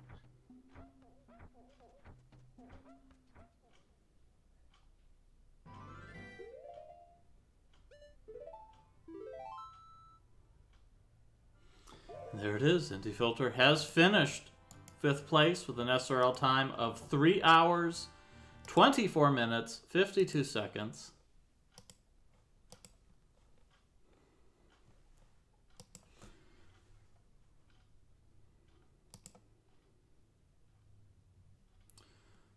Yeah, you also can't open the shortcut if you don't talk to Darunia. Let's get a little bit of music going here since our last two players, Penspawn does not have any audio on their stream, and Snowdozer is apparently using a mic because we're getting some other stuff going on. When is the next part/segment planned? Whenever the players have it available. So prior to going into this race, we hope to have Saiho joining us. Saiho is yet another individual who is blind, but unfortunately various other matters came to the forefront and prevented him from joining us. Snowdozer volunteered to jump in. However, Snowdozer really does not enjoy these long-form goals. This goal wound up being significantly longer than Snowdozer had anticipated. So we may wind up doing a shorter goal for the next time. Perhaps next time we will only do the third dungeon. Yeah, possibly. I don't know. There's a bit you have to do to open the dungeon. Oh, I see. Indy, Snowdozer, and Jamie are in a call together. Well, hopefully they're helping each other out. I mean, that's part of it too. I mean, we can. In a previous race, we did a blind segmented race of Symphony of the Night, yet another game that's a legendary classic that we found some people had never played before. And because of the really open nature of that game, the pace bin had a lot more hints on how to progress. We didn't do that for this one. This one we made it much more. We gave them a lot fewer hints. But it is a lot more enjoyable in my mind that you have a bunch of blind players playing together and giving each other hints. I think that's a lot more fun than somebody who also knows what they're doing just telling you the answers. It's not as fun if somebody's just telling you the answers. Yeah, it's reminiscent of like the arcade era when, oh, how do you get past this level in this game? Oh, I have this really good tip for you. That's how games like the Tower of Duraga got really popular in Japan. Yeah, Tower of Duraga is an incredibly obscure title. A complete mess. I played through it a while ago, and wow. I used the walkthrough because I was not gonna sit there for like 50 hours trying to beat that game. Oh yeah, I mean it's and some of it is incredibly obscure. It's probably the most cryptic game I've ever played.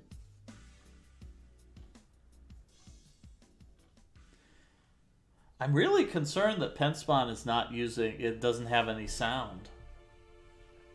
Because I didn't think it was that complicated to hear that some of these have different music.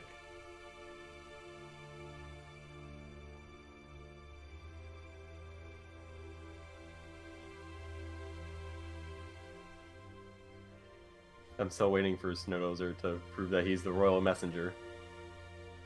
Yeah, Ixuno gave a hint, but I think Snowdozer misinterpreted it in a very logical way. That you have exactly two things.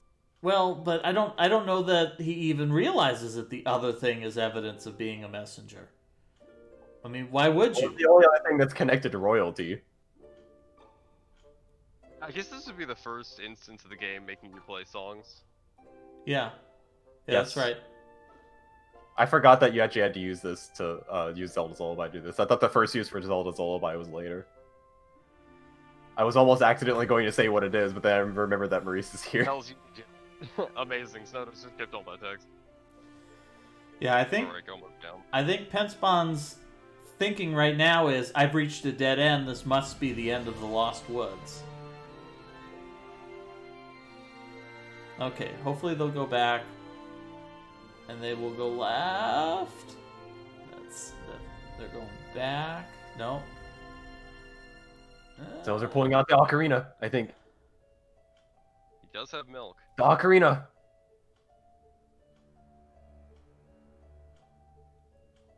Playing the lullaby, yes. Oh my god, thank you.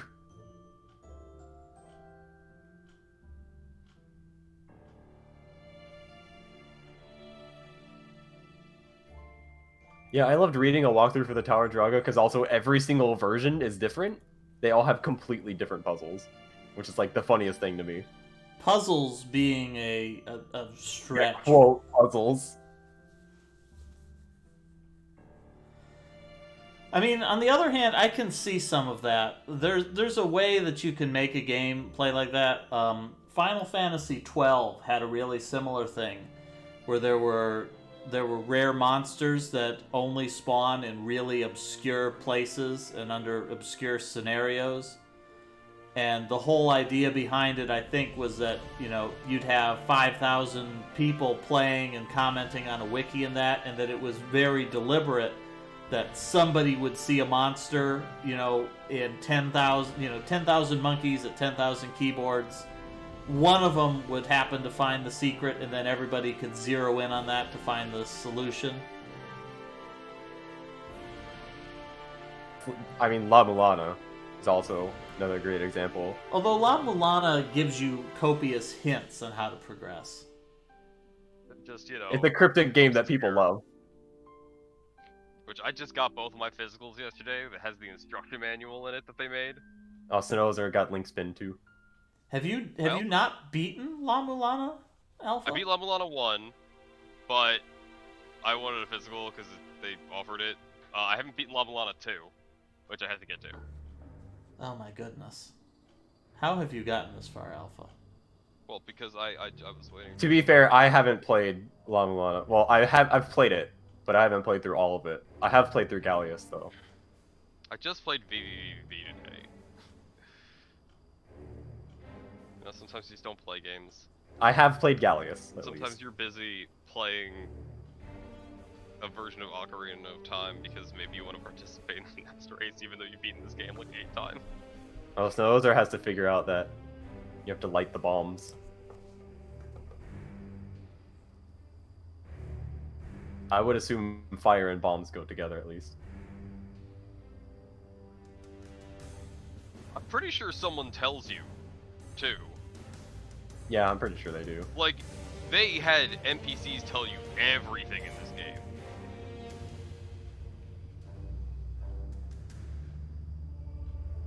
Yeah, I was surprised at how like friendly this game is with that when I was testing this goal. And I've like actually talked to people. I was like, wow, they really do tell you a lot. Yeah, they like this. Nothing is obscure in these Zelda games. Majora's Mask definitely went more of the hey, figure this out type of deal. So But it's they gone the very wrong much direction pushed you twice. in the right.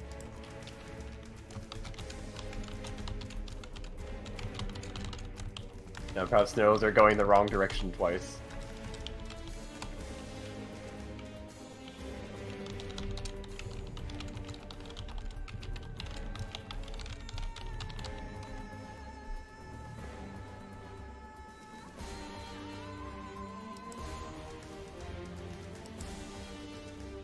I know my limited experience in this game, beating it so many times. Enough to beat Maurice. I love Zelda games. It's probably my favorite game series. Admittedly, I played all of them, but I haven't like finished all of them. I have finished all of them. Have you? Have you beaten the CDI games? I guess I have to do that. Who wants to race the CDI games right now? Have you beaten Four Swords Adventures on the GameCube? Yes. And I beat Four Swords on the Game Boy Advance. Okay.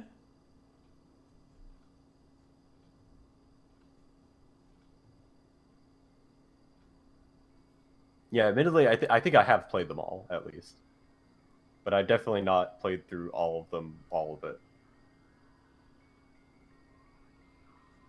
I've only beaten a select few. I've played like 10 seconds of Link's crossbow training because someone else owned it. I think they count beating it. Yeah, that counts as beating Yeah, it. pretty much. But have you beaten one of my favorite Zelda games, Darksiders 1? Oh yeah, that is a great Zelda game. You know, I have that installed, and then I just didn't play it. Oh, what about the Legacy of Pain games? I haven't played Legacy of King games either. There is Battle of Olympus. The best Battle of Olympus is on there, and I gotta play Firebam too. Oh yeah, trying to land Firebam. in the pot, and it's great. Yeah, that's a great idea. I hope he knows that you can actually light those torches that he missed. He just didn't move fast enough because he went the wrong direction. This game's torch logic is great. This is like the Zelda puzzle. Zelda really loves its fire. Oh, I guess I still need to get Age of Calamity.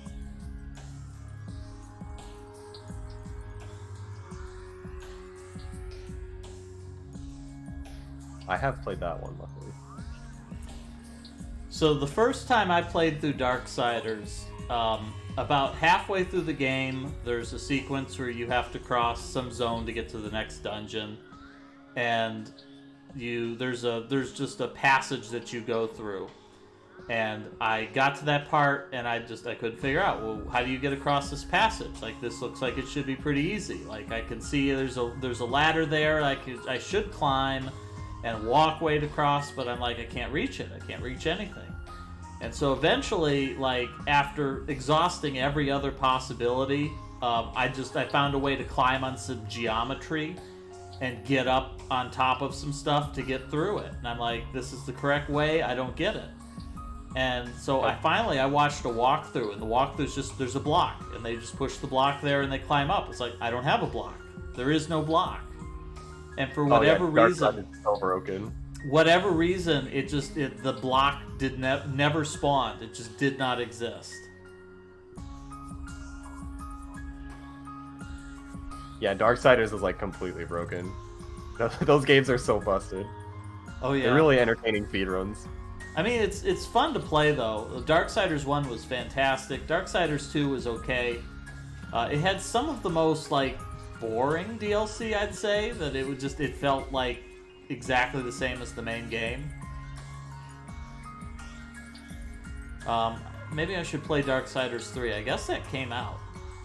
Yeah, it did. I think all of them are on Game Pass. I think all of them are on Game Pass, which is how I have it.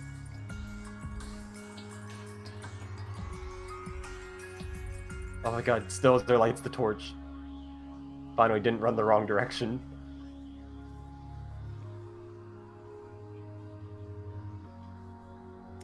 Yeah, I should play the new God of War, the one where he's got a kid. That looks like that's a good one.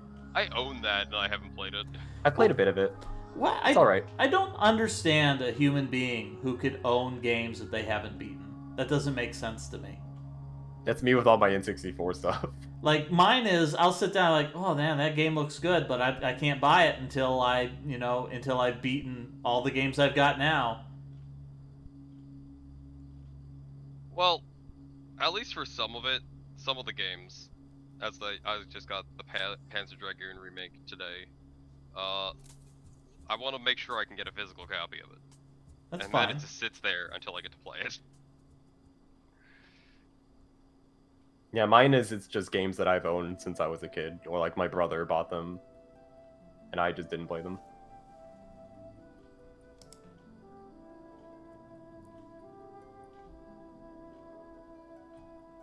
And a lot of them are on Game Pass as well. There's a lot of stuff.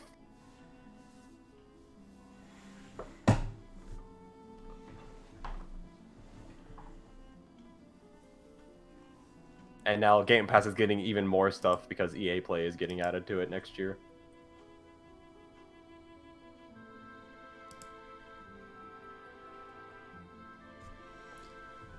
Will they ever get that Goron suit? Find out later.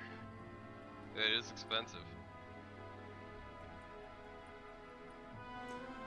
Yeah, like, I got the original Disgaea because I'd never played a Disgaea game, and I figured, okay, I gotta play at least one Nipponichi game just to say that I've done it.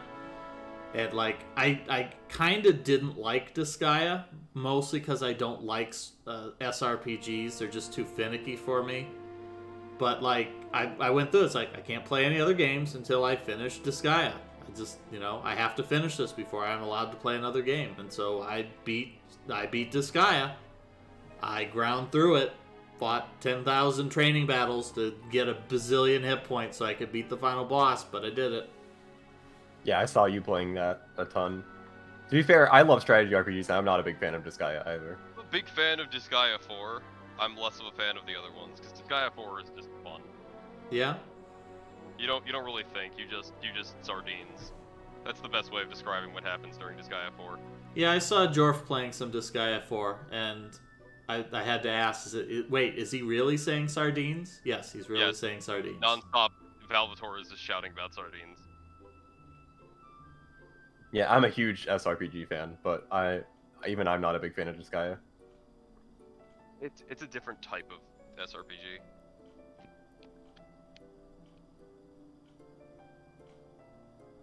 To be fair, I'm also not like the hugest fan of Final Fantasy Tactics, but I think it's because I played a lot of other ones first. Yeah, Final Fantasy really Tactics. Good, but it's not like crazy. Final Fantasy Tactics is a pretty good game. I felt like the character growth is kind of arbitrary because there's all these classes to unlock, but why would you? Because you have Cid, who can just nuke every enemy in the game. See, my problem was I played it after Tactics Ogre. So I'm like, well, this is just Tactics Ogre. Yeah. Like, it's literally just Tactics Ogre. Yeah, but Tactics Ogre was also smart where they're like, yeah, you're going to find all these cool classes. We'll let you take, 10 or 15 people out into combat. And Final Fantasy Tactics is like, yeah, you can have 4 guys in this fight. Well, okay, well then I'm not going to create any custom NPCs because I got all these story NPCs. Yeah, I just didn't think it was like crazy groundbreaking. I gotta play both Ogre Tactics and Final Fantasy Tactics still. Really? I just have a lot of games I need to beat in general. My recommendation is if you're looking for an SRPG to scratch an itch, I am a big fan of Vandal Hearts 1. Vandal Hearts 1, yes. I think, is really good. I haven't played any Vandal Hearts and games. The superior version has been translated now. Oh, yeah? Oh, yeah, I think I saw that, like the Sega Saturn version. But, the second he said superior version, I'm like, I know he's full of shit, but it's the Saturn version. No, it is actually the better version. SRPG is short for Strategy RPG, Guy McGuy. Some people call them Tactics RPGs. Yeah. Basically a game where the whole game is getting in fights and then moving your little guys around, and it's move character to B37 and use attack to the northwest. But I really... Yes, exactly. Final Fantasy Tactics Advance. Fire Emblem, Fire Emblem I'd say it probably falls into that category. Well, Fire Emblem was like one of the originals. It was like the one that really defined the genre. But I think the thing I really like about Vandal Hearts is that it takes out all of the, micromanaging your characters all the time, grinding battles and things. You can't do optional battles. The game is, other than the secret bonus battles, it's you beat a battle and it's you have to fight the next battle. You don't get to train your characters or go back to an old area or something. Yeah, Vandal Hearts is one of my favorites. I'm a huge fan of Langrisser, and my favorite being Front Mission, which is probably one of my favorite games.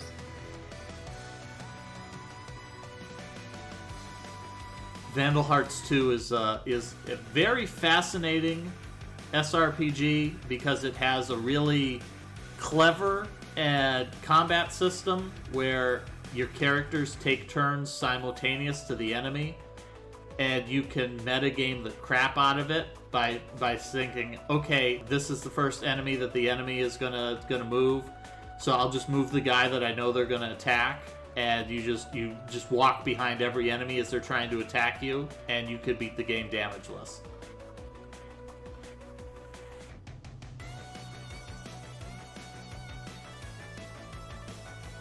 Jim is heading back after getting Saria Song. Neither player finding the exit from Goron City.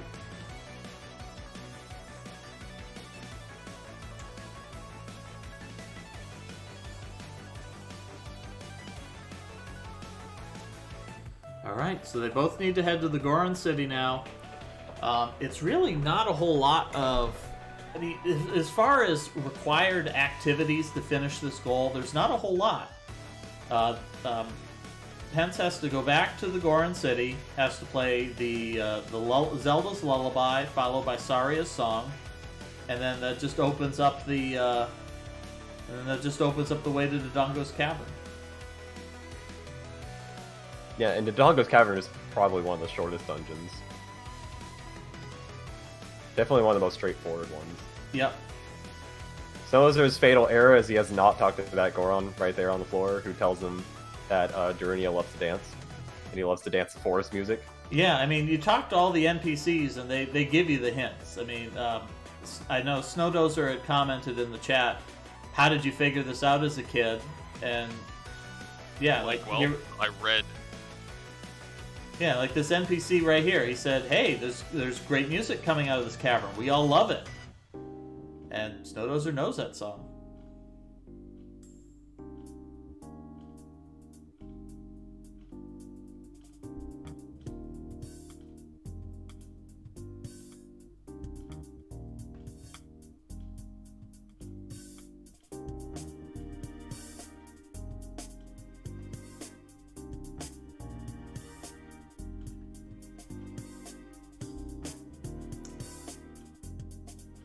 The only Fire Emblem I played Shadow Dragon, the remake on the Nintendo DS, and it was incredibly stressful because it's just like constantly, oh, are my weapons wearing down? Oh, are my characters getting liable to get killed? Oh no, do I have enough equipment? Are my levels high enough? Just non-stop. The remake was way less stressful just because it let you have units that were busted. Because like it let you switch classes, and they gave certain characters like, oh, these are great growth rates, but like the class itself is useless. But then you could just make them whatever you wanted to be, and that was unacceptable. Yeah, I didn't play the remake. I've only played the original. But I need to play Thresia 776. That's the one I have to play still. I wonder when Snowdozer will actually talk to that Goron.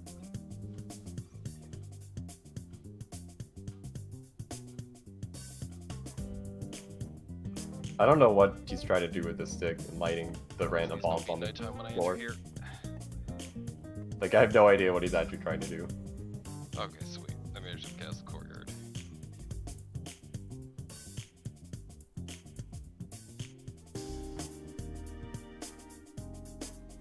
And we have told him there is one NPC that will pretty clearly tell you what to do. Yeah, I mean, even highlights the text.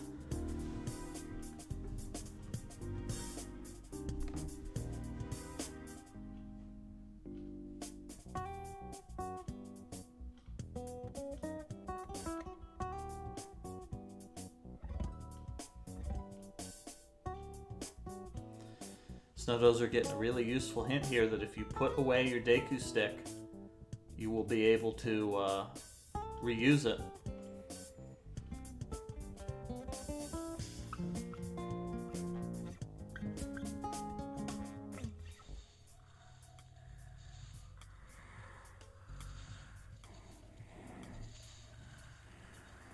Oh, Jimmy's heading to the graveyard. We'll probably not find anything useful there. We'll find out. I'm excited. Someone to actually go in there. There's a couple things they might find. I can't wait for the Dompe race. Yeah, Dompe percent. Oh yeah, that's always a great one. Great Dompe Heart race. Dompe Heart Piece RTA. That's a great meme category. You're just hoping it's not last try.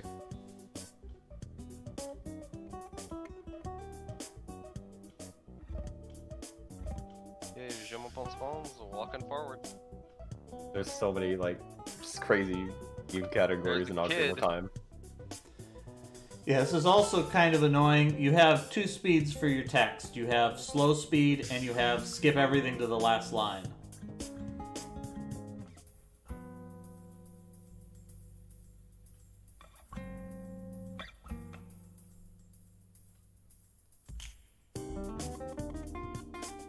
Oh yeah, it is day. You can't move to the graves in the daytime.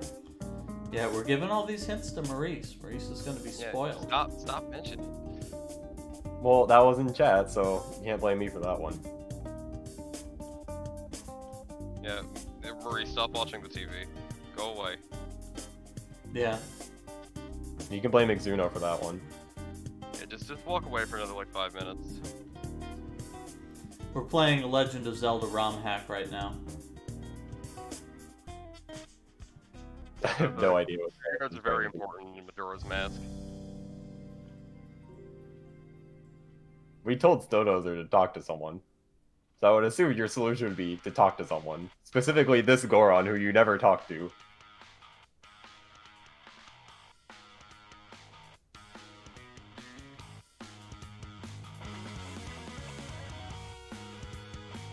I know his secret. He loves to dance.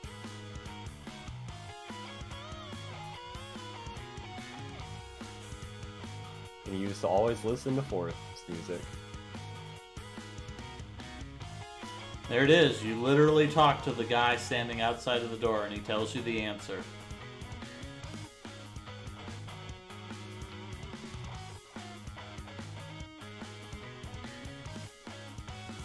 Oh, you have to be next to him, though.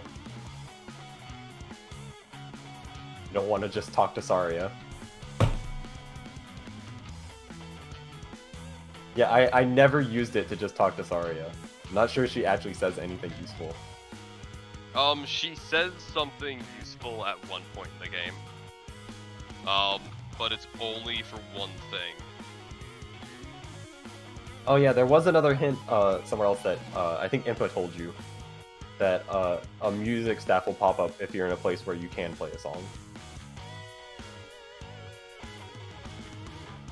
I don't know if they ever, like, explicitly mentioned it that well. No, they did. It was K4 Gabora that said it. That's it.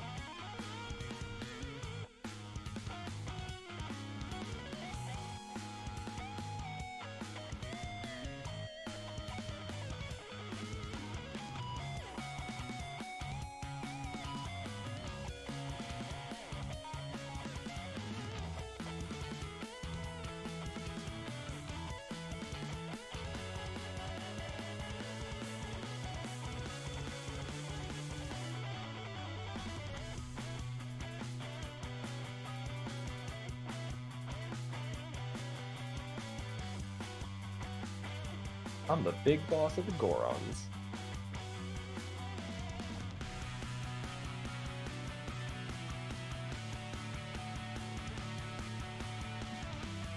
I'm not gonna give it to you that easily. I wonder if Pence is confused by Exuno's comment. Exuno made a pretty generic comment of there's an NPC in your area who tell you what to do. I wonder if Pence has mistakenly thought that was to him, and that it was, you have to talk to somebody in Kakariko who will tell you what to do.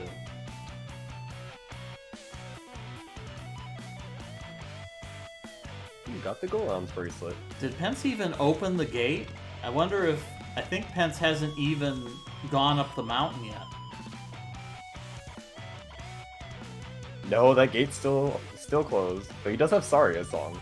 Yeah, he's got everything. I mean, he could make a beeline straight to the Goron City. Because unfortunately, there was a NPC who mentioned the chickens and said, hey, you need to talk to the chicken lady, when the answer is really, no, you don't need to talk to the chicken lady. Chicken lady's important, though. Not really? You get a bottle. Yeah. Like the fastest bottle you can get Yeah. in most routes. That's only because convenient warps take you to the places. Yeah, I didn't get this bottle in my route. I didn't. Well, get I any think bottle. it's because one of the reasons when they go and get that bottle as early as they do, it's the closest to bugs. No, it is legitimately the fastest bottle. Yeah, but I was thinking if it was the fastest bottle plus bug. Yeah, unless you're doing something else, in which case you'd get the Rudo bottle. I'm curious, Snowdozer knows where Dodongo's Cavern is. No, he's gonna go to the Lost Arts. Well, I think that he doesn't realize how he gets there, though. He's got a bracelet and isn't certain what to do with it. So the logical thing is you immediately look for something that's got something you can use your bracelet for.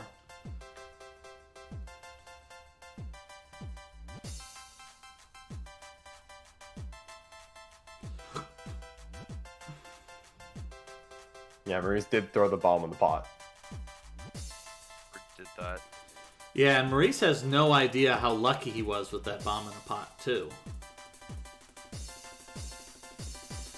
That It's like a sound or something like that. Yeah, that depending on what face that the pot ends on, you get a different prize, and Maurice just got the good prize on the first attempt.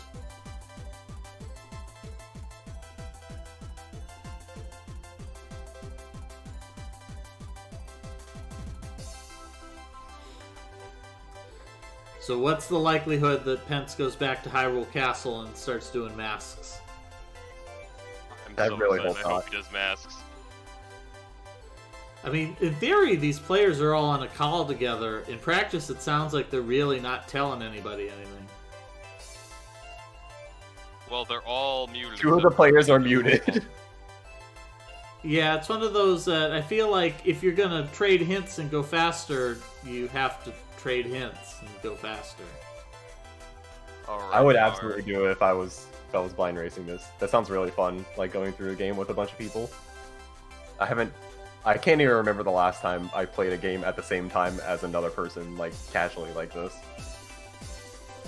Yep, Casual, looks like super serious SRL points. looks like Penspawn's gonna head back to town and is gonna do shield or happy masks or both. I Listen, hope this he is does for happy serious SRL points. I would be in the lead. No, you wouldn't. You would. 'Cause I did this goal very fast. Cavern. I didn't credits for it. You have to obtain the ruby. Yeah, that's why I said you. I think. would. Well, you can skip the cutscene. I didn't skip the cutscene. I guess I could. I do want to shout out Grezzo again for just when they remade every Zelda game. They managed to break them in totally different ways. Although, because of what they put behind certain things in the LA remake, Hundo in that is just abysmal. Yeah, I knew Pence was gonna fall in the moat as soon as it saw them trying to do these side jump strats. Side jump strats are only useful if you don't miss. They're not even faster. No, Unless you're a TAS. Which even then, backwalking is actually the exact same speed. yeah, backwalking is really fast. It's the exact same speed, unless you need to do like a tight angle change.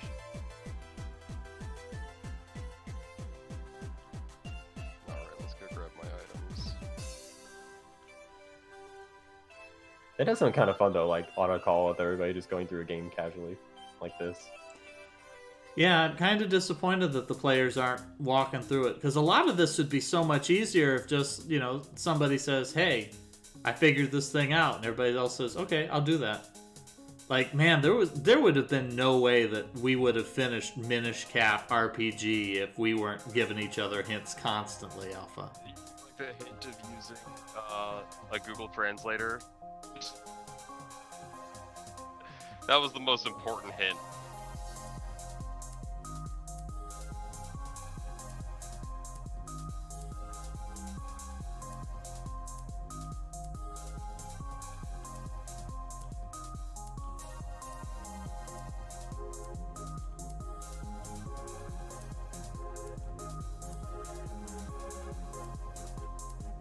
Dang, now I'm wishing that I guess I could have skipped the cutscene actually when I did this.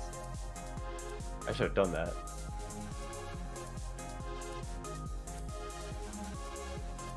I can't.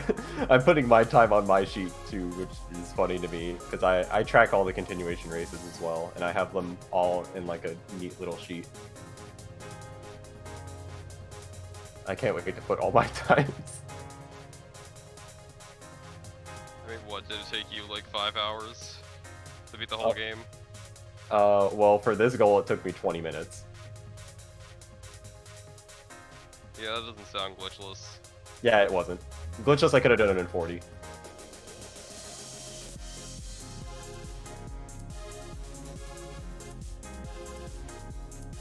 Well, the question is, do you do certain things that get you certain stuff that will absolutely save time later? No, of course not. I didn't. The only thing I got was bomb shoes. Okay, I think that of sounds the like that only saves item that time I picked later. up. That even saves you time during this goal. Yeah, that's what I did.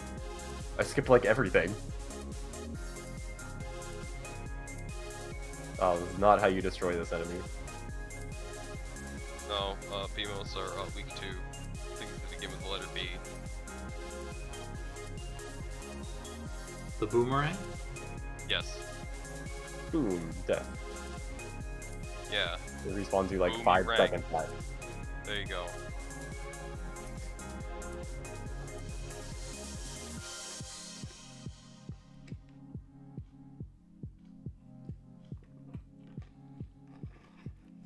My god, they fixed that jump too.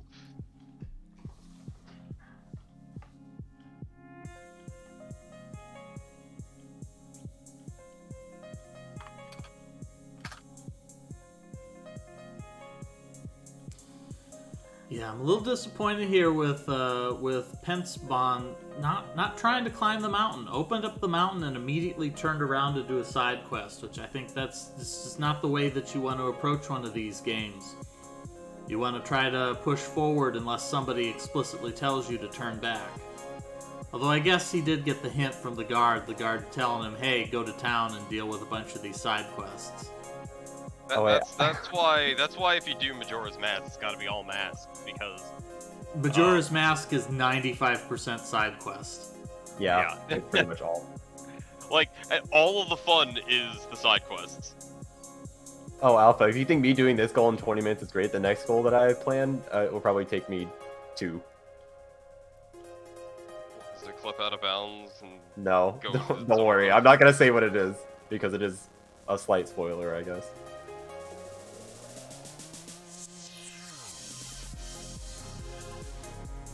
get to that place again? Yeah, you cannot kill the Beamos. At least the one in the middle yet.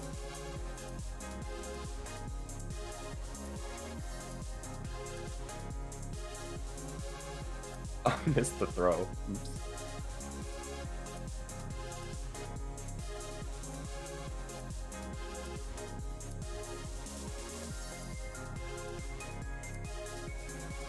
Yeah, the Snowdozer is doing really well considering they're playing on keyboard. I can't imagine playing a 3D game like this on keyboard. Yeah, it's hard. Especially because you have to press a lot of buttons in this game at the same time. There's times we need to press like Z, R, back, and A.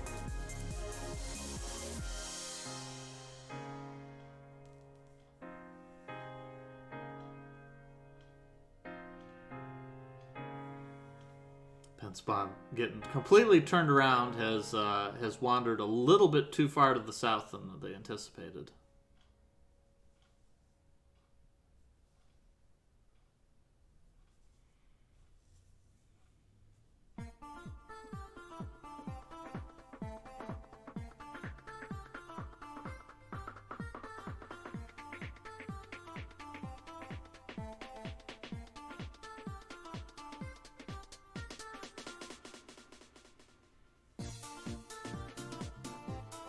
The Dongle's Cavern is a pretty simple dungeon, though. It's like actually fairly linear. Yeah, and the first couple of dungeons in this game do a really good job of creating shortcuts for you. The whole game generally does that, but for example, the Deku Tree, you climb up the Deku Tree, and then as soon as you fall through that spider web, you can, from the entrance, you can drop down to the halfway point. You don't even have to deal with doing the first part of the dungeon anymore. This game's dungeons do stuff like that.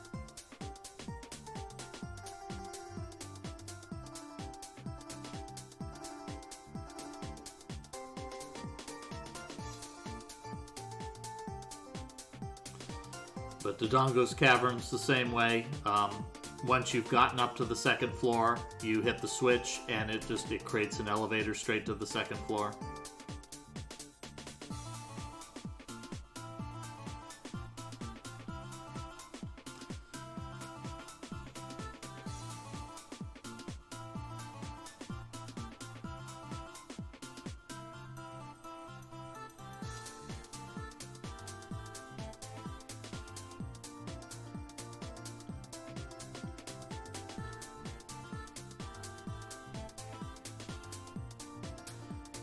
Yeah, I can see that.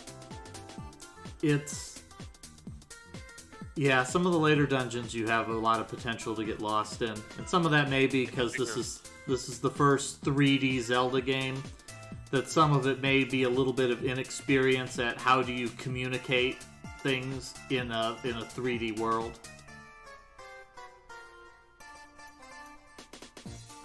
Yeah, the other goals will definitely be a bit shorter, but this was like... there was no good way to cut this goal, really. Because if you did just the Deku Tree, it's really short. And there's no good in-between, really. I feel like beating the dungeon is like a big, like... that's a big, like, ending point. That's a really good ending point. You feel complete. So doing anything in between would just be weird. Like we ended at like Zelda's letter or something. Oops, something got Snowdozer. Yeah, it's true. You could do something like save inside the Dodongo's Cavern. That'd be like really dumb though. Like you just get inside the dungeon and you don't save. And like you don't finish the dungeon. Like that's just weird. Considering the Dodongo's Cavern is also not that long of a dungeon. Is, in my opinion, like the most straightforward of the dungeons.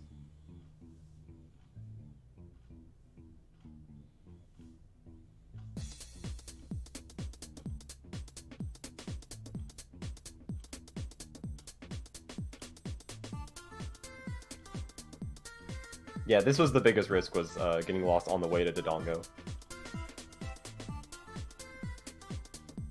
I knew that as soon as you got to the Dodongo's Cavern, it wouldn't be too bad.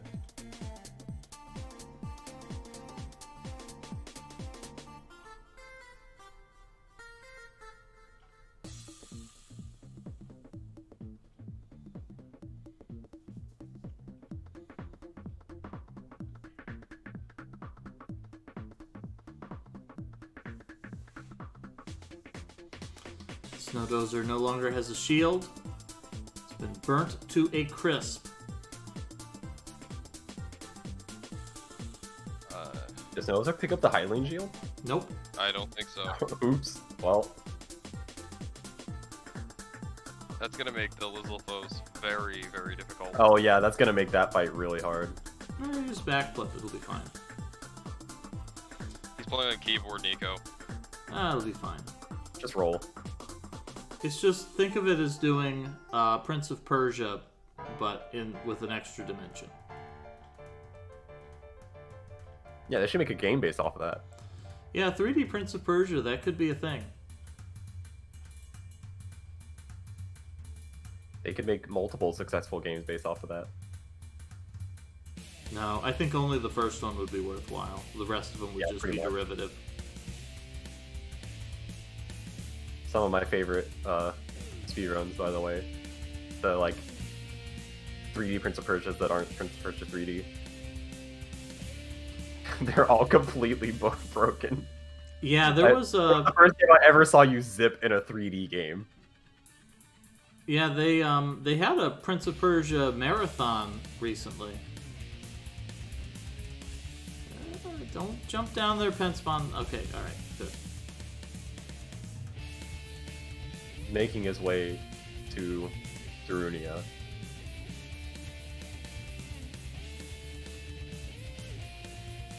To be fair about this estimate, I based this estimate off of a blind Let's Play I found, so...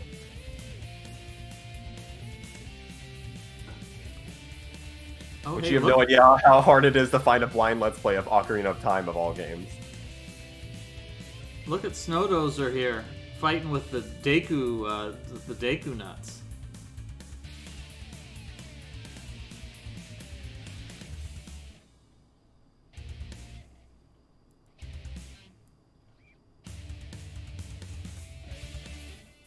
I think Snowdozer is about on par with the blind Let's Play I saw.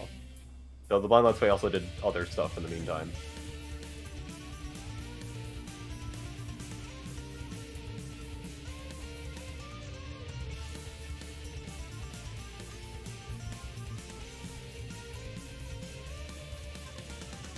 So was this about the lizard foes being really hard without the shield? Yeah, Well, it's just gonna make it awkward. Yeah. With the shield, it's just hold out the shield, wait until they attack, jump slash.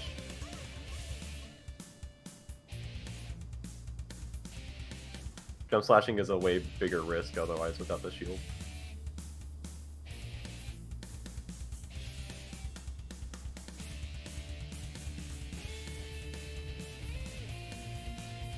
Oh yeah, so Ozer doesn't have any Deku sticks. I'm pretty sure there's a Deku who sells them to you for like a trivial amount of money. He doesn't have a shield though. Oh, yeah, that's the point. Yeah, that's gonna make it harder. Oh, you could Deku nut them? Okay, I actually didn't know that. Well, okay. Piece 15 rupees. One piece for 15 rupees. Wow, these scrubs are way less of racial stereotypes in this game. They definitely retooled their design for Majora's Mask. I mean, Majora's Mask, they all own land. Or have, you know, the big tribal thing going on. I'm not sure which stereotype. The business scrubs. Like, yeah, they look they definitely look different in Majora's Mask. I don't remember that. I thought they looked pretty same. Well, luckily I can check because I have The Legend of Zelda Arts and Artifacts sitting right next to me. I have all 3 of the books just on my shelf over there. I had never opened them until today because these were Christmas gifts to my sister, so they've been in her room.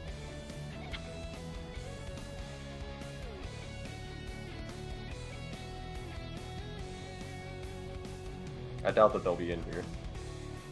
Under the Ocarina of Time section. They'll probably be in there in the Majora's Mask section.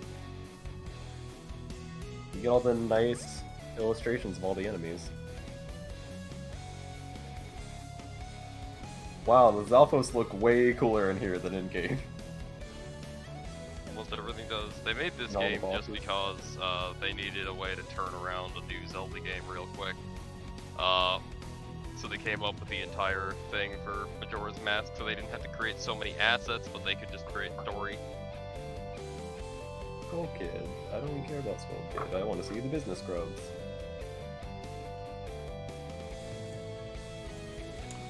I like what Snowdozer's doing here. I think we saw Maurice try to do this too. But no, it's a different kind of fire. Wow, they don't have the business scrubs in Arts and Artifacts. Mighty Metric Batman, it wouldn't really help you anyways because you fight these Dodongos differently. These Dodongos are vulnerable. You have to stab them in the tail. And I think Snowdozer was not quite at the right angle for it, kept hitting them in the front, and the game figured, no, that's close enough, you're good.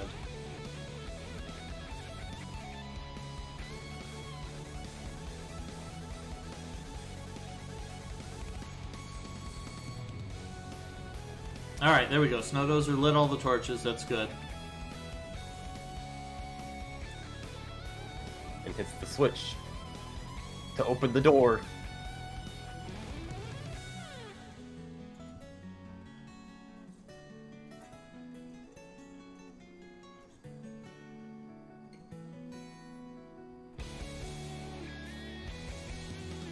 I don't know why he's bothering with the BMOs, to be honest. You just kind of go over to the other side. Just shoot lasers at you. No, I mean, on the same side of the dungeon he's trying to go to. I mean, it might be one of those hoping that you get some items out of them. But yeah, I mean, a lot of these enemies in this game you can just ignore entirely. Just run on by them. Who cares? And for the most part, that's what the players have been doing.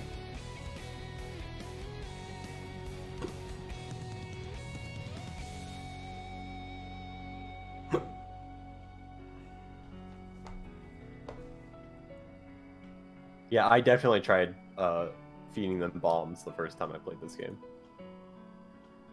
Because I'd played a little bit of Zelda 1. I don't remember where. I don't remember how I played Zelda 1, because this is before I owned it on Virtual Console. And when I had it on Virtual Console, I couldn't get through, like, any of it. It's not an easy game. Yeah, it's not. I got through it recently. I beat it for the first time pretty recently.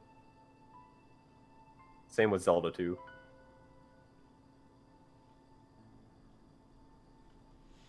There we go. Snowdozer figuring out this bomb puzzle pretty quickly. It's a big staircase. That'll get them to the second floor. I would say that playing this game before Majora's Mask is pretty required. Because of one particular thing that they just tell you, and they don't really expect, like, they don't give you the answer if you haven't played it before. Yeah, what are you gonna spoil for us now? I'm not spoiling anything. I'm just saying that, like, you know, you have I wonder to if do Snowdozer had noticed that he could open the chest, actually. The A button said open.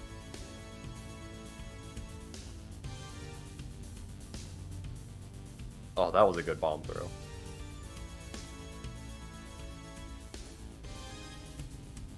Yeah, but that just wakes up the statue. You have to damage it while it's in the awake state.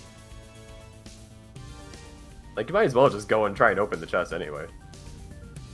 Oh, you do have to kill it, but I would just try to open the chest anyway.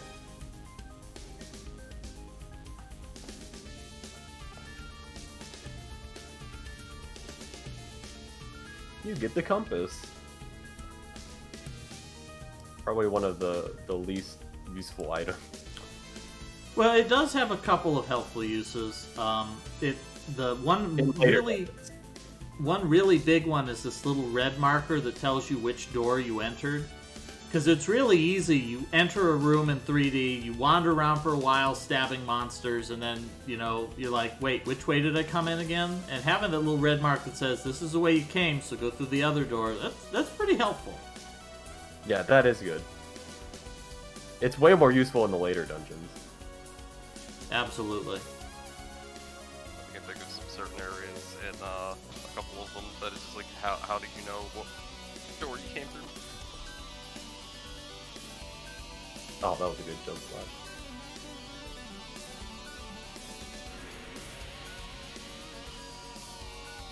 There's nothing up there, just the gold sculpture.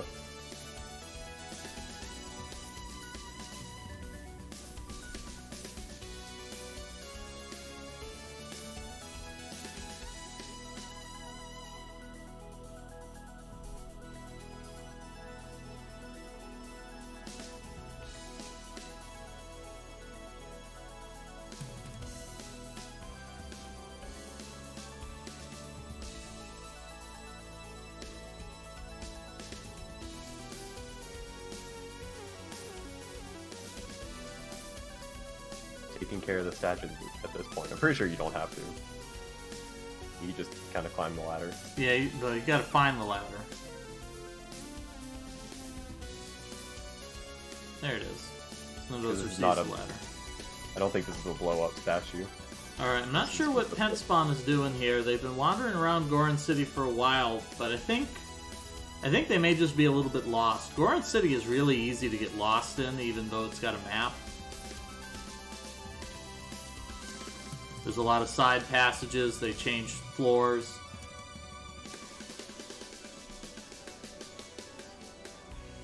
But they need to go down to the lowest floor, and then they need to start playing some music.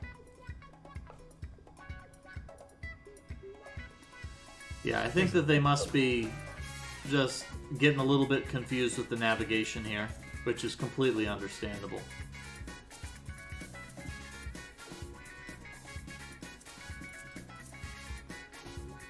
They might even be trying to cross these ropes to get to that part of the Goron City that's behind the rocks, which that's going to be incredibly difficult for them. Number one, that's incredibly difficult, period. Number two, it's even more difficult when you're trying to do it with your analog sticks reversed. And on keyboard. Yep. Hey, you know there's a button in BizHawk to orient them in the correct direction. I mean, once you've gotten this far, I think that they might be afraid that if they reverse the controls, then they'll just be back to where they started the race. Yeah, it seems like they're trying to get to the part of the city that they can't reach because they have to cross these ropes. This is going to be miserable, and it's going to be heartbreaking because there's nothing of value there.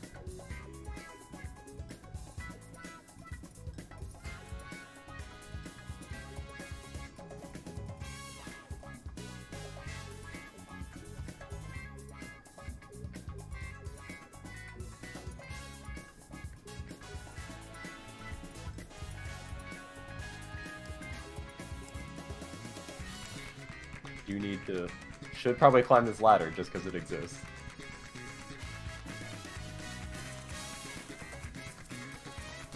Good idea to interact with things that exist.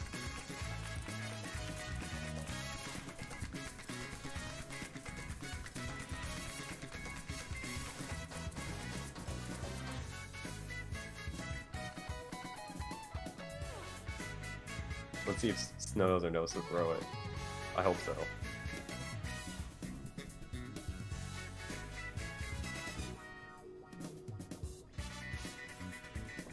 Oh, he tried to go for the easy version of throw, where you throw it as it's blowing up. That's not the fun version. Oh, got it though. Okay, that was a really late toss. Oh, it's not late if it makes it. See, look how much easier that is than trying to land it. Yeah, but that's not cool. You're not cool. To be fair, I'm pretty sure I didn't even do it with a bomb flower. I'm pretty sure I did it with a bomb chew. Which is so much easier, all you have to do is hit it! Well, you can't do it from there. You can't just hit it from there. It's actually, you just have to know where to throw it. The OOT ROM hack I played at one point had a puzzle room where you had to figure out. It had a bunch of like terrain you couldn't see on the ground and a bunch of like hexagon-shaped pillars. And you just had to throw the bomb in it facing a specific direction. The bomb would wind up in a random location. It might blow up on the thing you explode. Yeah, Bombchu moving randomly around in terrain, that's definitely a good thing. Another thing that would really help Penspawn here is if they lined up and then they hit Z to aim the camera. Or if they talk to anyone. Yeah.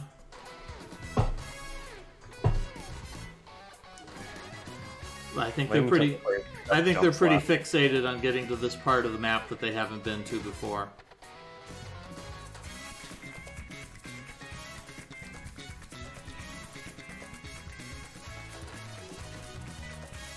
In fact, oh, I didn't even notice that the manual actually tells you that the jump slash is twice as powerful as normal. This is why you read the manual, folks. Alright, looks like they're gonna try going on this other rope. I'm pretty sure, if I remember correctly, the Wii Sports manual actually told you a hint to get strikes in bowling, and that's how I was always so good at it as a kid. What is the Wii Sports hint to get strikes in bowling? There's like a specific like part where you throw the ball, and if you throw it straight, it'll if you throw it mostly straight, it'll slightly curve to the left, and it'll hit like a very good section of pins. It's in the manual. I'm pretty sure it's in the manual. I don't know how else I would have figured out about it.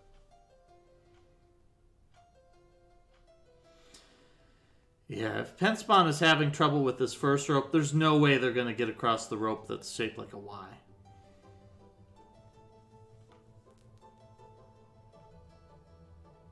Yeah, I feel like the players are not using Z to orient their camera nearly enough. No. Although, to be fair, it's the way the N64 controller is oriented makes it a lot more convenient to do. Here, if the Z button is in some obscure part of their controller, you know, they've shunted it off to the X button on their Xbox pad or something like that. It's a lot less likely that you're going to think, oh, this is something that I should periodically tap. Penspawn shooting this mysterious statue that looks important. Definitely a bad idea. Would bind Z to like the most accessible button on your controller in this game, because it's so useful.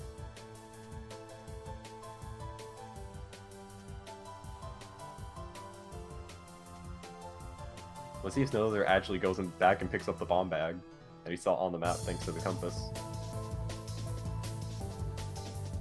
Uh-oh. Not going back to pick up the bomb bag. That's kind of important. I think this is the latest you get a dungeon item in a dungeon.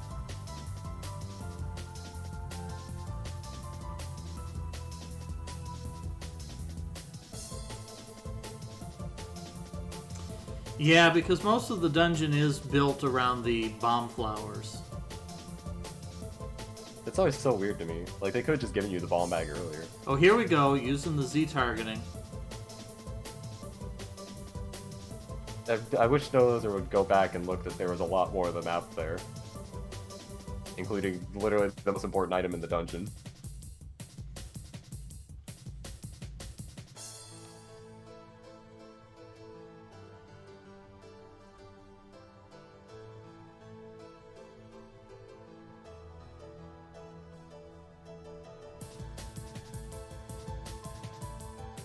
Especially because you expect something kind of big to be here, because this is kind of a checkpoint area.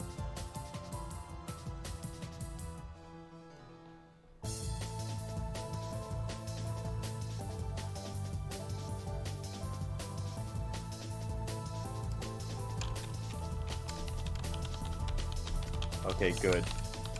So I'm on top of the platform, but you don't go back down. You go back and pick up the item that you didn't get. I missed it. Did he not pick up the bomb bag? Nope. He walked right past blow it. that up? He walked right past it. Oh no. It was even visible on screen. I think he understands that you're supposed to use bombs because you pick up the bomb flowers.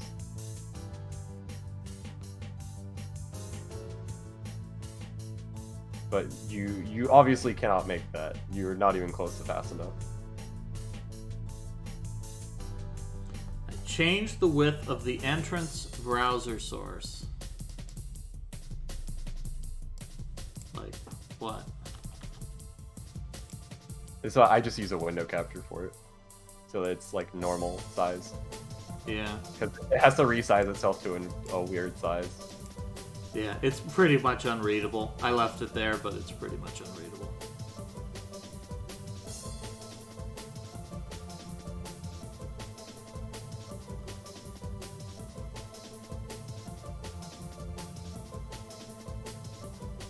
Hey, if you'd like to know the entrance times in this, thanks to me also updating my sheet, you can check out. If anybody wants to see the sheet where I've been cataloging these races, you're welcome to see it. Which reminds me, I need to add indie filters time.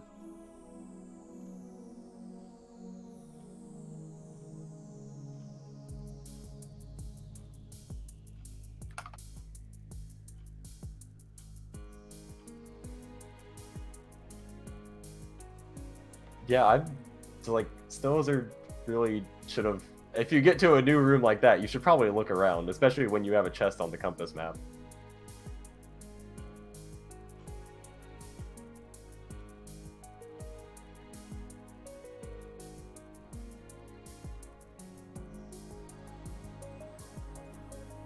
Go get choose. Where are the nearest source of choose, TPC?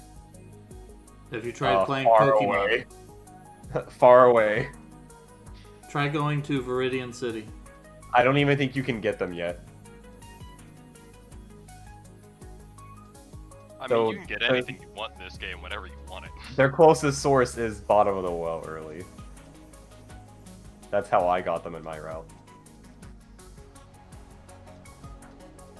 You just did that to kill the Beamos?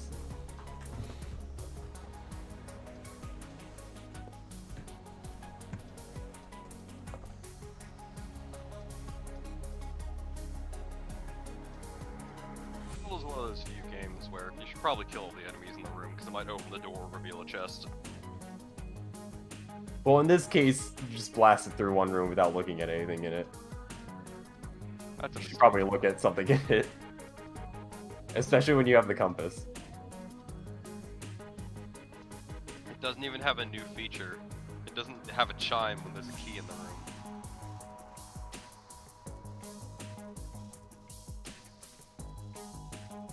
That feature won't return for basically exactly one Zelda game.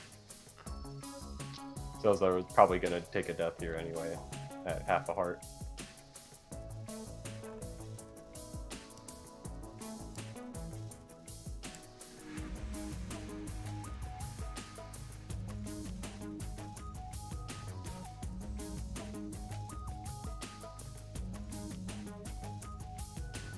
Jimmy playing Zelda's Lullaby. Playing the right song. Opening a door. As Meadow does take the death, but it's not going to make a big difference. You can just go straight back up to floor 2. It requires them to be attempting to go to floor 2. They should. There's nothing on floor 1, please. You even have a map. You can look at the map in the pause menu.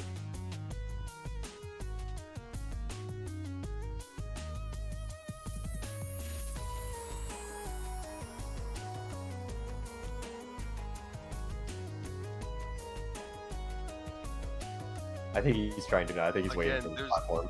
There's only one Zelda puzzle, or Zelda game I can think of, that has it brings you to a room before, like it brings you to an area where there's seemingly nothing, but if you use, your hint system, it will just tell you, hey, look at this thing, if only you had something to do that, and like it loudly yells at you about those things. This corridor is all twisty. That's my favorite quote for this game.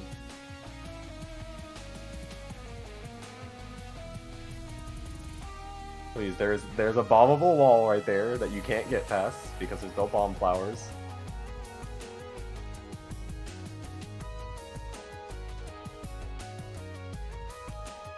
He should check his map.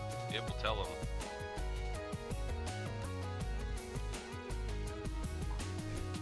Alright, Penspawn has found out that you can play your Ocarina and it brings up the staff. But not the right song. He starts to dance, but it's the wrong dance. I never tried that. I've never tried playing the wrong song for him. I wonder what happens if you play other songs. Probably the same thing. Yeah, it probably is. I would love to, I don't know, play some song you get really late in the game.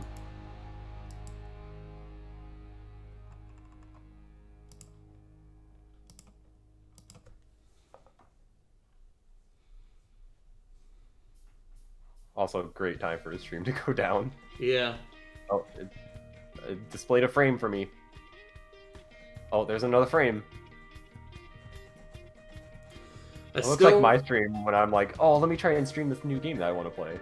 And then it does this. I remember, I think it might have been Reject Tournament, where we did a race with Saiho in it. I want to play, they were playing like an NES Shinobi bootleg. And his stream went to crap to the point where I was getting 1 out of 200 frames. Probably less than that. And so basically it was radio commentary because they couldn't see anything on the restream.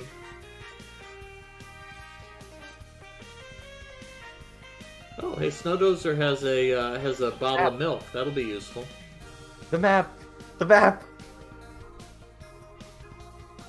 There's a whole second floor! With a chest you didn't open!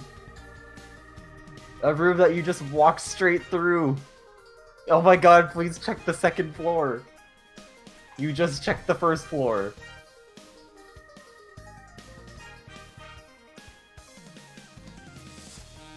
I see a mouse moving. Okay, I think I just clicked on the window or something. You are correct, Andy. He walked past the bomb bag. Yeah, he went to the room that had the bomb bag and just walked straight forward.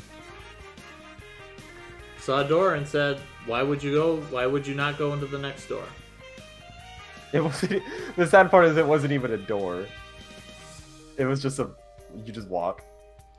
Jimmy has the Goron bracelet.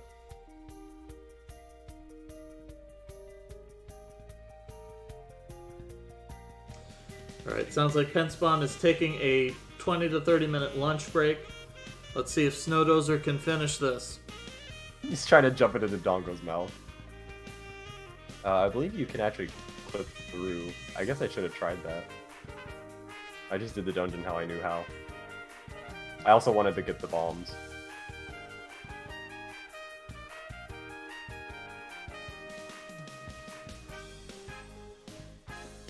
I also don't know why you would go here when there's this obvious bridge over top of them that you could go through. With a chest at the end of it. Yeah. Please check the map. You checked the first floor, but not the second, which is like the worst part. Yeah, I mean, there. It's on your map. There's a box. Why don't you open that box? Go open that box, Snowdozer. Well, you can't open that one. That one's behind a bombable wall. Okay, Yeah, I think it's just a blue. I think it's just a blue ruby. A bloopy. Yeah, a bloopy. I think they should rename them to that. I think that's what they call the rabbits in Breath of the Wild. Alright. See, here we go. It's on top of the bridge. Oh, I see. Yeah, he needs a bomb to get through there.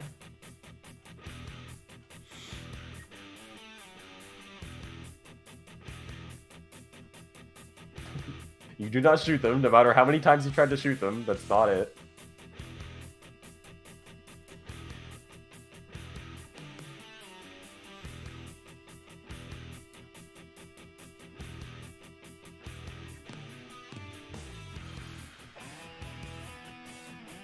And that was the last slingshot pellet. I have a feeling Snowdozer probably hasn't played many Zelda games.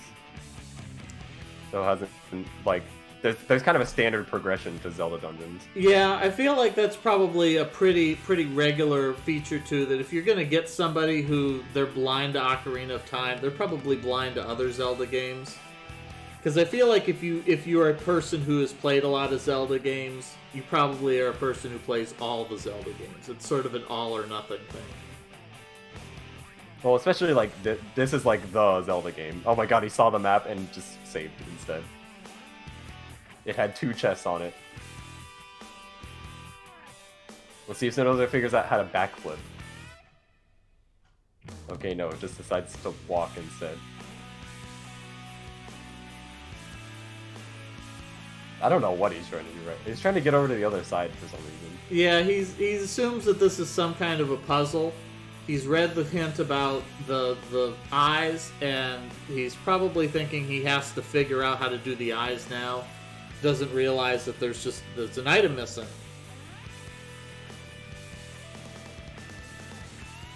Okay, he's gonna travel back through the other rooms. Yeah, I mean, what else are you gonna do other than just retrace your steps and see did you miss something? Or just go anyway. Okay.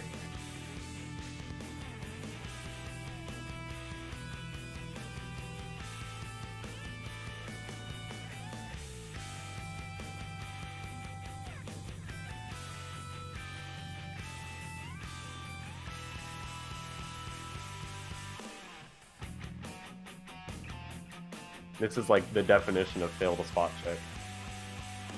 It makes me so sad. But I'm sure Snowdozer will get it. Rolled a natural 1 on perception. What does this business grub sell you? A deck. Oh, he sells you a Deku shield. Okay. Oh, that's kinda nice. Though needs to be cautious because if he burns this one up, then he's down 50 rupees and right back where he started. I would actually take an intentional death right here. If I was Snowdozer. Yeah, might as well get your hearts back. You know that there's like no consequence for it, basically.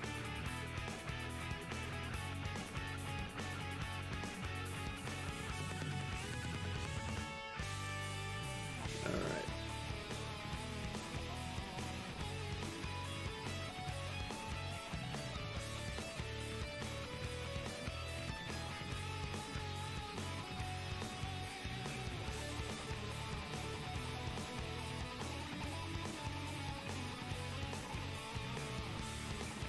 Okay, I think he's taking the time to try and get more hearts now, which is also not a bad idea.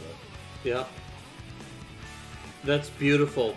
Like, just putting Zelda in as your name on Zelda 1, just because you thought that sounded like a good name.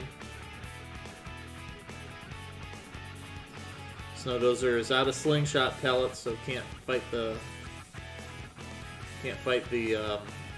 Skulltulas.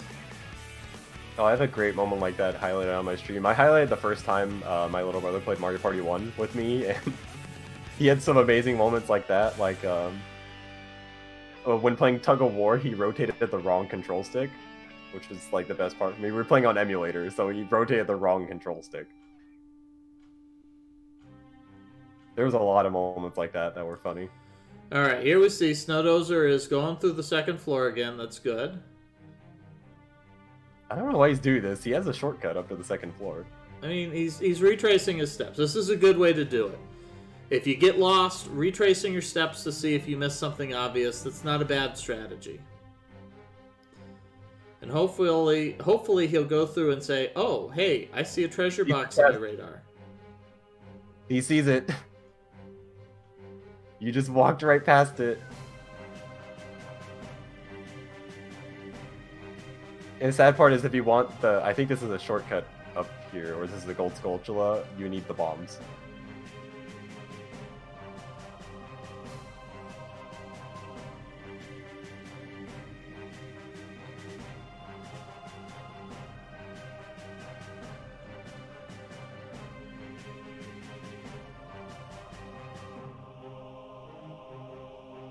Now that he knows where the treasure chest is, this is when I would open the map and see if there's a better way to get to it.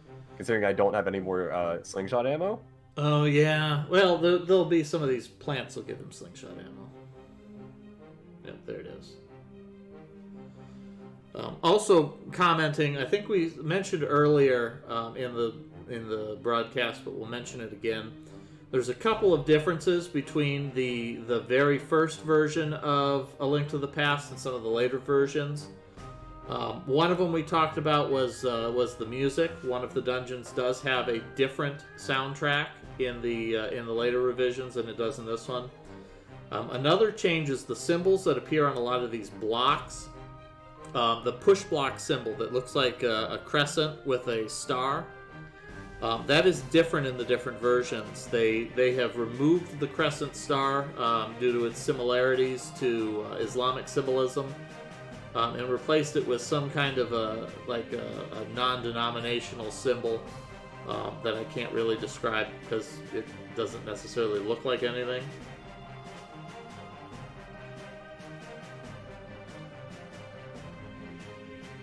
So that's another change that they made. All right, so you got to jump across. Yeah, the chest. Got to be absolutely careful to line this up. I can't wait until he goes through the next room and realizes that he was there the whole time. So it's no functional differences, but we may see some different music and graphics for some of the players. There it is. Yeah, definitely not for a casual run. Yeah, that is a big chunk of tangible progress right there. I can't wait until he realizes that he was literally right next to it the whole time.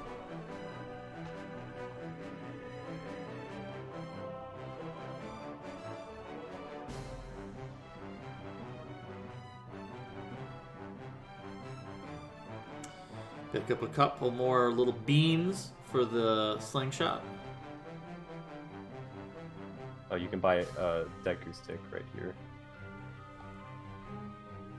I think these guys only sell Deku sticks.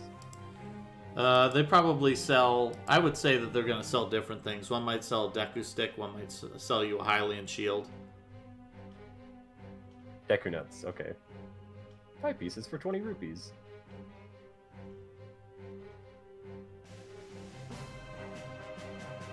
Yeah, Rev B is version 1.2. It will not make a difference casually. Frankly, I don't even remember what the differences are between 1.1 and 1.2. I just know 100% runs use 1.0 for a very stupid glitch. Let's see, version differences. That's exactly what I was looking up.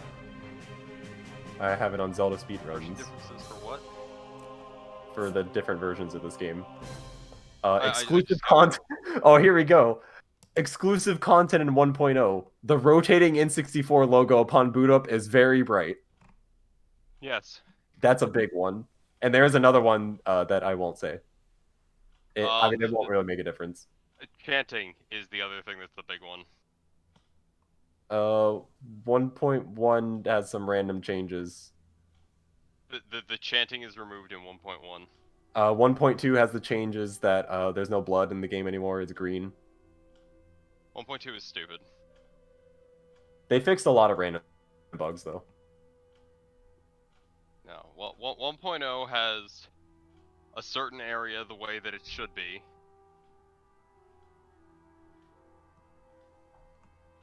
And Pretty much all speedruns do use 1.0. Yes, Anna said. Some categories use 1.0 because you can get bomb shoes early using a glitch called blank A, and that only works on N64 1.0. And 100% uses it for another glitch later. fastest version is JVC for most things, isn't it? Well, yes. Well, no, that's just for like any percent, and I think MST now. Other than that, they both. Is the J version only 1.0 or is that 1.1? No. VC, it's 1.2. Okay. Huh, So actually, a lot of speedruns do use 1.2 because they use Virtual Console. But the blood is green or red in those, I thought. No, it's not. It's green in 1.2. All of the North America N64 cartridges had red blood. It was the PAL version, I think, is the first one that had the green blood. Yeah, 3D. Yeah, the PAL versions are different than the NTSC versions. They're numbered differently. NTSC Gold cartridges are almost always 1.0, but 1.1s are known to exist, apparently. I haven't checked mine. The gold one, I know mine's 1.0 because of a specific thing that's in it. Yeah, you can also check the version number on them. Well, there's a part in the game where if you have something that looks a certain way, you know which one it is. The GameCube version has a few differences because there's weird stuff. Just because it's an emulator.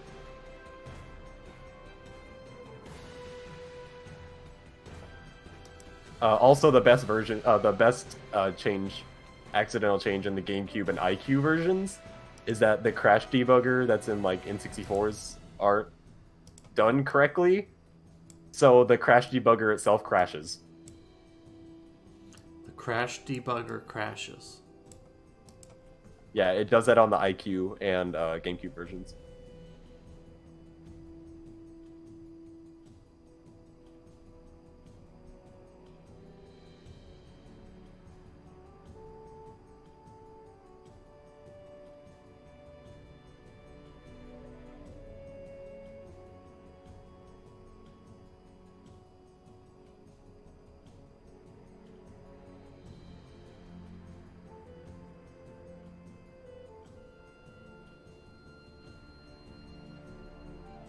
So those are into the later part of the Dongle now. Very little left to go until the boss. Just some block pushing. It's probably one of the easiest bosses as well.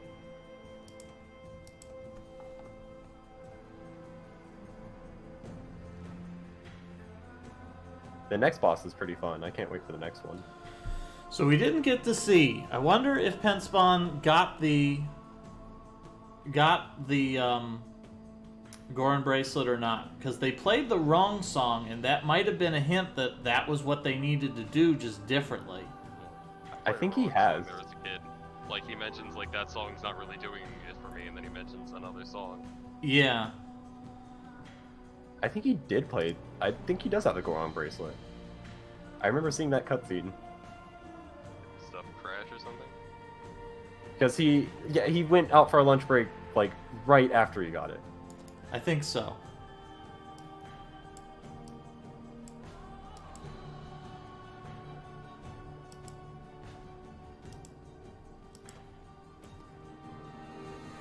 Yeah, you can also see it on the wrist, I think. Good. Alright, so now they just need to head back outside and head to the Dongo's Cavern. Wow, Snows are skipping all the block pushing. Thank you. You just have to push this one block. Which I actually skipped when I played this.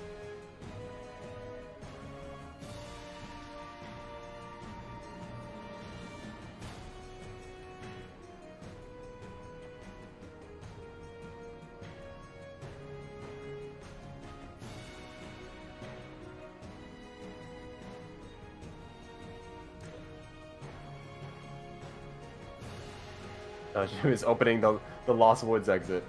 Or not, okay, decides to throw the bomb instead. Might be going for pot percent. No, pop percent would already be over. But he has to know how to do the Ocarina items glitch.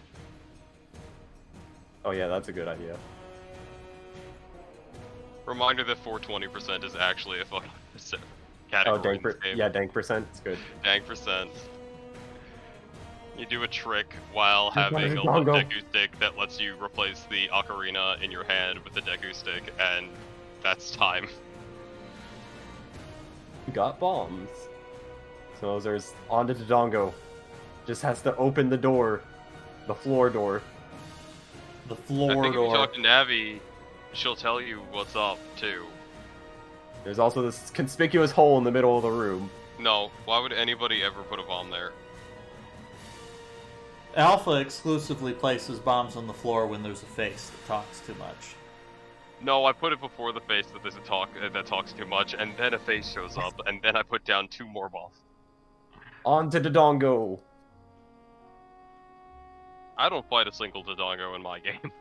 I have not learned how... Apparently, I learned while looking this up, you can actually do this fight with just bomb chews, but it's really, really hard. I really want to learn how to do it now. It seems like a fun bingo trick. Like if you're doing a bingo route that doesn't get bombed. It's helpful in rando because it makes this fight mean you don't need bomb bag or strength. Yeah, but it's ridiculously hard, apparently. You have to do like a really complicated hover just to get up there.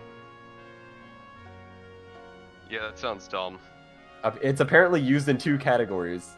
Child dungeons and MST low percent. Yeah, because you would need... That sounds bombs fun. are required.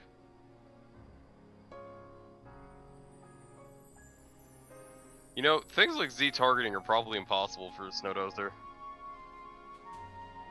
Using toggle Z targeting isn't too bad because they'll just hit toggle on and.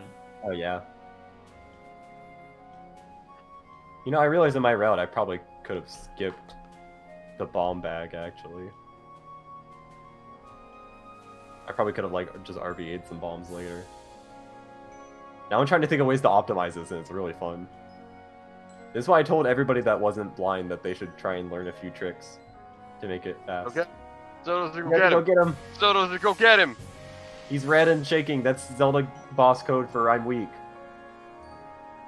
That's like any game code Oh, for I'm Pence weak. is going down the mountain. This is not the way they want to go. Oh yeah, I guess it is Mario game as well. Mario game is I'm stomping around red and angry. That means that I'm weak.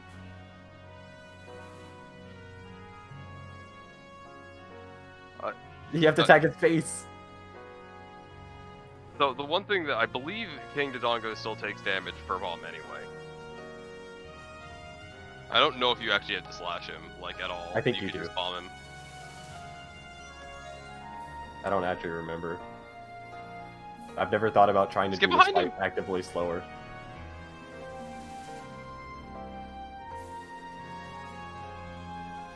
I think as a kid, I only drop bombs at him. Just like the very, very first time I did it, because it was just like, I know Dodongos, you throw bombs in their mouth from Zelda 1.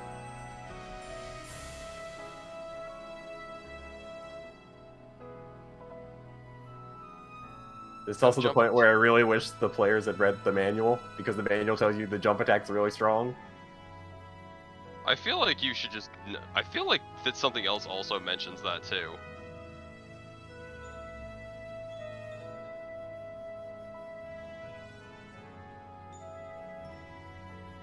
Snowdozer, I think, has one more hit left to go. But Snowdozer also has some milk. If he just chugged down a little bit of milk.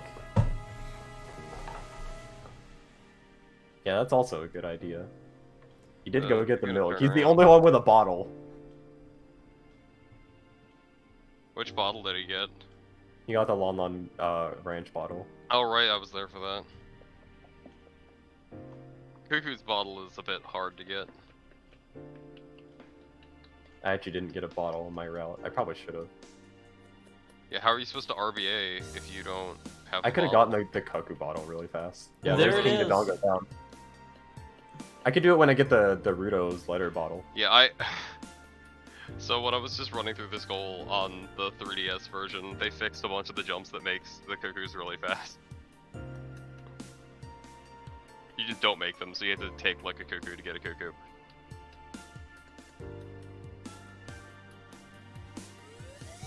Jimmy, I think, is missing the throw now.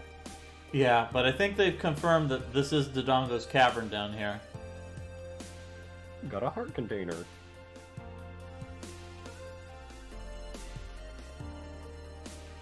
I don't think people are realizing that you have to be moving to throw something. There we go. So there was the throw. Wrong direction, but there's the throw.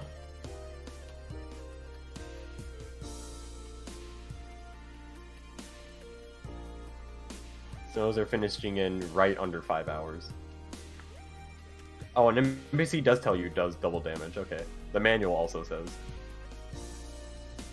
I think the game is lagging for Jimmy. I don't know. It almost looks like he's playing the PAL version with how the roll looks. He has commented a few times that things, lag spikes that disrupted his game. He did say he was upscaling the game as well, so you could just not do that.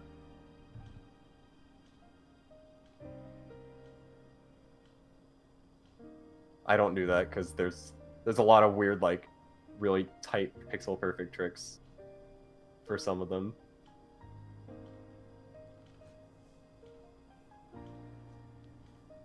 So I didn't actually do, when I did this, when I did my route for this, I actually didn't use MU. I used my console that's sitting right there. I used that first and then I went on MU because I realized I couldn't play the Japanese version. All right, we're gonna go ahead. Snowdozer has finished up here with an SRL time of 4 hours, 58 minutes, and 18 seconds. So coming in just under 5 hours for this goal. Penspawn, unfortunately, still has one more dungeon to go through, and unfortunately, I've run out of time here. So we're gonna go ahead and we're gonna raid Penspawn as soon as we're done. But just a couple of comments here. Of course, we've got our Jolly Mania tournament is still in the progress. We're approaching the top 6 for that one. I believe is going to be the final match. So that is definitely something for you folks to look out for. I'm sure that some information about the top 6 will be put on the Discord at some point, so that you'll know when to check that out. It's on the 26th. That'll be on the 26th. So that'll be the day. Who planned that for the day after Christmas? I don't know. It's either 26 or 27. It's one of those. All right. Well, at any rate, we'll be. What'd you say, Alpha? Why day after Christmas though? I don't know. So at any rate, we've got that coming up. Of course, we have a new tournament that is in the works. We have a Reject Tournament 2 coming up. You may remember our Reject Tournament 1, in which we play games that were selected for Mystery Tournament, but were unfortunately were not acceptable for various reasons. Either they were poor goals, they were unreasonable games, something was just wacky, unfun. Don't know what it is, but that is those games have been collected, they've been put together, and those are the games that we can play in the Reject Tournament. So we will be able to enjoy the ludicrous nature of playing a bunch of games that are really poorly constructed for races. And then, of course, we have all sorts of other events going on. If you have a game that you would like to play, feel free to bring it up in the Discord. We'll certainly find somebody who is blind to that game, who has never played it before, and they would be happy to play along with you. So thank you very much, TPC, for joining us for this broadcast. You're welcome. Thank you to Alpha as well. Yeah, Alpha jumping in to help us out here at the end. And we're going to go ahead and we're going to raid Penspun, and we're going to give them some warm encouragement to finish this out, because they are very close to the end now. They've just got one more dungeon to complete. So thank you everybody for joining us today. We hope you will join us here again on the Mystery Funhouse very soon, when we have some more exciting races for you. It's always a mystery what game we'll be playing, but if you join us, you'll get to find out what that game is. So thank you, everybody. I hope you have a good evening, and have a good Christmas holiday as well. That's coming up just as soon as next week. So everybody, have a good night.